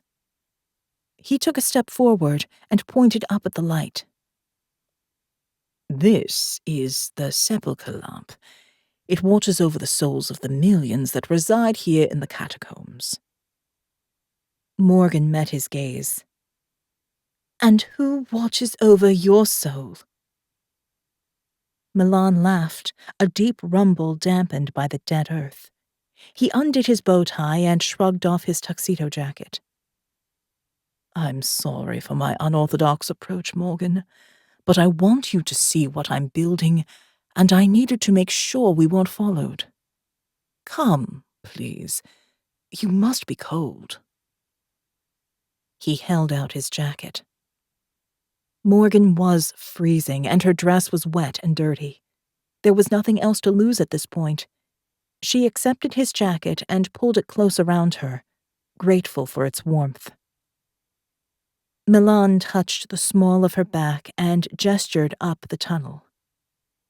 "After you. I think you'll appreciate how I bind life and death together in my work." Chapter 23. The sepia light of the catacombs seemed like unending dusk as Milan steered Morgan through the maze of bone tunnels. The guards behind kept their guns ready. They wouldn't let her escape again. At the end of a darkened corridor, Milan flicked a switch hidden behind a pile of skulls. A door opened to reveal a bright elevator, a surprisingly modern addition to the medieval empire of death. "This takes us into a secret wing of Zoe Bios. Few people get to see this, but I think you'll appreciate it." Milan stepped inside the elevator, Morgan at his side as they sped upward. "So, what is this place?" Morgan asked. Hope rose within her as they headed above ground, where her tracker would surely work again. She just had to keep Milan busy, and stay alive, until Jake came to help. Milan smiled with pride. "This is Sector C, a research facility for the projects that are as yet unlicensed, perhaps even on the fringe of what is acceptable to the global health market." He raised an eyebrow. "For now, at least. But many more will soon come to see the world as I do." The elevator door opened into the atrium of a high-end medical facility with a clinical, white corridor stretching away into the distance. Armed guards stood to attention down the hall, faces stony, staring straight ahead as Milan led Morgan past. A little further on, an opaque glass wall inscribed with the unfurling fern logo of Zoe Bios looked over a high-tech laboratory. A team of scientists worked in protective clothing on immaculate chrome and silver equipment. There was a hum of controlled activity, the sound of progress, or perhaps a descent into scientific insanity. "This is what I wanted you to see." Milan held his arms out in a triumphant gesture. Morgan tilted her head to one side. "You might have to explain what's going on. My biological science is a little rusty." Zoe Bios is the world's leading company in family planning, birth, and neonatal health. And of course, you know of my interest in population control. In this lab, we genetically modify and improve human embryos. We're still testing batches, but our success rates are much higher than those in banned labs in China. Morgan frowned. The principles of eugenics in action. You're making what you consider to be better humans? Milan nodded. Indeed. For too long we have allowed the potential of humanity to spiral into chaos, and we must reverse the decline. After all, we breed animals with eugenic principles in mind. We select the best ones to continue the line, and slaughter the rest. The same must be done with humans.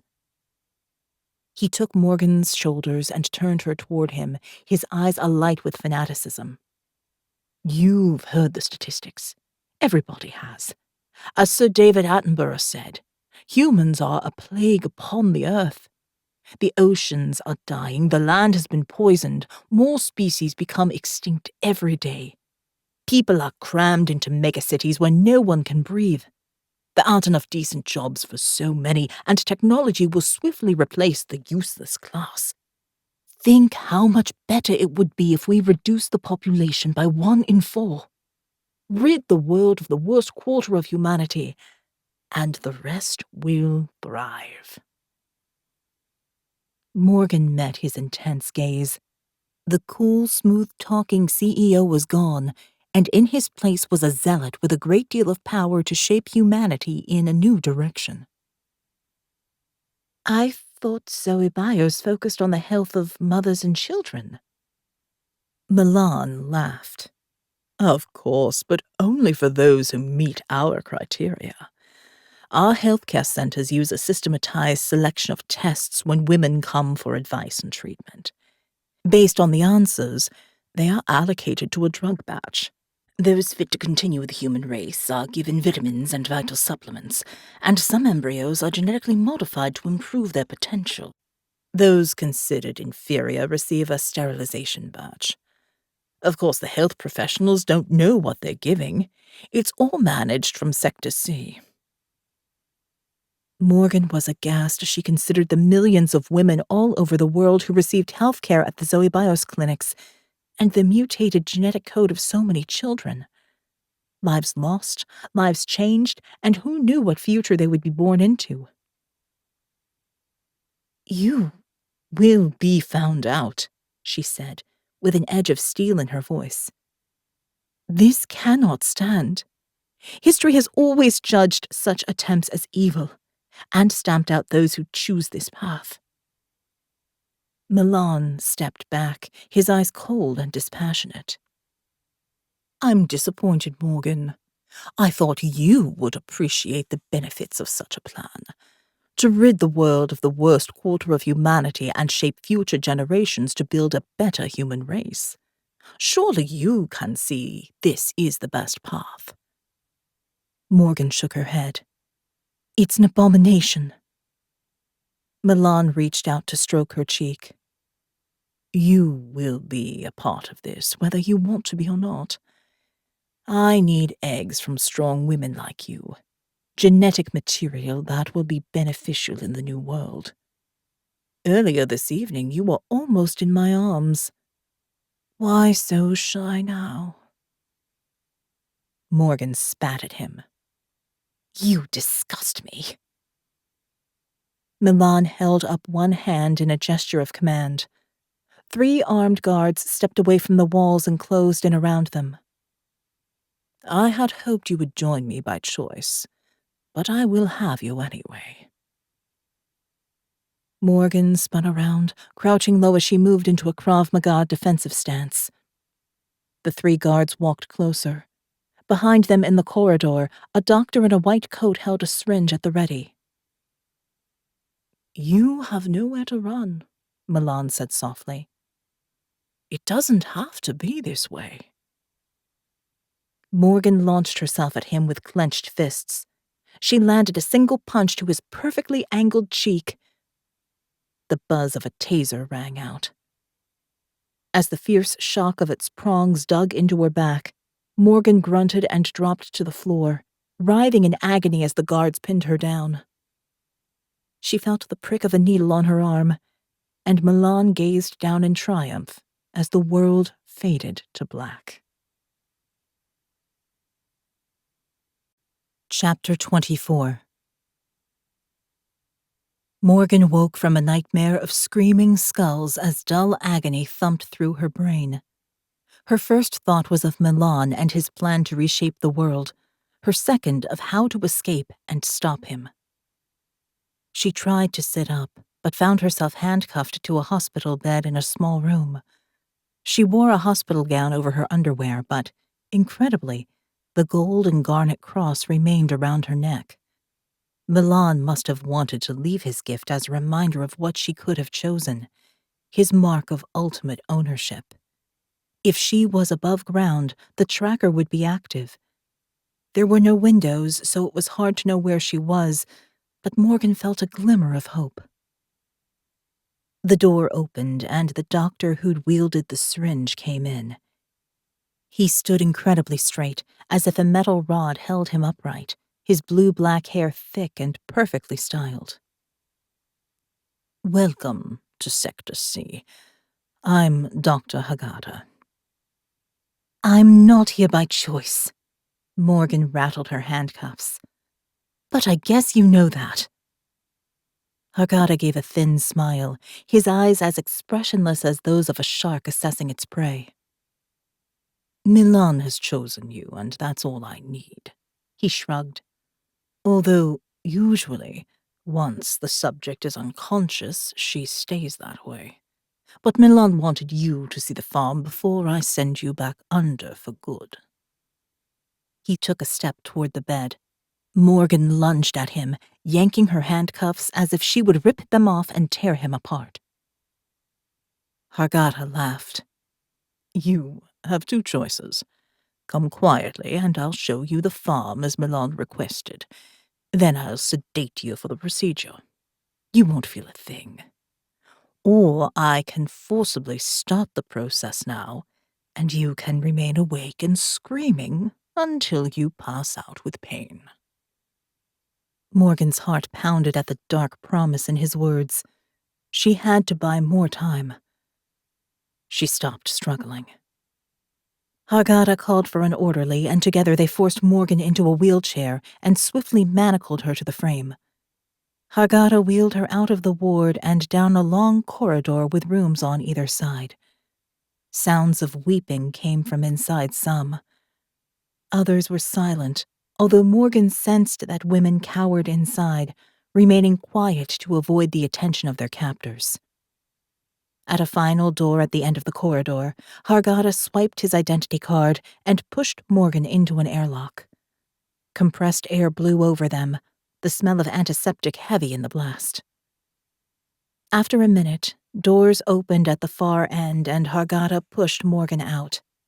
The wheels squeaked on the pristine floor as he stopped on a glass balcony overlooking a vast warehouse. Morgan tried to process what lay below, frowning in horror at what she saw.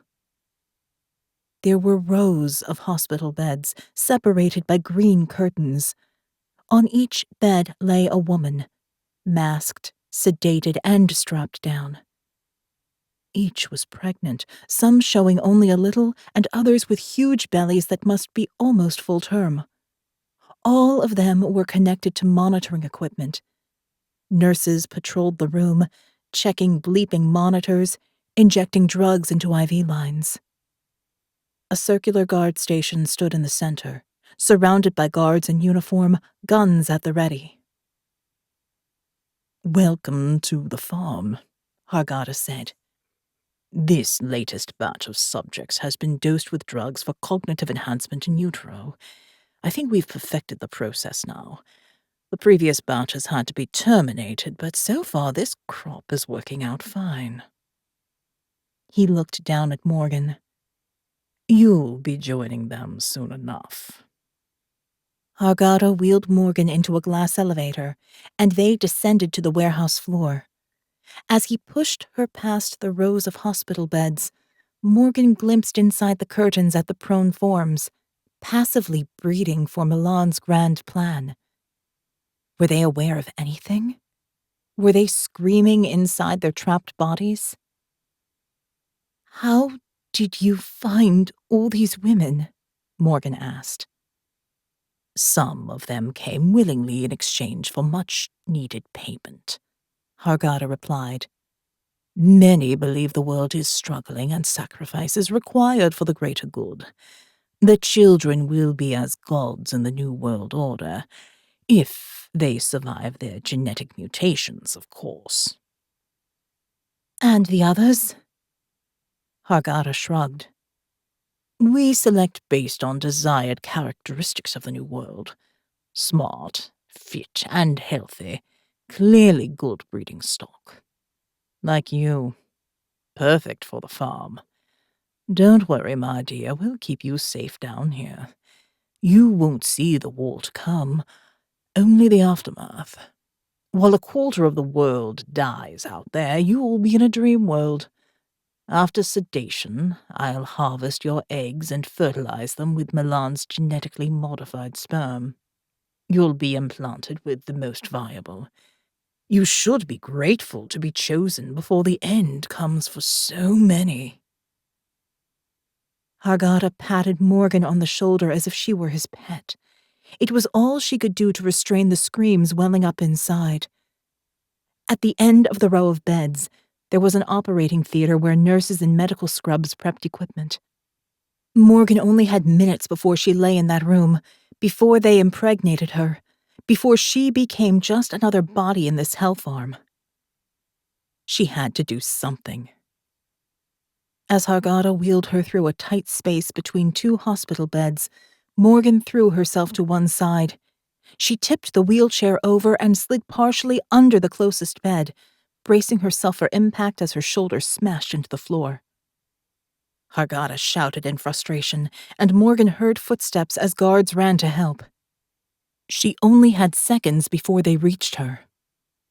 She twisted around and, with her teeth, pulled out the tiny pin she'd lodged under the skin on her left wrist ahead of the mission.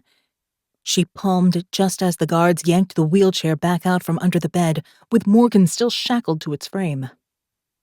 "Stupid girl! How could you even think you'd get out of here?" Hargada stood back as the guards lifted her upright.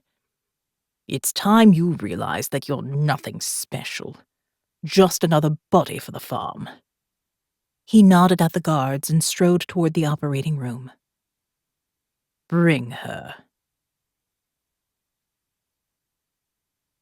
Chapter 25.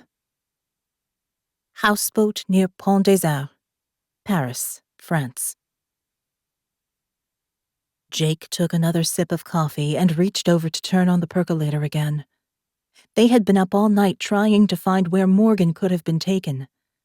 Martin Klein was still working on the databases back in London as Jean-Pierre scoured security camera footage from all over the city, trying to piece together where she might be. The Hôpital La Rochefoucauld proved to be a dead end.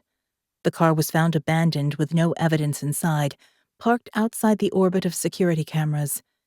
They traced the different vehicles that had driven out of the blind spot, but to no avail. Guilt weighed heavily on Jake as he had let jealousy override his natural caution. Since he couldn't bear to watch Morgan flirt with Milan Noble, he'd given her too much space when he should have protected her. He banged his fist down on the table, his frustration spilling over, along with his coffee. Jean-Pierre turned from the surveillance footage. "Be calm, my friend. The moment we have a lead, we'll be off. The team is mobilized. We'll find her." Jake's phone rang from Martin back at ARKANE. He appeared on video, his shock of blonde hair sticking up at all angles, a clear sign he'd been pulling it all night in concentration. "Milan Noble is a black box. It's like he appeared out of nowhere 15 years ago with a lot of money and built Zoe Bios from nothing. I can't find anything in their systems relating to Thanatos, but I found reference to a Sector C, which isn't on any of their official property listings." Jake leaned forward, his senses alert. "Where is it?" Martin shared an image.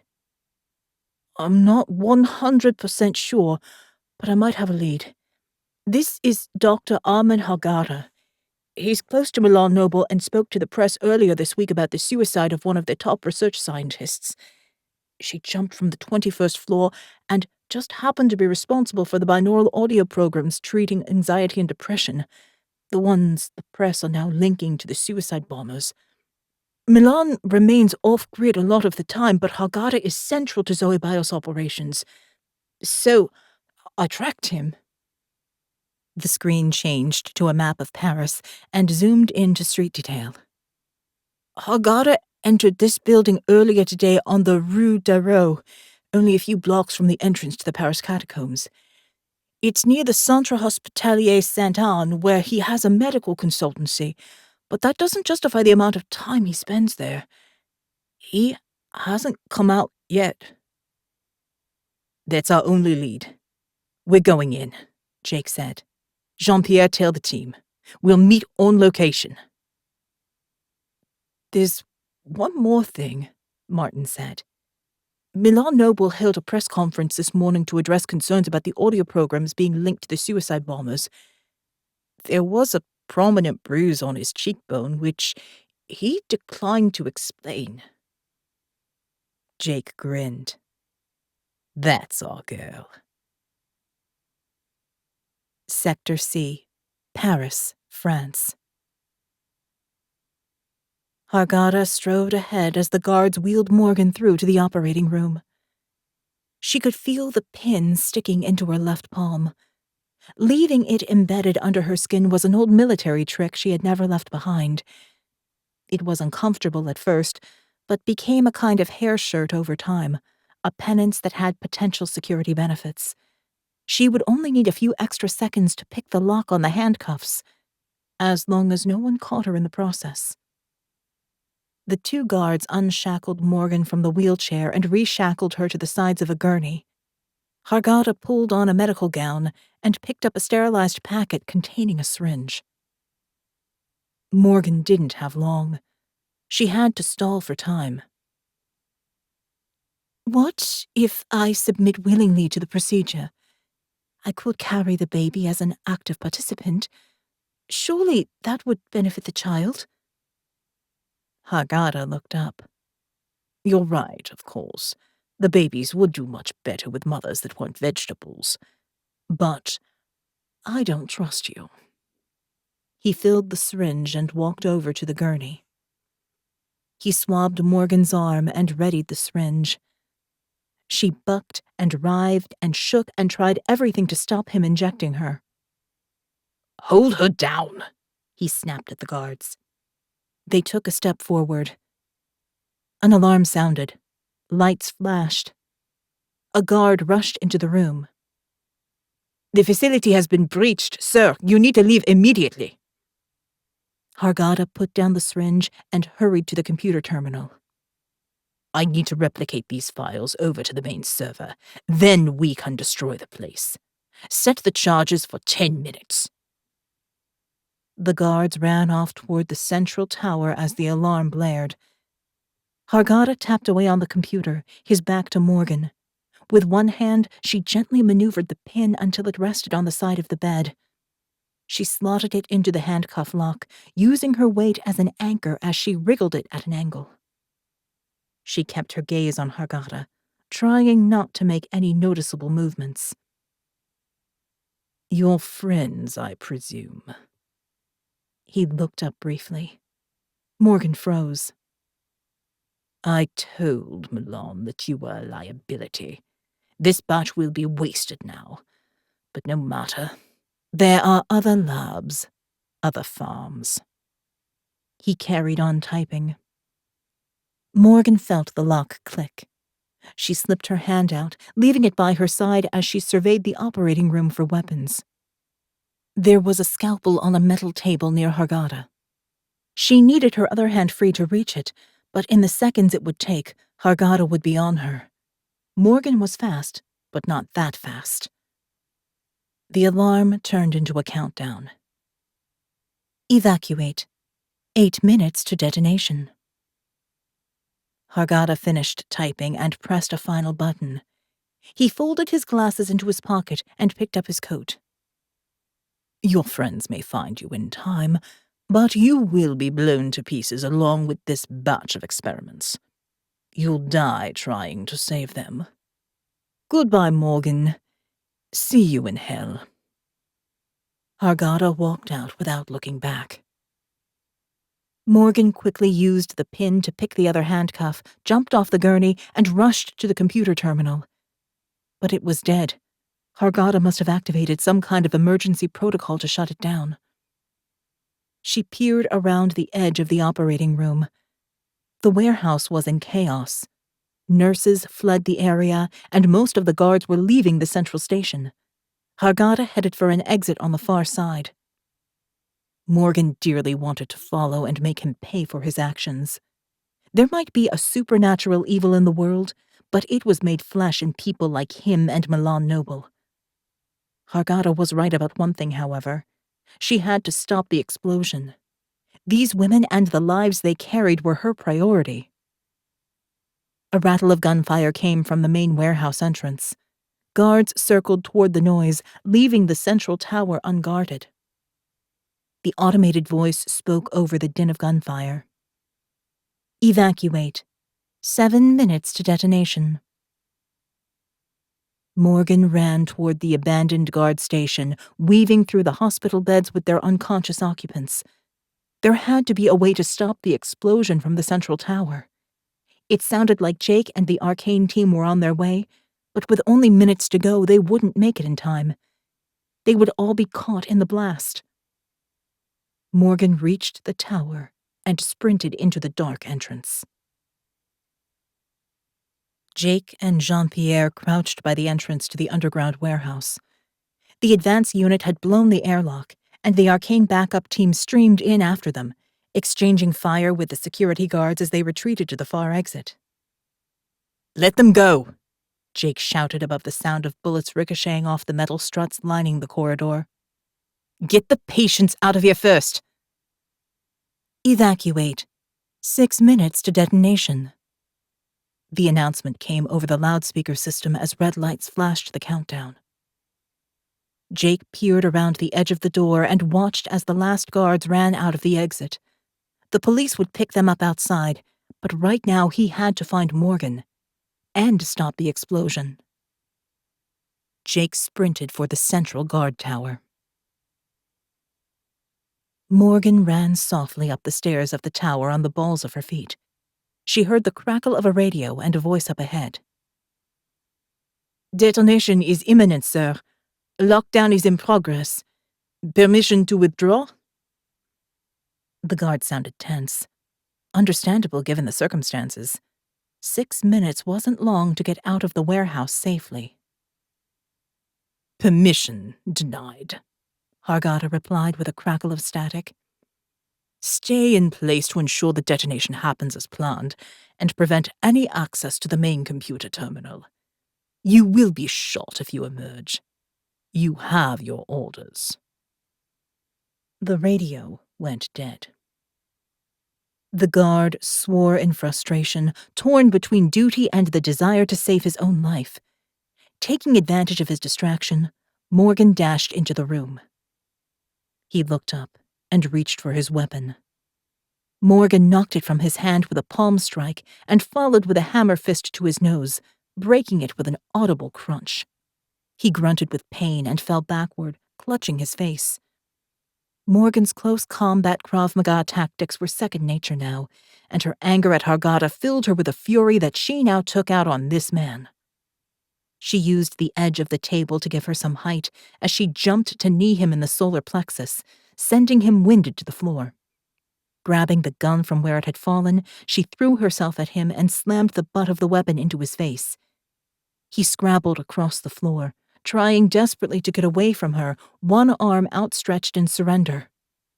Morgan swiped his arm away and hit him with the gun again, putting all the force she had into the blow. Blood flowed from the guard's broken nose, and he sobbed with pain, begging for his life. "Please, please!" Morgan raised her arm once more. Someone caught her wrist from behind. She whipped around, ready to strike. Jake stood, his palm out to placate her even as she broke from his grip. "Better not kill him. We might need him later." As Jake secured the guard with zip ties, Morgan exhaled, letting her tension briefly subside. Her fury was reflected in Jake's burnt amber eyes as they stood looking out over the warehouse of prone bodies. "Evacuate. 5 minutes to detonation." Morgan pulled the jeweled cross from around her neck. "We need Martin on this."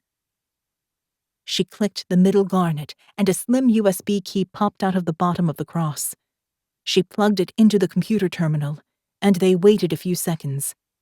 The light on the stick changed from red to green, and a video screen opened in the terminal. Martin's face was pixelated at first, then resolved into his eccentric smile. "Morgan, you're okay." "All good, Martin, but right now we need you to work some magic and stop a countdown. This place is about to explode." "I'll get right on it."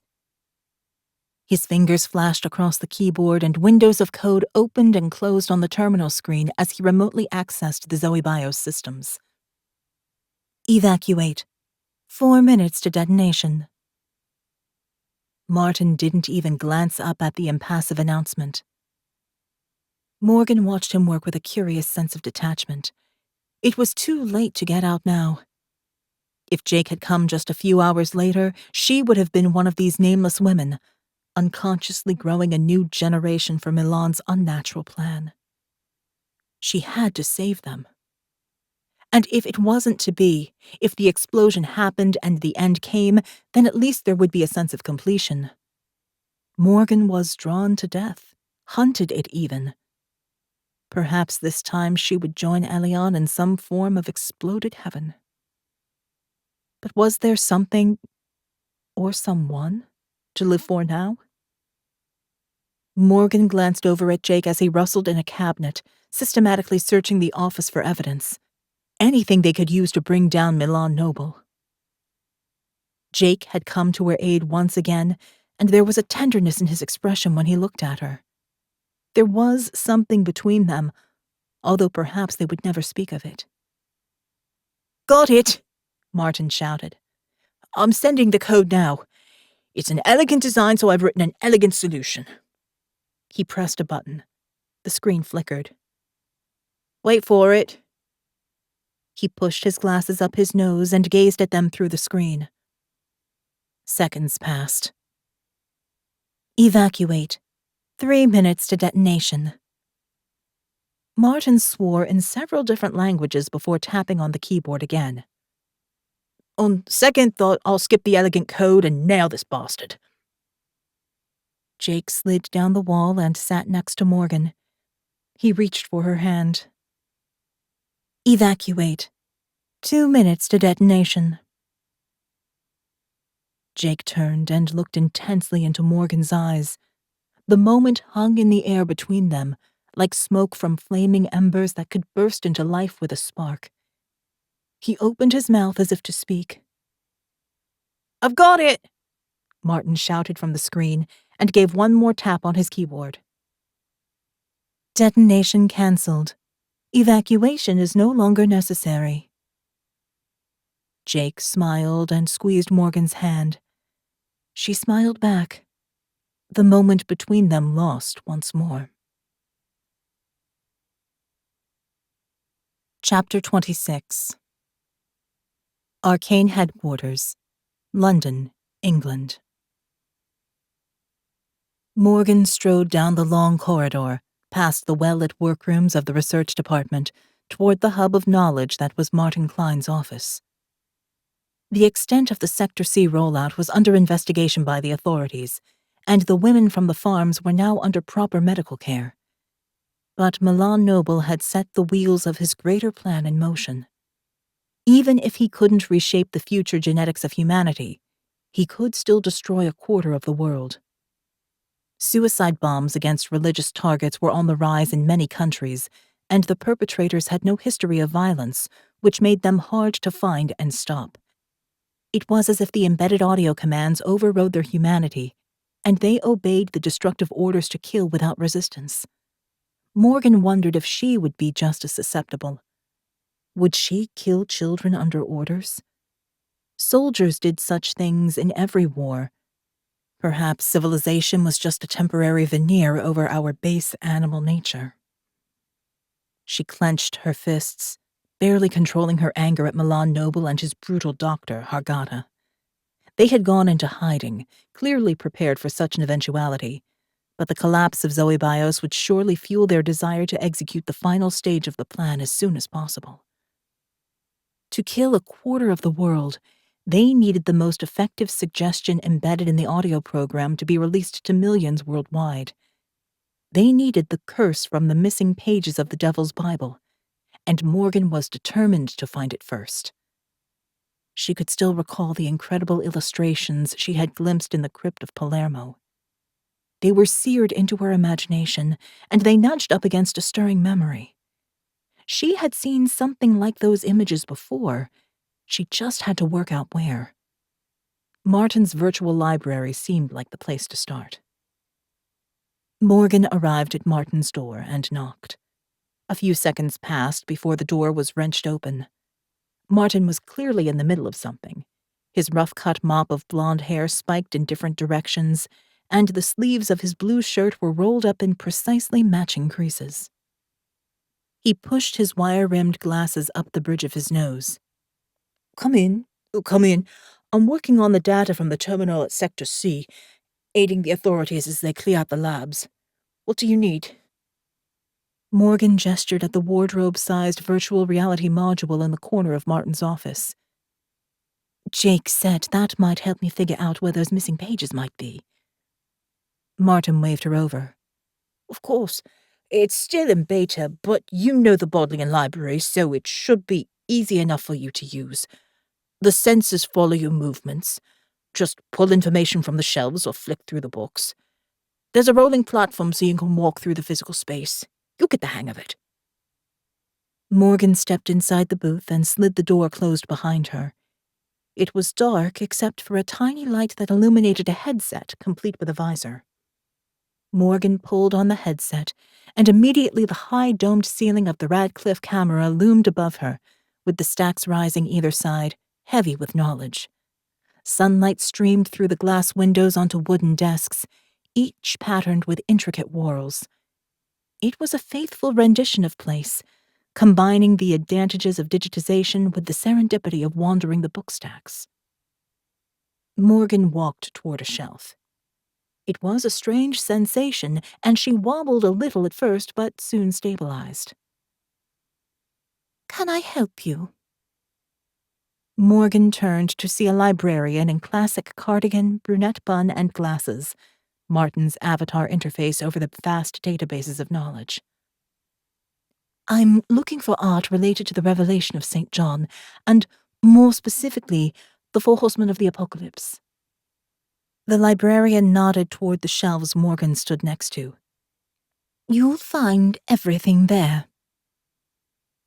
The shelves had been refreshed and now contained hundreds of books about the apocalypse. Morgan pulled one down, put it on a wooden lectern, and opened it. Images from the page rose and floated in the air before her.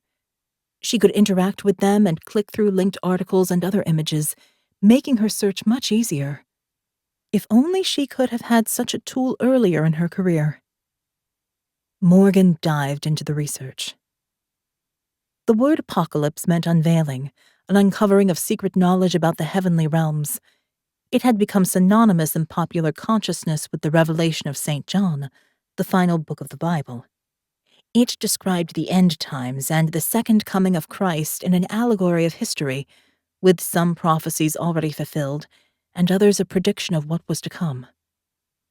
The author, John, possibly the same man as the Gospel writer, wrote his revelation in exile on the Greek island of Patmos after surviving the tortures of the Emperor Domitian. Some claimed revelation to be heresy, the visions of a lunatic, or hallucinations brought on by fasting and dementia. Others considered it a blueprint to the end times, central to the future of the world. Regardless of its truth, Revelation had certainly inspired a significant body of artistic work across generations. Morgan hoped to find clues to the missing pages of the Devil's Bible somewhere in that treasure trove of imagination. The first painting Morgan came across was by William Blake, an English poet and painter who explored the spiritual realms in his art. It showed Death on a pale horse leaping across the page. The figures were powerful and muscled, with Death as a king with sword outstretched, while the flames of hell flickered beneath. Morgan touched the image, and another of Blake's paintings popped up beside it. The great red dragon with curled horns and outstretched wings about to devour the woman clothed with the sun. The dragon was evil incarnate, thick-limbed and unyielding, solidified muscle rather than ethereal spirit. Morgan sensed the presence of such a figure behind Milan's grand plan.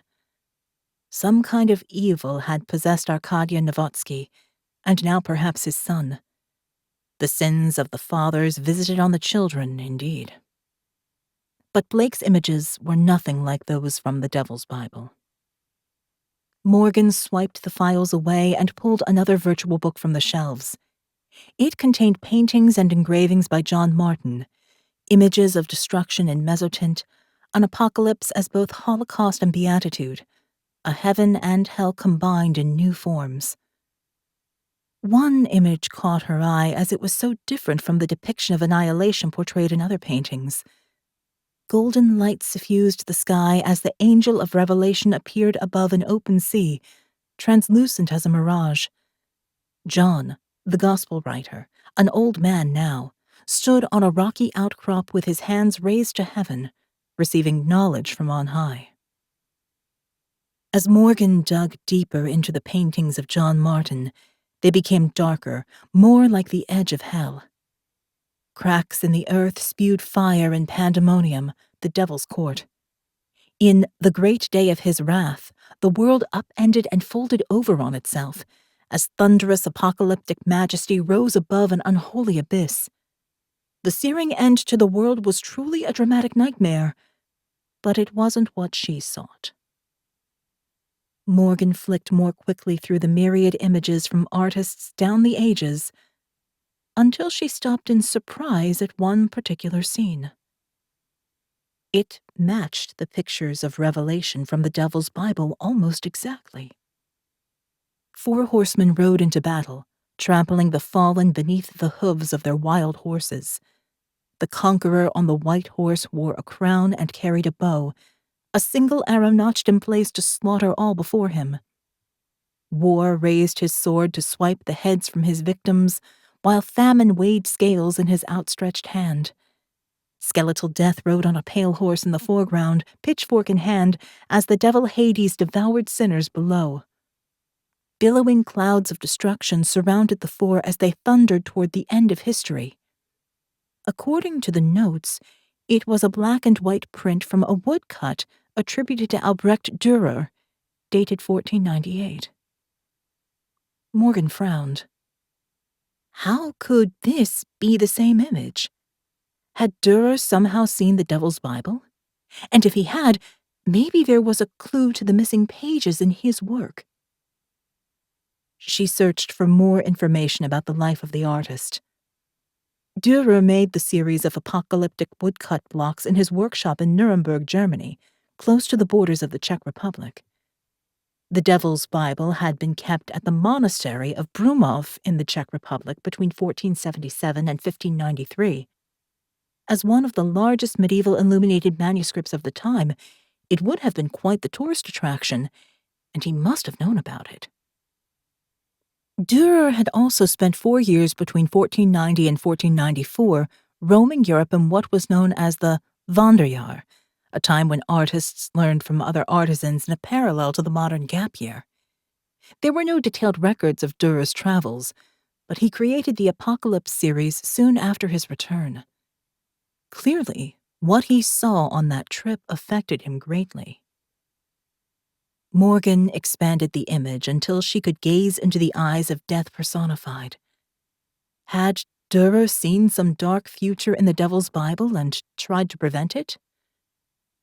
Durer's prints were scattered around the world, but the original woodblocks remained at the Staatliche Kunsthalle Karlsruhe, an art museum in Germany. Perhaps the artist had left a clue inside? Morgan walked out of the library into the bright Oxford day. It dissolved in front of her as she left the virtual world, determined to beat Milan Noble to those final pages. Chapter 27. Staatliche Kunsthalle, Karlsruhe, Germany. Morgan and Jake arrived at the gallery an hour before closing time, when only a few tourists remained. Perfectly shaped miniature trees flanked the sculptured facade of the gallery, the bright green a contrast against cool cream stone. Morgan had read more about Dürer on the flight over. He might not have made the woodblocks himself, but designed the images, then handed them over to a skilled artisan to cut the blocks. Sections of wood were carved away, leaving raised areas for the application of ink. Each block was used to print images onto paper or other media, forming a version of the design, and could be used multiple times. Dürer released several editions of the Apocalypse prints, which brought him fame and wealth in 15th century Europe, and ensured he was still remembered hundreds of years later. The prints were widely available, but the blocks were unique. If there was a clue to the missing pages, it must be within the wooden originals.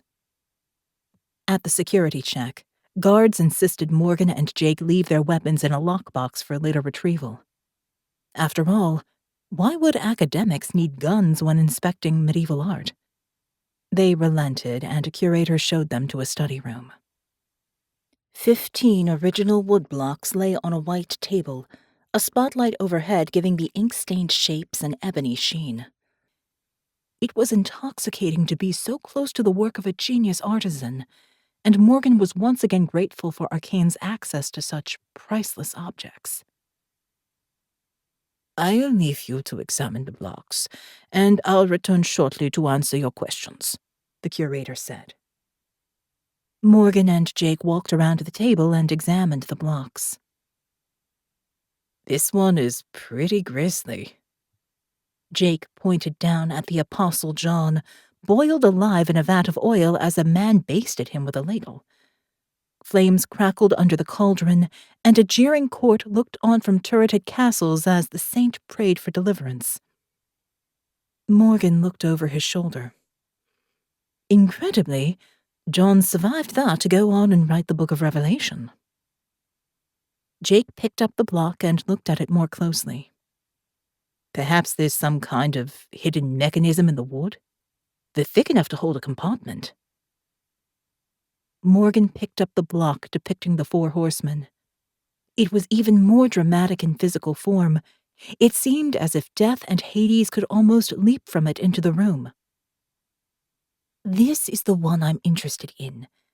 Why did Dürer copy this specifically from the Devil's Bible?" She held it up to the light, looking for a hidden seam. A faint line ran around the edge of the block, but it was filled with resin and sealed tightly shut. "What do you think of this? Could there be something inside?" Jake traced the seam with his finger. "We'd have to split the block to get inside. That would just slightly break all the rules of artistic preservation." He grinned, his corkscrew scar crinkling up to his brow. "But it's not like we haven't destroyed things together before." Morgan remembered the Iranian Church of Mary in Tabriz, where they had hacked away at an ancient mural and blasted out an ancient stained glass window. She laughed. "Let's try to be more careful this time." The sudden sounds of shouting came from the hallway. Gunfire and screams rang out. "I guess Thanatos did the same research you did," Jake said. "We need to get out of here." Morgan pocketed the 4 horsemen block, and they hurried out of the back door into another gallery behind the workroom. It was high-ceilinged, hung with paintings from great German artists, with wooden benches arrayed so people could stop and lose themselves in art. A finely crafted fireplace lay ready to heat the gallery in a freezing winter. Morgan and Jake ran the length of the room to a staircase and ducked inside just before the door slammed open behind them. The sound of running feet resounded in the gallery as they started down the stairs. Then, the gallery fell silent behind them. They both stopped in the stairwell, careful not to make any sound that might give away their position. A woman's voice rang out. "I have the curator and 5 other hostages. Bring the block to me now, and they will go free. I'll count to 10, and the curator dies if you're not here to take her place." A muffled scream and the thud of a weapon against flesh. Morgan immediately turned to run back up. Jake grabbed her wrist. "This is bigger than just those hostages. We have to get the block away from here." She pulled her hand from his grip. "We don't even know if the pages are in there. We'll work something out. We always do." Jake shook his head with resignation but followed her back up the stairs. Morgan walked into the gallery with her arms held up in submission, the horseman woodblock clutched in one hand. Jake followed close behind. A tall, slender woman with copper curls tumbling around her shoulders stood surrounded by 4 men in black military gear, their weapons raised. 6 hostages knelt on the gallery floor, hands behind their heads. The woman walked toward Morgan, her spike heels clicking on the parquet floor. In tight red leather trousers and a black sheer lace top that covered her arms to the wrist, she oozed sexual confidence with an edge of unstable violence. A handgun was tucked into her belt. "I'm Natasha El-Bahari, and I'll take that." She plucked the woodblock from Morgan's hand and stopped in front of Jake.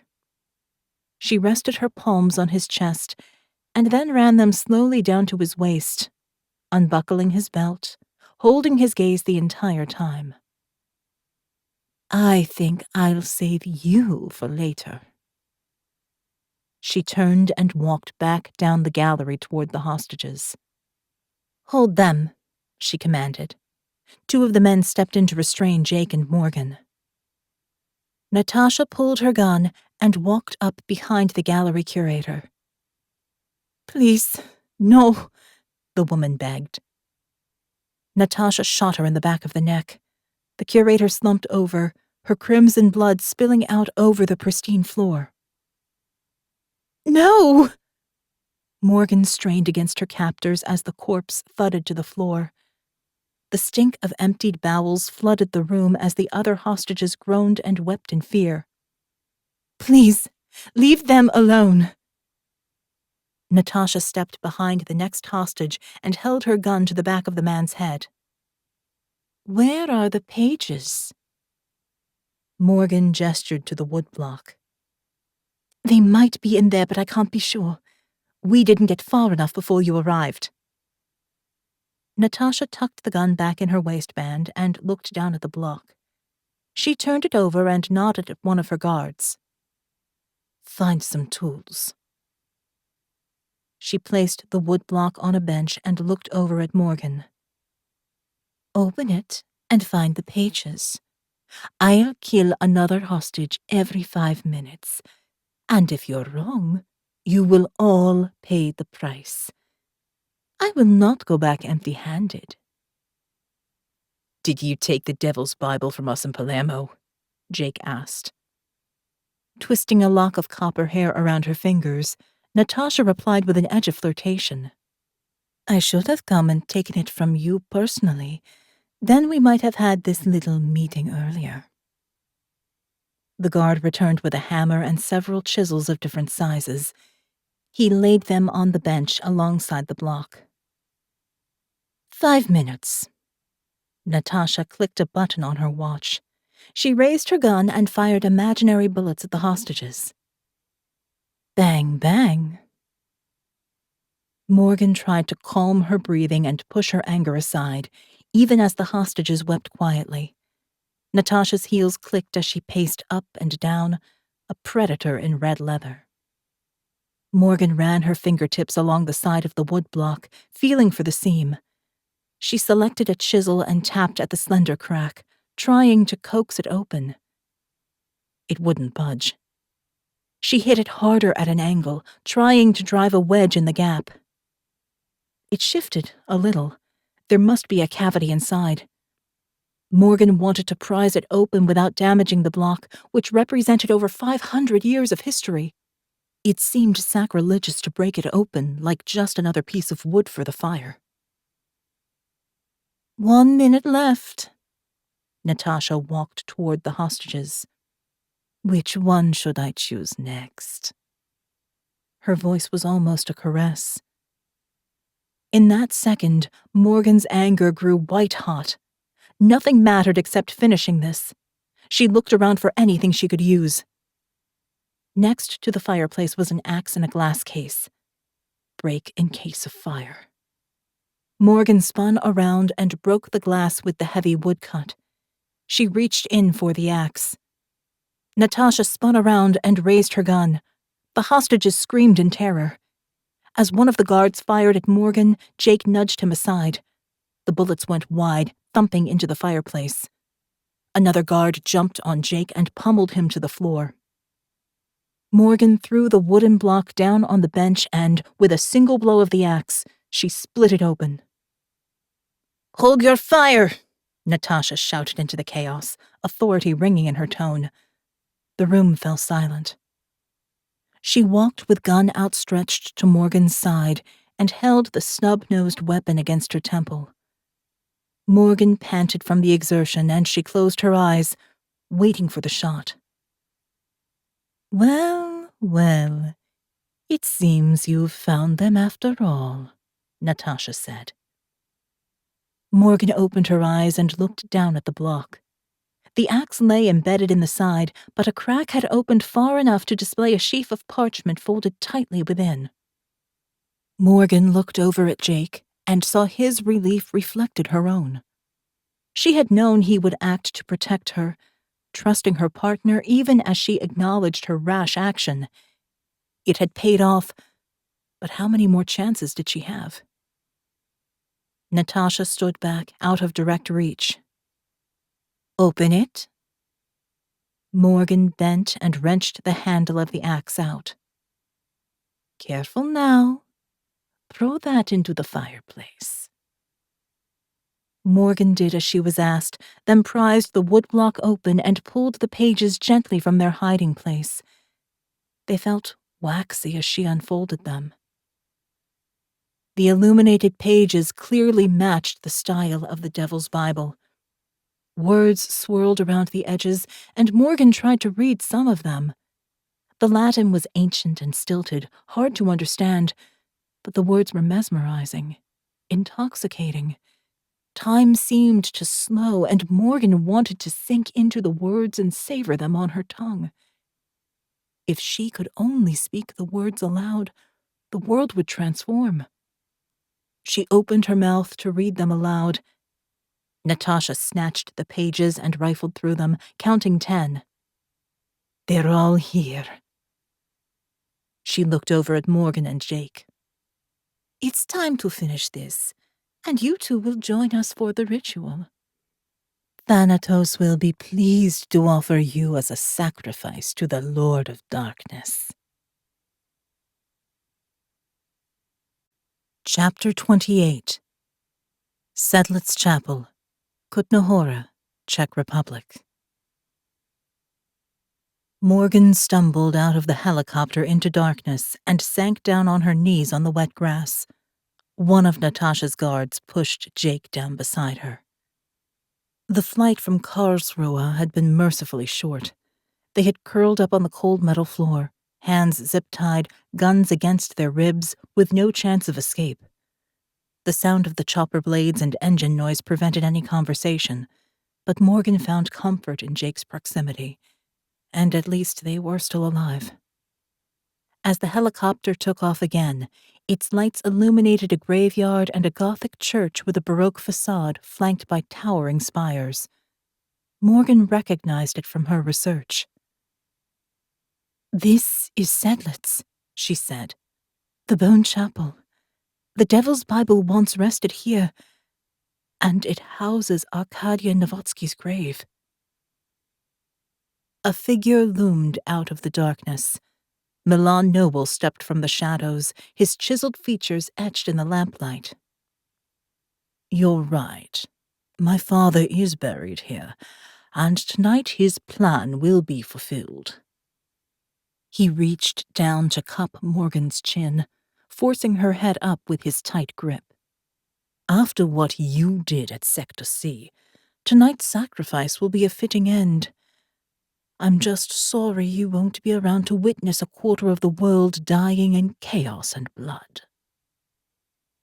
He turned to Natasha. "The pages?"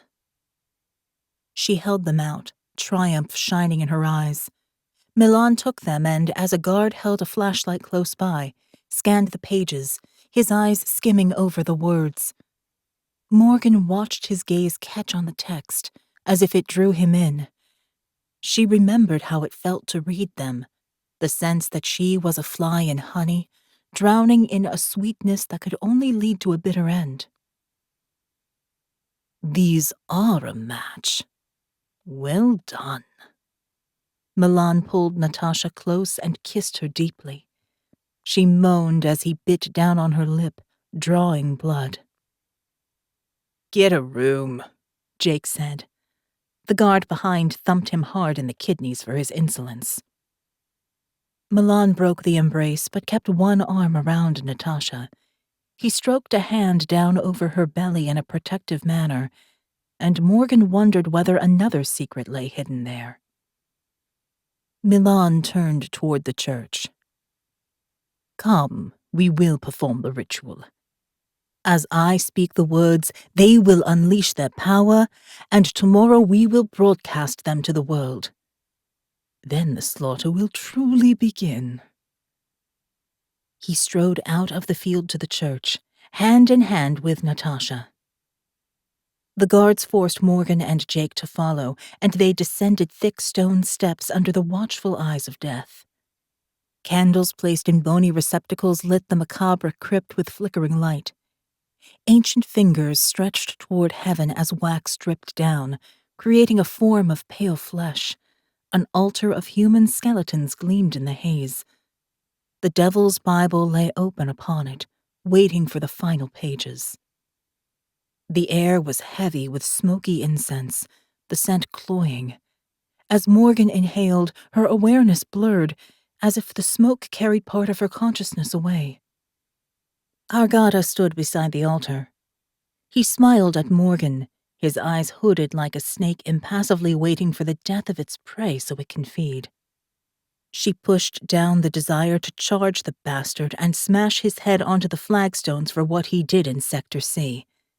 They might be outnumbered for now, but Morgan intended to see him pay. Milan walked to the altar and placed the missing pages on the Devil's Bible. He ran his fingers over the parchment, his lips moving as he rehearsed the opening words in his mind. A desire to possess them rose within, and Morgan wanted to rip the pages from Milan and speak the words herself. Something dark uncurled inside, ready to overwhelm her conscious will. But she knew the words stood upon the edge of a precipice. Like the figures in the apocalyptic paintings of John Martin, she clung to a rock above a sea of molten fire that devoured the world in flame as hell folded over the earth. Those possessed by the drug of those words would hurl themselves into the Holocaust, with no care for the coming destruction. Hargata placed a recording device at the edge of the altar and turned it on. Morgan turned her head and met Jake's gaze, giving an almost imperceptible nod. She knew he understood. Whatever happened in here tonight, they would make sure the recording never made it out to the world. Milan raised his hands above his head in divine supplication. Silence fell in the crypt, as if demons crouched in the bony arches holding their breath, waiting for Milan to step forward into darkness. Milan Noble read from the Devil's Bible, speaking aloud the curses that had lain hidden for hundreds of years. As he spoke the ancient words, a surge of energy filled his body, humming through his veins as if a tremendous force possessed him. The image of Satan inscribed on the page filled his vision, and plumes of sulfur rose from the demonic form as it tore bloody chunks from the victims beneath. Milan looked up from the page into the shadows of the crypt, surrounded by the bones of tens of thousands of dead. Shades weaved amongst the skeletal sculptures, dark creatures with forked tongues and sharp claws that could tear the veil of this world asunder. His guts twisted, his heart raced, his pulse pounded as a change welled up inside. Something uncurled deep within. The heavens parted and the earth split open with the fires of hell beneath. God turned his back and left the devil to take what he now owned. Milan shouted the last word from the page in glorious release. A flash of light burst in his brain, illuminating everything with a silver sheen. He roared in agony and doubled over in pain, retching as something tried to crawl out of his soul. His muscles spasmed, and he fell to the floor, twitching, head rolling. The final words echoed through his mind as he called on the powers of darkness. As the last words resounded in the bony chamber, Milan Noble fell to the ground in some kind of epileptic fit.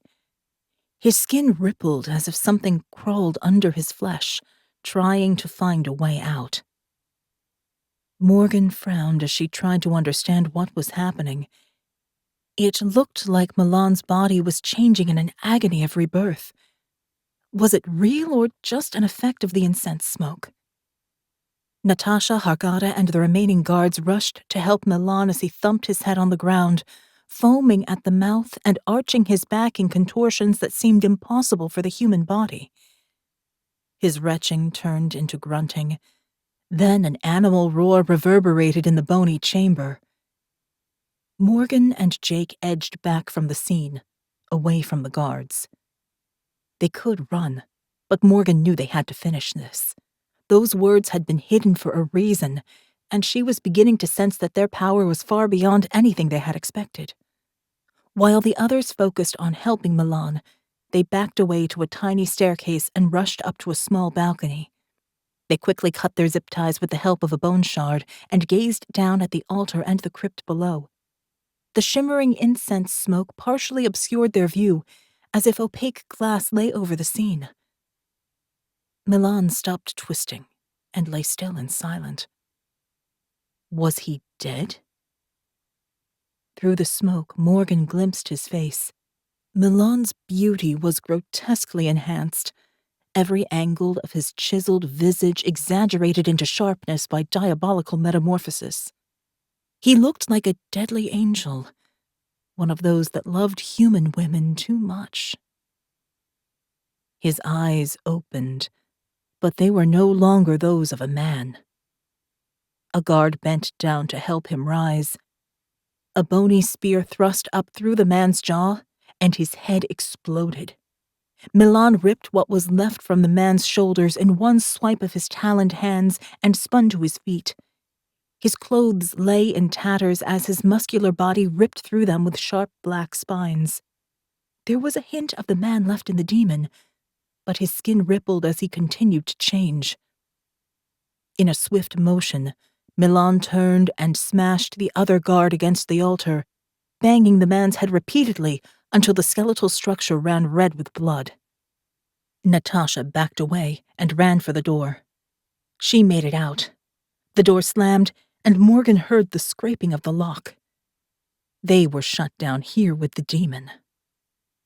"Enough," Jake whispered. He darted back down the steps before Morgan could stop him. Down in the crypt, Milan snarled and turned toward Hargada. His once trusted advisor backed into a corner, whimpering in fear as the stench of blood and voided bowels mingled with incense in a haze of violence. As Milan rose to his full height and advanced on Hargada, Jake picked up a femur from a pile of bones, brandishing it like a club. He grabbed a length of chain from one of the elaborate displays with his other hand. As he advanced, Jake smashed the femur, breaking the end into a sword-sharp blade. He was magnificent, a gladiator fighting ancient evil. In opposition, Milan was a sculpted Lucifer, ripples of energy pulsing down his distorted arms as he reached for Hargata. Jake whipped the chain under Milan's legs to try and stop him from reaching his prey. Milan leaped, an impossible animal bound. He barreled into his victim, ripping and biting at the man's flesh as Hargata screamed in agony. Jake rushed in and attacked Milan with the femur, but with a powerful feral kick, the demon sent him flying backward. The brutal blow smashed Jake headfirst into the stack of deconstructed skeletons. It crashed to the floor, surrounding him with a pile of bones. He lay unmoving in the wreckage. Milan silenced Hargata's last scream by slashing his face off with bony claws. He hacked at his victim, biting off chunks of flesh until the once arrogant doctor was just a pile of bloody limbs. Morgan stood on the balcony, her senses overwhelmed by the carnage. It had all happened so fast. She should run, like Natasha. She could still get away, but she couldn't leave Jake behind. He had come back for her in the fires of Pentecost, and she wouldn't leave him to a bloody end now. Milan turned from the gory remains of Hargata and took a step toward Jake, lying prone only meters away. She had to stop him. "Up here!" Morgan shouted. Milan looked up, and in the dark depths of his eyes she saw recognition and a desire for revenge. He smiled, revealing sharp teeth that promised a bloody end. He hooked his claws into the bony wall and began to climb. Chapter 29. Morgan stood against the balcony railing, looking down at what had once been Milan Noble. His muscular skin looked like it had turned to scales, and blood drenched what remained of his tattered clothes. He looked up and snarled, more demon than man now. The curse had turned him into an unhallowed beast, and she couldn't let it out into the wild. As Milan climbed, Morgan looked around desperately for a weapon. What could she use to defend herself against such a creature? As her heart pounded in fear, she thought of Elion running into the battle that killed him, fighting to the death for those he loved and for a cause he believed in. She would not cower before this demon. But she couldn't fight in this enclosed space without a weapon. Morgan looked out over the crypt. An ornate chandelier hung over the altar, made of garlands of skulls and wreaths of pelvis bones interwoven with metacarpals polished to an ivory sheen. On the other side of the crypt, there was a twin balcony. If she made it over, she could run down and find a weapon. The guards' guns were buried in the piles of gore. There was still hope. Morgan climbed up onto the railing. She would have one chance to jump. If she missed, her bones would smash on the flagstones far below, and the demon would rip apart what was left before finishing Jake and escaping the chapel to take his bloody chaos to the world. An obscenely muscled arm reached over the top of the balcony. Morgan leaped into space, flinging herself at the chandelier, praying its fragile arms would hold her weight. The macabre bone structure rattled as she landed, her palms pierced by the sharp bones. She swung away from the balcony, her legs dangling over the stone flagstones far below. But the arc of the chandelier didn't quite reach far enough, and Morgan realized she was about to swing back toward the demon. She tucked her legs up, daring to hope that it wouldn't be able to reach her. The creature roared, and Morgan felt a slash of fire across her back and into her side as its talons ripped open a deep wound.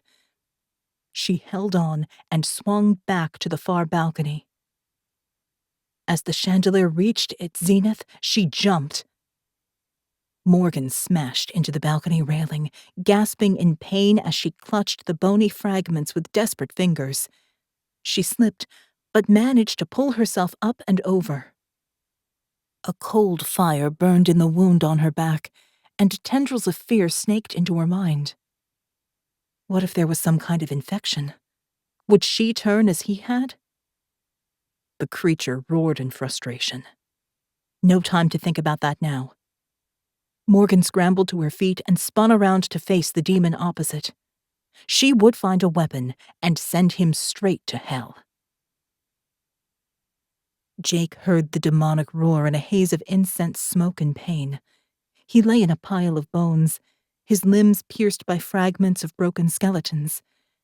His head pounded, and it was hard to breathe. The demon's kick must have broken his ribs. Morgan. Jake pushed himself up onto his hands and knees, anchoring himself to the stone as his head spun with nausea. He looked up to see Morgan standing on the balcony opposite where they had been hiding. The thing that had once been Milan Noble was about to leap across, using a bony chandelier as a swing. The sharp femur lay on the ground next to him. Jake picked it up, and with every ounce of his energy, he ran toward the altar. The demon jumped. His talons grabbed the bony arms of the chandelier. It swung across, reaching for Morgan. But the creature was too heavy. A crack echoed through the crypt. The chandelier tore from its fitting as the demon screamed in fury. Jake leaped forward with the femur, holding it like a lance of faith toward heaven. The demon fell, tangled in the bones of the chandelier as it came apart. With a sickening scream, the demon landed on the sharpened femur, impaling itself. The blade emerged from its back, coated in pulsing gore. As Jake was crushed beneath the demon's body, his world faded to black. Morgan watched in horror as Jake disappeared beneath the demon's muscular form and the twisted pile of bones. She stumbled down the stairs, hand clutched to her side, trying to stem the bleeding from the open wound. Pain flashed and her vision narrowed as she clutched at the bony wall, trying not to pass out. She had to reach Jake. Morgan staggered out of the stairwell and into the nave, afraid that the demon might still rise up out of the carnage. But the pile of bones and flesh lay still and silent. Morgan rushed over, wincing in pain as she scrabbled to pull the bones away. "Jake, can you hear me?" she shouted in desperation. She uncovered Milan's body. His eyes were glassy, his mouth open in shock. The bony femur was buried in his chest, having ripped through bloody flesh and organs. The demon inside had disappeared in death, and he was transformed back into a man. Morgan dragged Milan's body off the pile, uncaring of the dead. Under a crush of splintered bones, she found Jake. His face was pale under the bloody wounds, and bones protruded through his clothes. Whether his own or those from the chandelier, it was hard to tell. But he still breathed, a ragged, rasping sound. "Jake, can you hear me?" Morgan felt the weak pulse at his neck. He had no significant open wounds, but crushing could ruin a human body as much as a blade. Morgan's own injuries throbbed, and blood soaked her clothes. She had to get help before she passed out. She crawled over to a ragged corpse. The guard's torso lay in a pool of congealed blood, missing its upper limbs and head. She rifled through the pockets and found his phone.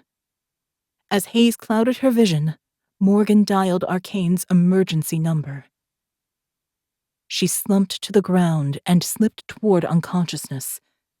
Just another body amongst the bones of the plague dead. Chapter 30. John Radcliffe Hospital, Oxford, England. A week later. Morgan opened her eyes, this time with clarity. The darkness had ebbed and flowed in the last days, a comforting sleep of drugs and exhaustion that kept her under. Her dreams had been a freak's gallery of bones, demons, and the rotting face of a little girl buried in splintered corpses. But now she was ready to face the world once more. The hospital room was small but tastefully furnished in moss green and sky blue, and a window looked out onto Oxford's dreaming spires. She was home. There were flowers on the table and cards standing next to them, including a hand-drawn illustration of a little girl holding roses. At least that's what it looked like. Morgan smiled at the thought of her niece coloring carefully for her auntie, and she felt a pang of need to see her family. "Good, you're awake." The staff nurse bustled in and checked the monitors. "How are you feeling?" "Like I've been run over several times," Morgan whispered. "I'll bring you some tea." The nurse turned to go. "Wait," Morgan said. "What happened to my partner, Jake? He would have come in at the same time as me?" The nurse looked concerned. "I'll find out. In the meantime, you should rest." Morgan tried to sit up. A bolt of agony flashed up her left side, and she fell back onto the bed. Her fingers explored the bandaged wound where the demon's talons had slashed deep. It must have missed anything vital, but it hurt like hell. She reached around for the bed control buttons and eased herself into a sitting position. "Welcome back. Can I tempt you with this?" Marietti stood in the doorway, a takeaway coffee from her favorite coffee shop steaming in his hand. "You're a saint." Morgan took the cup and raised it for a tentative sip, the hot coffee a balm to her parched throat, and the caffeine a welcome kick to her soul. "How's Jake?" Marietti looked serious. "He's been in and out of surgery. The kidney issues caused by crush syndrome and shock were severe, but he's stable now in intensive care." He walked closer to the bed. "A local team got you both out of the crypt, but Jake wouldn't have lasted much longer without help. Your call saved his life." Morgan took another sip of coffee and gazed out of the window toward the fields of North Oxford. Tears pricked her eyes with concern, but also relief. Jake would pull through. He was a fighter. She took a deep breath. "What did you find at the chapel? Did you see Milan's body?" Marietti sighed. "His corpse showed no evidence of transformation, but I've seen photos of the carnage and we have the recording. Something ripped those men apart, and the sounds of violence are truly horrific." "He looked just like a man at the end, but I swear he turned into a demon after speaking the words from the Devil's Bible." Morgan faltered. "But then there was a haze of smoke in the chapel. Maybe some kind of hallucinogen." She rubbed her eyes, trying to clear her head. What had she really seen back in the crypt of bone? Marietti took her hand. "This is what we do, Morgan. This is ARKANE. We take these secrets and bury them. The Devil's Bible has been taken far away, embedded in concrete, the location plastered over. The missing pages have been destroyed along with the recording. Milan's body was patched up, and a sympathetic coroner in the Czech government helped with a press release about his death. Officially, he committed suicide at his Czech home because of the scandal of the Zoe Bios eugenics program uncovered at Sector C." Morgan picked at the stitches on the bedsheet and shook her head. "I thought the Devil's Bible was just another medieval book. I don't know what to believe now." "We all have to face our beliefs, or lack of them." Marietti paced the room. But there is true evil in the world, and we cannot give up the fight. If you stay with ARKANE, you will question what you believe on every mission." Morgan looked up at him, her resolve hardening. She had seen the face of evil in the haze of Setlets, and she couldn't leave the fight now. "Of course I want to stay." Marietti nodded. "Good. I need you back as soon as you can get out of this bed." "Why? What's happened?" "There's been a ritual murder at the Museum of Egyptian Antiquities in Cairo. It looks like Natasha El-Bahari has moved on to a new mission, a hunt for the Ark of the Covenant. Are you well enough to go after her?" Morgan looked up, her eyes as hard as cobalt steel. "I'll do anything to get my hands on Natasha. Have me cleared by the doctor and I'll be out of here." She took a deep breath. "But I want to see Jake first." Marietti helped her out of bed and waved away the frantic nurse who tried to stop them. Morgan stifled a groan and forced herself to move through the pain and into the wheelchair. Marietti wheeled her down the corridor to intensive care. Jake lay in a private room with a glass door.